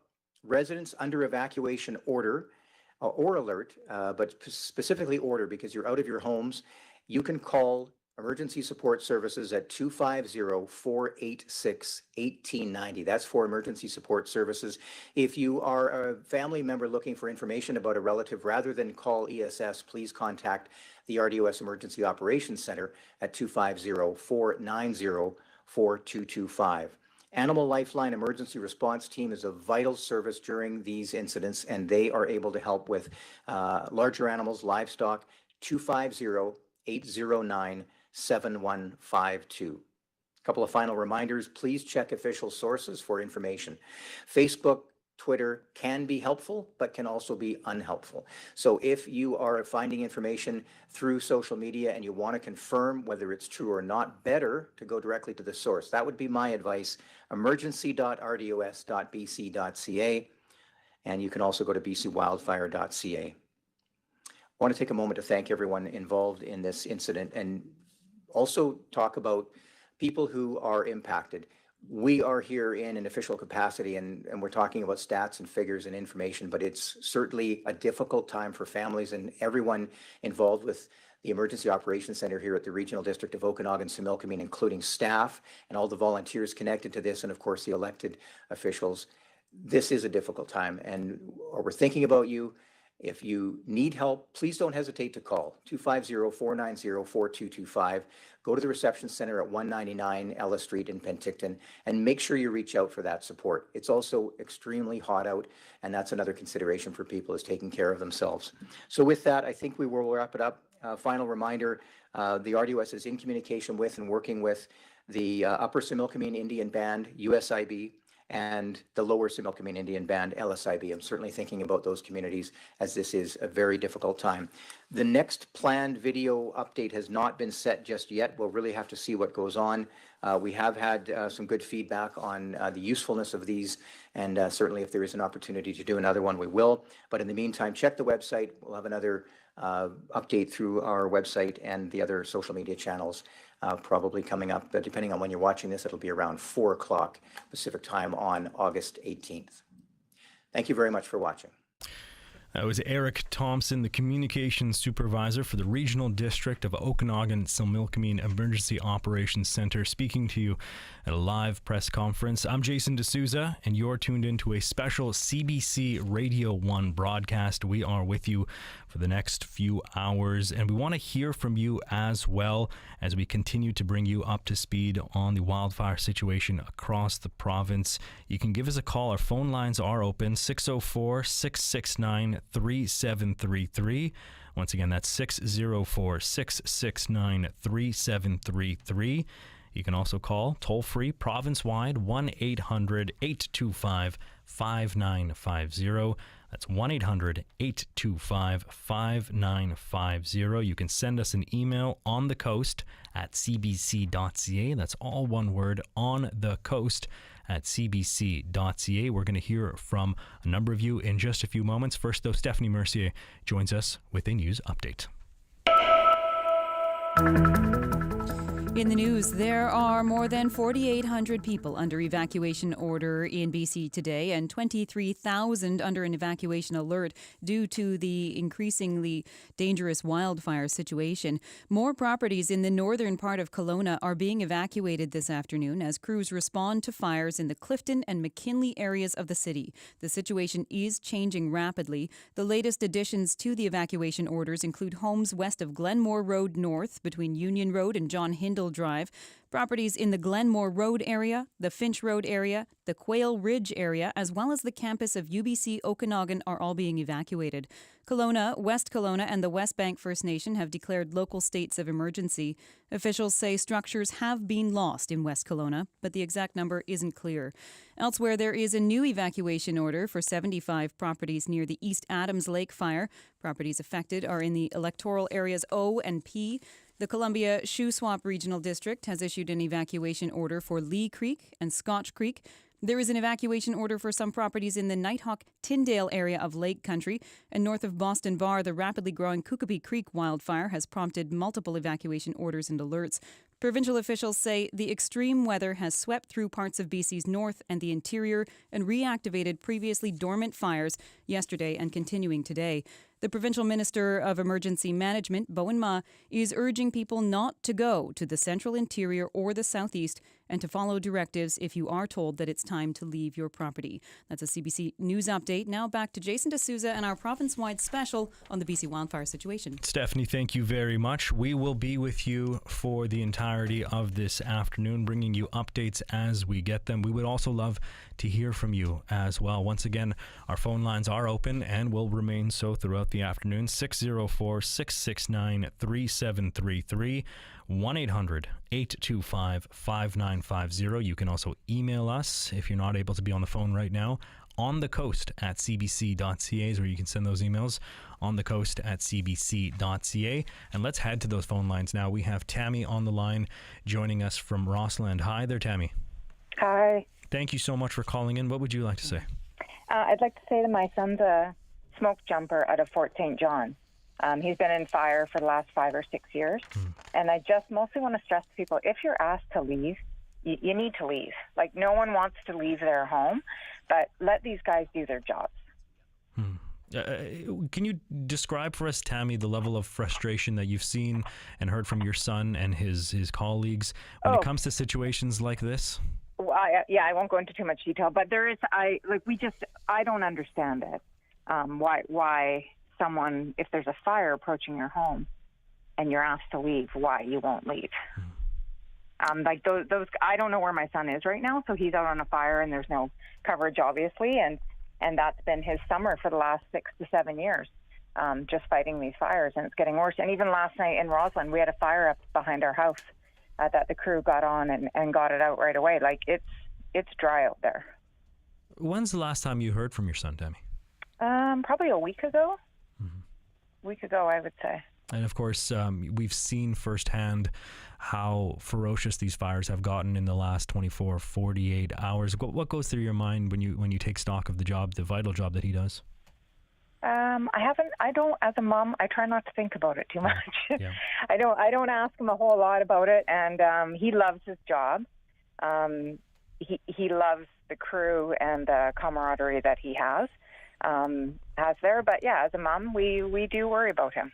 And finally, to your initial point, we have heard from some authorities earlier today about how challenging the job is to issue these evacuation alerts and especially these orders, and how additionally challenging it can become when perhaps residents don't take heed. I wonder, for those who are listening to you right now across the province, what is your message in terms of... Well, I would say pack your bag and be ready to go. Because when these fires turn, they will roar and turn fast. So you might not even have time to be thinking, what am I going to take? So like, we've called our parents. We're all ready to go here. We've got stuff at the front door. So, like last night, to wake up and see that there was a fire right behind our house and that the firefighters were fighting it, like, we're ready to go at any time. So that's my suggestion to people. Tammy, really appreciate you calling in. Thank you for this. All the best. Okay. Thank you. Take care. That was Tammy from Rossland. We're going to head now to Cranbrook, where we have Cody on the line. Hi, good afternoon, Cody. Hello, how are you? I am doing very well. How are you doing? I'm doing pretty good. I just wanted to share a little bit of an experience and give my thoughts out to the people of Kelowna. My wife and I, we lived in Kelowna. I can't remember what year. 2003, the big fire that burned all 20 years ago. That's right. Yeah. Yeah, and we were actually out of town, and my wife was reading the newspaper, and she said, "Oh, there's a fire in Okanagan Mountain Park." We lived in Okanagan Mountain Park, and so we went up to our hotel room and turned on the TV, and the very first thing that came on the TV, it was already turned to a news station, was firefighters dragging hoses down our driveway. Wow. And so, yeah, it was pretty intense. Anyway, went back to Kelowna, and it took a little bit of work to get permission to go into the park to where the house was. We were caretakers for an extremely wealthy gentleman. We took care of the house. And so we went out there, and there was a fire truck parked in the driveway. There was a bear on the roof of the garage. Everybody's trying to get to the water. Yeah, it was pretty intense. Well, Cody, let me ask you, because in fact, the Okanagan Mountain Fire that you're referring to in 2003 was one of the largest evacuation efforts in Canadian history. And it just so happens that it was this week that anniversary took place. I wonder what you think about when you see what's happening right now across the province, especially in the interior, with how fast these flames have been moving. What goes through your mind from going through that lived experience yourself 2 decades ago? I think that initially it really needs to bring attention to the fact of our climate and how things are changing so dramatically. I also think it needs to bring attention to the practices of the provincial government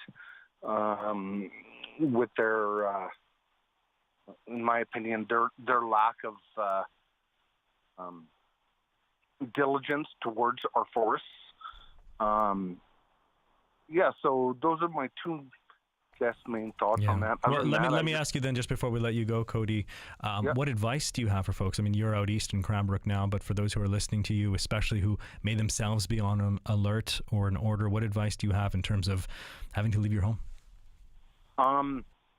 Just have your stuff prepared, what you can, and don't take the orders lightly. Like, it's serious business, and it'll destroy your home, and it could kill you. Cody, I really appreciate this. Prepared and move on. I appreciate you taking the time and sharing that information and reflecting, of course, on that anniversary from 2003. I am sure that is top of mind for many people. We are broadcasting to you live from Vancouver, a province-wide program. We want to hear from you as well. You can give us a call no matter where you are, no matter what it is you're going through right now. 604-669-3733. That's 604-669-3733. You can also reach us toll-free province-wide, 1-800-825-5950.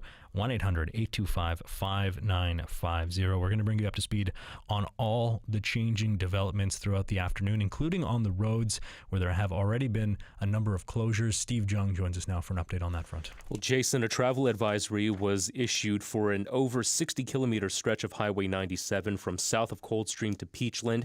That is due to the out-of-control McDougall Creek wildfire burning near Kelowna. Heavy delays northbound trying to leave Kelowna. We got a call from Chris, who says that traffic is very heavy and very slow, but it is getting through as you're heading north on the highway to get to Vernon. So be prepared for a slowdown, and I hope everyone keeps safe out there.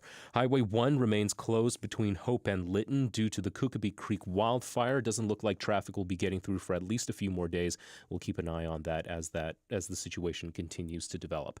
And just a reminder for folks that the Adams Lake Ferry is closed in both directions. Or I shouldn't say closed, but because the area is under evacuation alert because of the lower East Adams Lake wildfire, the ferry is only in service for evacuees and emergency services, and the public is not allowed to use this ferry and from entering the area due to the evacuation order. So please keep that in mind, and we'll keep an eye on all of that as the afternoon develops. Okay, Steve, thank you very much. Those phone numbers, once again, 604-669-3733, 604-669-3733, or give us a call toll free around the province, 1-800-825-5950, 1-800-825-5950. You can also email us on the coast at cbc.ca. We're really getting a sense of just how fluid the situation is this afternoon. Not long ago, UBC Okanagan announced an evacuation order. The university says in a statement, please leave campus immediately. If you are on campus and you do not have access to transportation, you can make your way to H Lot. Everyone else, please leave the area immediately. And in fact, joining us on the line now is Cade Desjardins, president of UBC Okanagan's Students' Union. Hi, good afternoon, Cade. Hello, thank you for having me. Thank you for joining us. Where are we reaching you? I'm currently in Kelowna in North Glenmore, so I'm right on the most recent alert line. If you hear some rustling in the background, that's just my family getting our things together. So, Yeah. I'm so glad from your Kelowna. family's with you and can hopefully help you with that preparation. Thank you for taking the time with us right now. First off, tell us a little bit more about what you're hearing from students, from colleagues in terms of this latest evacuation order of UBCO. So, of course, I want to underline that things are really fast-paced, dynamic. What we were planning for about an hour ago is not what we're planning for right now. We didn't actually get a chance to prepare. It was an immediate order. So UBC has been trying to make accommodations as fast as possible. The entire campus has been evacuated except for critical staff. And over 300 students have been evacuated from campus from buses. We had 6 full buses headed to Prospera Place. That's where students will be collecting likely overnight, likely more than one night. And there's current talks of how we're going to get food and water to these students. Luckily, this is the summer, so we don't have a full campus, but we did have nearly 400 students on campus with all our staff as well, and they have begun moving. The other piece that is moving quite quickly is the student housing around UBC Okanagan, so not directly UBC residences, but private ones that generally are filled with students, Quail Ridge and Academy Way. Those have been, I believe, declared they must leave those areas, and so that's another concern that we have.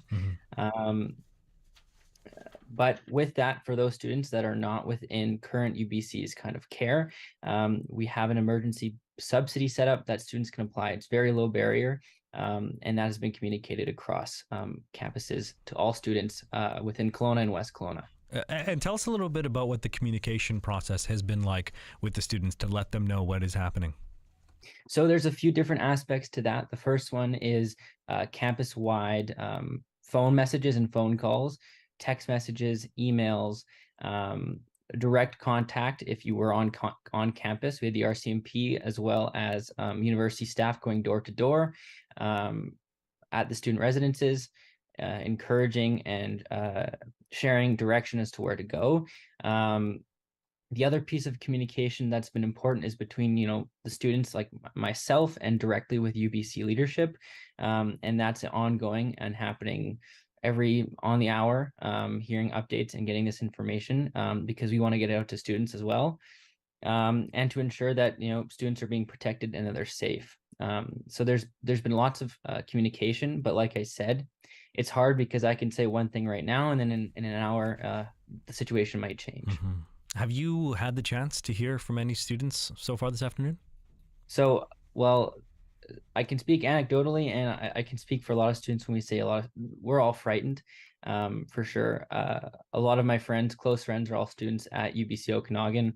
Many of my friends have been evacuated from their neighborhoods, from their homes, and students are, today actually was an exam day, so we had exams canceled, rightfully so, but it's just another add to the stress levels of students that I think who are experiencing a new type of emergency that I feel a lot of people, luckily or hopefully a lot of people won't have to experience in their lives. The other piece is that they're international students, so sometimes if you're from British Columbia, if you're from Canada, you can get used to some of these fires. And even though it's frightening and the smell of smoke, we get the smell of smoke every summer. But I just want to ensure that students know that they're being thought of, they're being cared for. And should there be anything that we can do to help students, we'll be there for them. Well, Cade, of course, you're the president of UBC Okanagan's Student Union, but you're a Kelowna resident yourself, you're a student yourself. Before we let you go, how are you doing? It's tough to say. It's, again, last night seeing the flames shoot up from the trees, 20-foot, 30-foot flames. It would scare anyone. And so we're stressed. Our family's a little stressed, but we're getting organized. We're getting ready to go. I'm just hoping that, all of our friends, all of our whole community can get together and be safe. But again, we're here for students until this is over. Cade, we very much appreciate you taking the time. Thank you very much for this. All the best, and you stay safe. Thank you very much. Thank you. Take care. For another perspective on the fluid situation with UBC Okanagan, we are joined now by Leslie Cormack, Principal and Deputy Vice Chancellor of UBC Okanagan. Hi, good afternoon, Leslie. Hi there. I'm glad to be here. Thank you very much for taking our call. First off, what is the latest from your perspective? Well, as Cade said, we are in an evacuation order, which we received without too much notice, and we have successfully evacuated the campus. We've gotten all the students off. We've also got faculty and staff off. The daycare was closed. The summer camps were closed.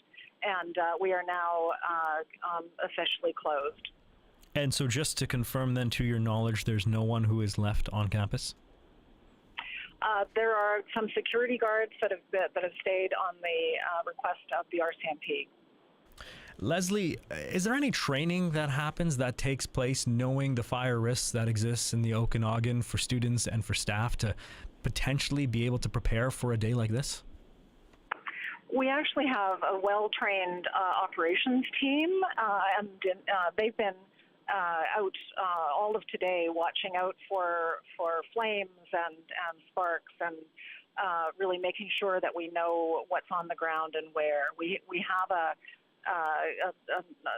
emergency operation team that luckily we've done some training with tabletop experiments, and so today we were able to really put that to use, and we're able to get a hold of the executive team, but also the operations team that worked on this. I'm cognizant of the fact that we are province-wide right now, so for anyone listening to us, Leslie, who's never had the chance to be on the UBCO campus, I wonder if you can describe the geography for us and the proximity to the wildfire in terms of what students would be seeing. Well, I will say this was a surprise to us. We're located very close to the highway. There's a highway that runs up the Okanagan Valley and across from the airport. It is quite a dry landscape with pine forests on the hills around us. There's really two kind of hill mountain ranges between us and Lake Okanagan, and most of the flames yesterday were on the other side of the Okanagan, of Lake Okanagan. So we thought until last night that we were relatively safe, but a small spot fire happened on the east side of the Okanagan Lake, and it's gone over those hills. I'm sure that they were tinder dry, and the pine forests go up fast. We heard from Cade there the plan that's in place to move staff and students to a place of safety. But what is the plan for students who not only study at UBC Okanagan but call UBCO their home as well? This is a very fast-moving situation, and I wouldn't want to speculate as to what the next steps are. We really are taking the advice and recommendation of the RCMP, and right now we're just making sure that all our faculty, students, and staff are safe. We will make sure that we communicate to them as quickly as possible when we know anything. We also really do want to be concerned about the fact that we have many staff and faculty who live in evacuation zones. I myself have been evacuated, and as have many of my executives, because we live close to the university. And so many people are worried about their property and their families, and we want to be really sensible and sensitive to that as we plan for the future. For any staff and students who may be tuned into us right now, what's your message? We support you. We want to give you the space you need to deal with this issue, and our thoughts are with you. We will work together to make sure that UBCO remains strong and that we come back together in a really good way once this is over. Leslie, we appreciate you taking our call. Thank you very much for this. You stay safe. Thank you very much. That is Leslie Cormack, who is Principal and Deputy Vice Chancellor at UBC Okanagan. As we learned not too long ago, the campus is under evacuation order. Leslie confirmed that students and staff have now been removed from campus. A very fluid situation. We also heard Leslie mention the surprise at how quickly this fire has taken off to get to a point where UBCO needed to be evacuated. You are listening to a province-wide CBC Radio 1 special. I'm Jason D'Souza in Victoria. We're going to be bringing you all the latest information as you need to know it when we hear it. We also want to hear from you over the course of these next few hours. Our phone lines are open, so give us a call. 604-669-3733. That's 604-669-3733. You can also call toll-free, province-wide, 1-800-825-5950. That's 1-800-825-5950. We'll head back to the phone lines now. We have Carol on the line. I believe Carol's heading to Vernon. Hi, good afternoon, Carol. Oh, hi, how are you? I'm doing very well. Where exactly are we reaching you? So I am in Vernon. I just left the North Shuswap, Lee Creek area, and I'm in Vernon going to my family's. What have the last 24 hours been like for you, Carol? Well, it's very unnerving to know potentially that you are going to be on an order. We've been on alert out there for a few days. Of course, the Adams fire started around a month ago, and they've been off and on evacuation order and alert. To watch the community come together to see the flames is unnerving. To have fire trucks driving around the community up and down the streets.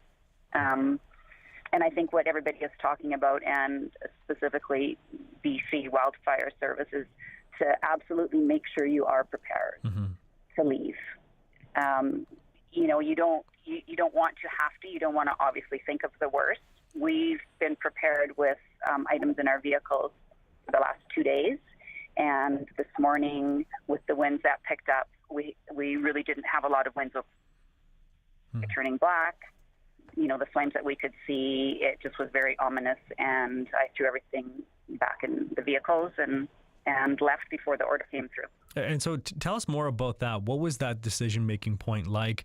What was the trigger that decided, you needed to leave and you needed to leave now? When I saw the flames not too far away up the hill, and the whole landscape changed. It went from light to dark, and that's when you knew that something was happening, and in not a good way. And the communities further up from where we were, I started to get the notifications that they were put under order to leave. What was that evacuation like? How were the roads? How were interactions with neighbors? Walk us through that part of it. It was very smooth, and something else I sort of want to touch base on is I was asked why I didn't leave earlier when I knew that something like this was possibly happening. There was an an order for Lower Adams to leave, and my feeling was I didn't want to tie up the roads if I yet wasn't on an order. I wanted to let the residents in the areas leave before I was supposed to leave. And so then when I did make that decision, the roads, it was very smooth, very little traffic. There was absolutely no problem leaving. Yeah, finally. We also do have a camp. There's about 400 plus firefighters and equipment and helicopters and such in the Adams area, Lee Creek area, that have been set up for about 10 days now. And of course, we don't have any sort of timeline in place in terms of returning home. How prepared are you? What's the plan for the next number of days, if so be it, Carol? Well, I'm very fortunate that I do have family. So hopefully, I'll be able to be here until I need to not be here. It's just now, I think it's just a wait and see, and you keep your fingers crossed, and you want to trust in people that they're doing what they're supposed to be doing, and trust in forestry and the people that are helping to battle what's going on. And it's the whole area.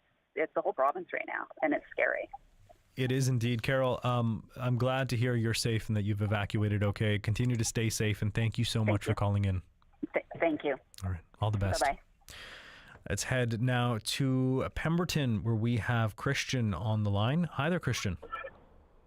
Hi, thanks for having me. Thank you so much for calling in. What would you like to say? I've heard a lot of updates from news outlets on West Kelowna, the Okanagan region, but what I'm not hearing about anything is the gigantic fire that's happening in Gun Lake right now. That fire has grown in about 800% in the last 24 to 48 hours. They did a backburn that didn't work. Nobody talks about that. That's a fire that's gone bad really long, in a really wrong way. And so residents are having to evacuate, and they're losing homes there at an alarming rate. And now, forget about Gun Lake, but Braylorn and Goldbridge, they're in an emergency act as well. I'm headed up there right now to try and pack up and help a friend get out of there in 10 hours and be gone. But I guess what I wanted to call in to see if you're able to find out any additional information, because the news outlets, not only are they not reporting on it, but the information that they're providing is inaccurate, and it's not even up to date, and that's troublesome. Yeah, well, listen, I don't want to give you any wrong information if it's not in front of me right now. So we'll take a look into the Gun Lake fire and the situation that continues to unfold there. I wonder, while we still have you on the line, though, if you can tell us a little bit more about that evacuation effort that you're helping a friend with. What is that like? What have communication processes been like with your friend, and what does it entail? Yeah, the cell lines are overwhelmed right now, so communication there is spotty. So that's one thing to keep in mind. We do have a Garmin InReach radio, so should we get ourselves into a challenging situation, we've got that as a sort of a redundant plan. But so what does it look like? It's two 5x8 trailers, 2 trucks driving in there, loading up our toys and things that are important to us. Wow. and valuables, and getting out of there quick.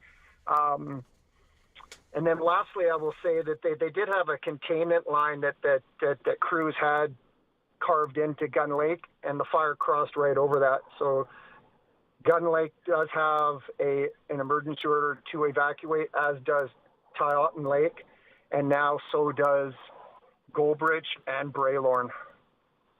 Well, Christian, I really appreciate you taking the time to call in. Be safe, okay, when you're heading out for that evacuation effort. Of course, we're all hoping everything is smooth sailings on your end. And thank you very much for calling in. You stay safe. Lastly, I would just like to say that would you be sure nice if our lovely Justin Trudeau put his money where his mouth was and did something more than massages with his platitudes.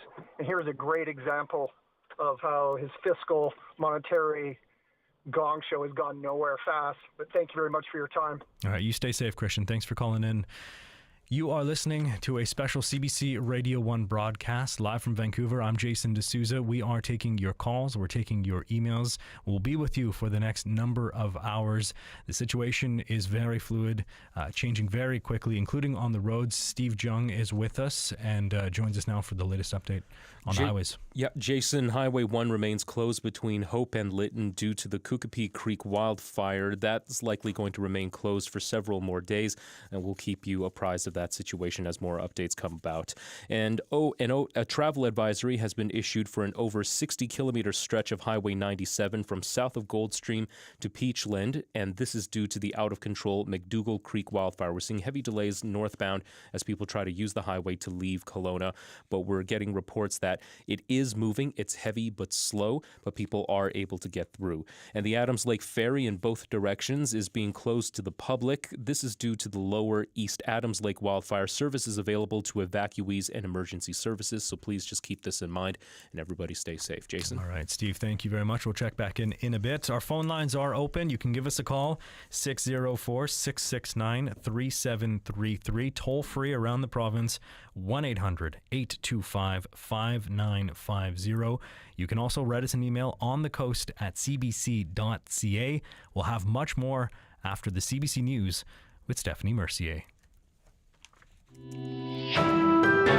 This is CBC News from Vancouver. Good afternoon, I'm Stephanie Mercier. BC officials say there is no doubt more fires will be sparked in the coming days, and that means more evacuation orders. The 22,000 people who live in the city have been ordered to evacuate by Friday, and they're leaving in stages based on how close they are to the fire and the danger. Right now, the Yellowknife Hospital is winding down. People are being airlifted out to other intensive care units in Canada. Bowen Ma is Minister of Emergency Management and Climate Readiness in BC. British Columbia is expected to receive approximately 55 hospital patients and care home residents, with potentially more to come. They are expected to arrive through the Vancouver Airport, and BC Emergency Health Services and Health Emergency Management British Columbia are coordinating supports for patients as they arrive through YVR. BC has said that it will stand ready to provide assistance to the Northwest Territories as much as possible, but with this province also facing evacuations, alerts, and potentially the most challenging 48 hours of the entire fire season, that might be limited. Yvette Brent, CBC News, Vancouver. And to the fire in the Kelowna area now. Jason Brolin is the fire chief of West Kelowna. He says despite best efforts, the aggressive McDougall Creek wildfire has destroyed a significant number of properties in the Trader Cove area and along Bear Lake Road. Critical infrastructure was saved. And crews are now fighting spot fires in Kelowna proper. UBC Okanagan has been evacuated due to a nearby fire, as well as the Quail Ridge Golf Club and homes in that area. The airport is closed to commercial traffic so firefighters can use the airspace. Winds have whipped up wildfires around the province. Provincial officials say the extreme weather has swept through parts of BC's north and the interior and reactivated previously dormant fires yesterday, and that is continuing today. And 2 wildfires are forcing more people out of their homes in the North Shuswap. Jim Cooperman of Lee Creek says he and his wife decided to leave before an evacuation order was issued for 75 properties impacted by the East Adams Lake fire.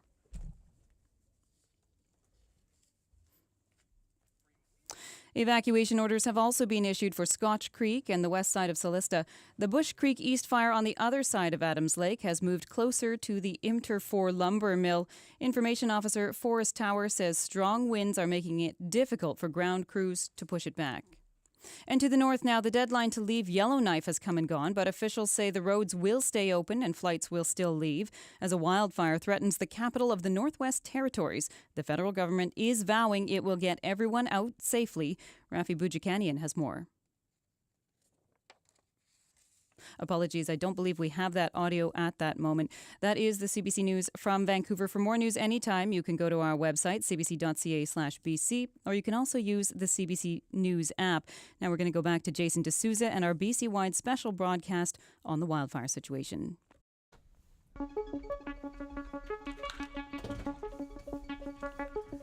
Good afternoon, I'm Jason D'Souza in Vancouver, and yes, you are tuned into a special CBC Radio 1 broadcast. We are province-wide with you for the next 3 hours, and we are also hoping to hear from you as well. Have you been evacuated? Are you on alert? What have the last 24 to 48 hours been like for you? Our phone lines are open and will remain so for the next 3 hours. You can give us a call, 604-669-3733. Once again, that's 604-669-3733. You can also give us a call toll-free, province-wide, at 1-800-825-5950. That's 1-800-825-5950. You can also send us an email if you're not able to access the phone right now, on the coast at cbc.ca. That is on the coast at cbc.ca.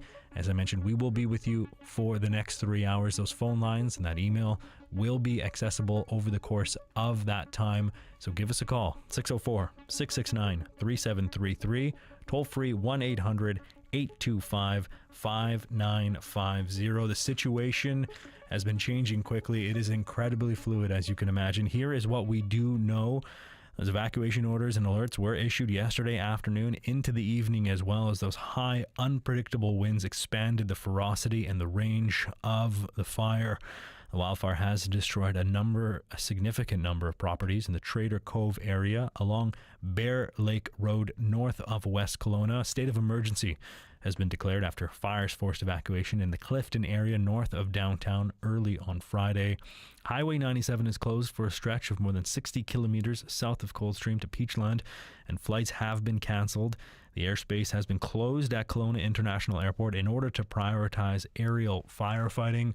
As we heard in the last half hour of the program, UBC Okanagan is under evacuation order. The university has said in a statement that please leave campus immediately. If you are on campus, do not have access to transportation, you may make your way to H lot. Everyone else is asked to leave the area immediately in a calm and orderly manner.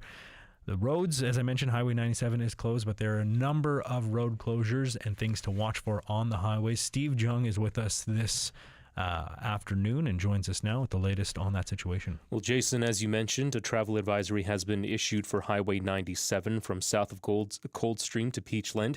This is due to the out of control McDougall Creek wildfire. We're seeing heavy delays northbound heading towards Vernon as people try to leave Kelowna. A travel advisory once again, so be prepared for short notice closures at any point along that highway and avoid that route if you do not need to be there. Highway 1 is closed between Hope and Lytton due to the Cookapee Creek wildfire, and we're also getting reports of a crash on Highway 93, 95, 7 kilometers north of Invermere. Crews are en route there, but just a reminder that the Adams Lake ferry is in both directions being limited to just service for evacuees and emergency services due to the lower East Adams Lake wildfire. The public is prohibited from entering the evacuation order zone. Keep taking a look at some other issues here in the Lower Mainland. There's a crash on Boundary Road northbound after First Avenue in the left lane, and a crash on Grandview Highway off-ramp from Highway 1 westbound. Only the HOV lane is getting through, and a crash westbound on Highway 1 before North Road in the HOV lane near Coquitlam. More traffic coming up in just a few minutes. All right, Steve, thank you very much. It is 7 minutes past 3 o'clock, past 4 o'clock in the Mountain Time Zone. And Daybreak South host Chris Walker is in Kelowna and will be with us throughout the afternoon. Chris is with us now. Hi there, Chris. Hi, Jason. I know it's been a long day. What's the latest on your end? Well, there's a real sense in Kelowna now that this fire situation is overwhelming the city. Everywhere you go, people are packing up now. People with sprinklers on their roofs, RVs leaving town, even people cleaning up their yards of pine needles and debris in a hurry before they pack up and go, even outside of evacuation alert areas. This is a crisis that, as you know, yesterday was limited, but as bad as it was limited to West Kelowna. But tonight, this focus is now shifting to Kelowna proper. The focus is now the area of North Glenmore, North Clifton. This is an area where there are quite a bit of residential homes. I'll get to that in a moment. It's also where the Kelowna landfill is. We understand there are fires at the landfill, and it has been evacuated of all but essential staff. You mentioned UBC Okanagan, just down the ridge from that landfill, it also evacuated. And the wind, Jason, as I was coming in to this afternoon, I was looking at all the Canadian flags on the RCMP building on City Hall, and they're all facing south. That means the wind has shifted now from the north. The problem with that is to the south of where the fires are now in Kelowna are heavily forested but heavily populated residential areas. These are Dilworth Mountain and Knox Mountain East and Glenmore. Both are, as I say, heavily populated, lots of single-family homes, including the North Glenmore area. And there are, I want to tell you about some tactical evacuations that are going on right now in the North Glenmore area. So this is Upper Canyon Drive North, Forest Edge Place, Forest Edge Drive, Tucker Court, Terrace Hill Court, and Terrace Hill Place. That just in the last hour. Fire officials going door to door, making sure that everybody is out of that area. We do expect that evacuation alert areas will be expanded as this wind kicks up into the evening. Kelowna General Hospital has issued a code orange. That just means that they may be expecting more people to come in. That's a precautionary measure, we understand. Sirens all through the city, almost constantly, thick smoke as well. Now, the Central Okanagan Regional District has asked, as you might imagine, has asked tourists to stay away from the Central Okanagan at this time. And as you and Steve were mentioning, the Kelowna Airport is still closed to commercial traffic, prioritizing firefighting efforts, and the visibility is such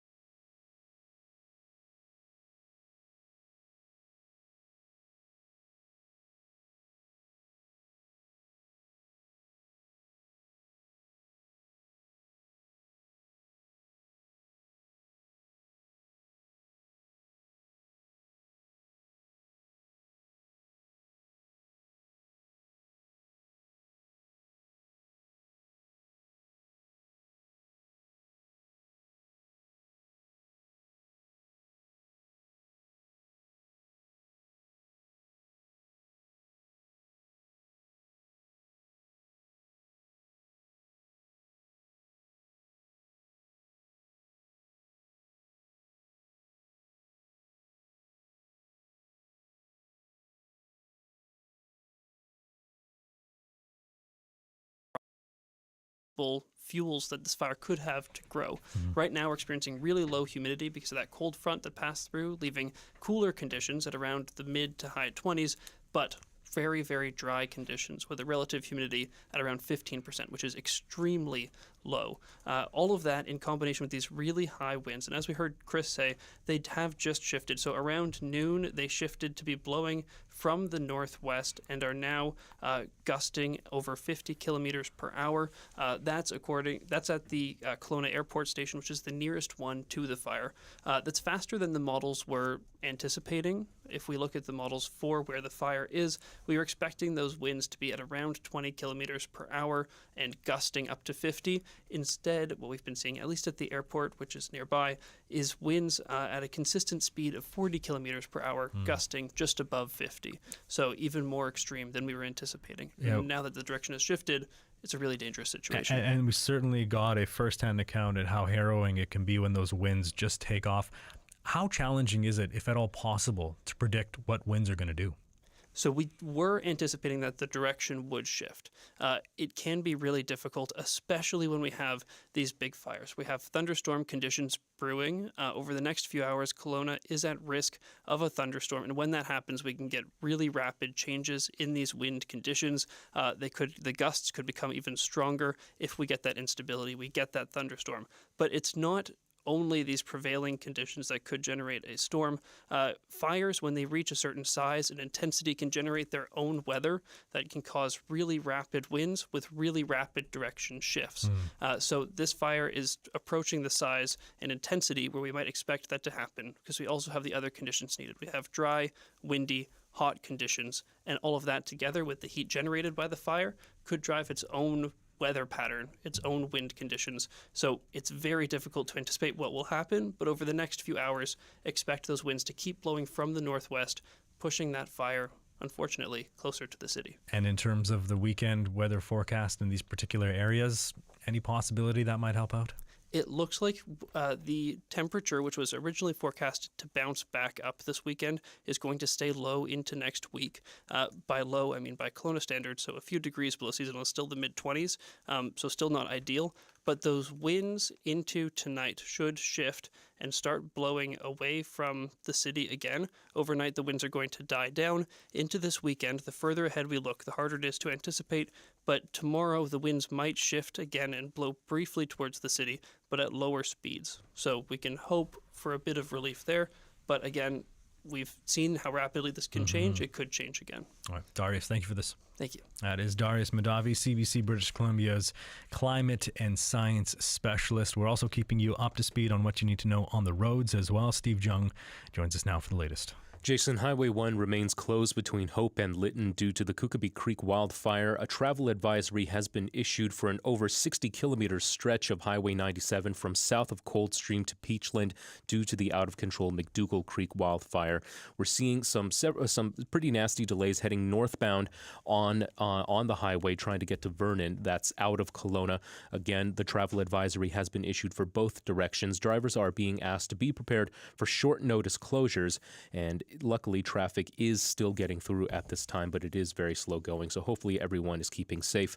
The Adams Lake Ferry in both directions is providing service for evacuees and emergency services to the lower. This is due to the lower East Adams Lake wildfire, and the public is prohibited from entering the evacuation order zone.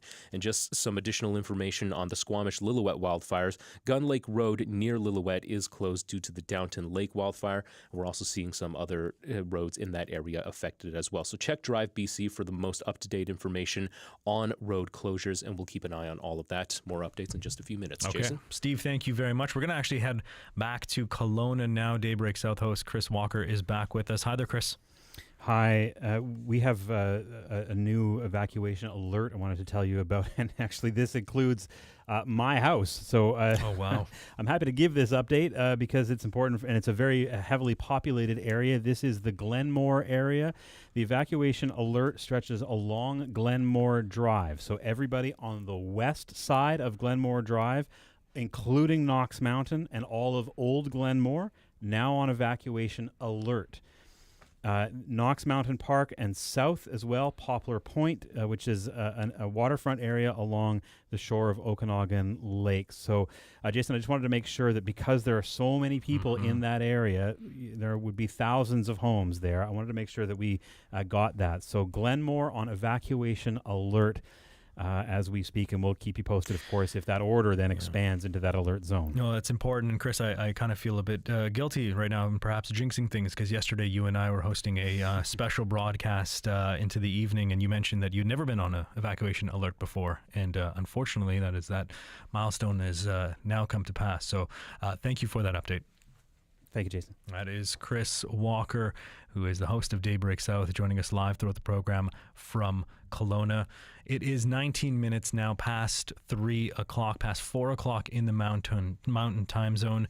You are listening to a special live CBC broadcast. I'm Jason D'Souza in Vancouver, and this situation, as you are getting a sense throughout the program, is so fluid. It is evolving so quickly. CBC reporter Yasmin Gandam has been following it all. She joins us now in our Vancouver studio. Hi, good afternoon. Hi, Jason. Good afternoon. And, as you just mentioned, it is an evolving situation. We've heard from Darius about some of the weather patterns right now. Because of those strong winds, the possibility of lightning in some regions, it has firefighters really preparing for the worst here.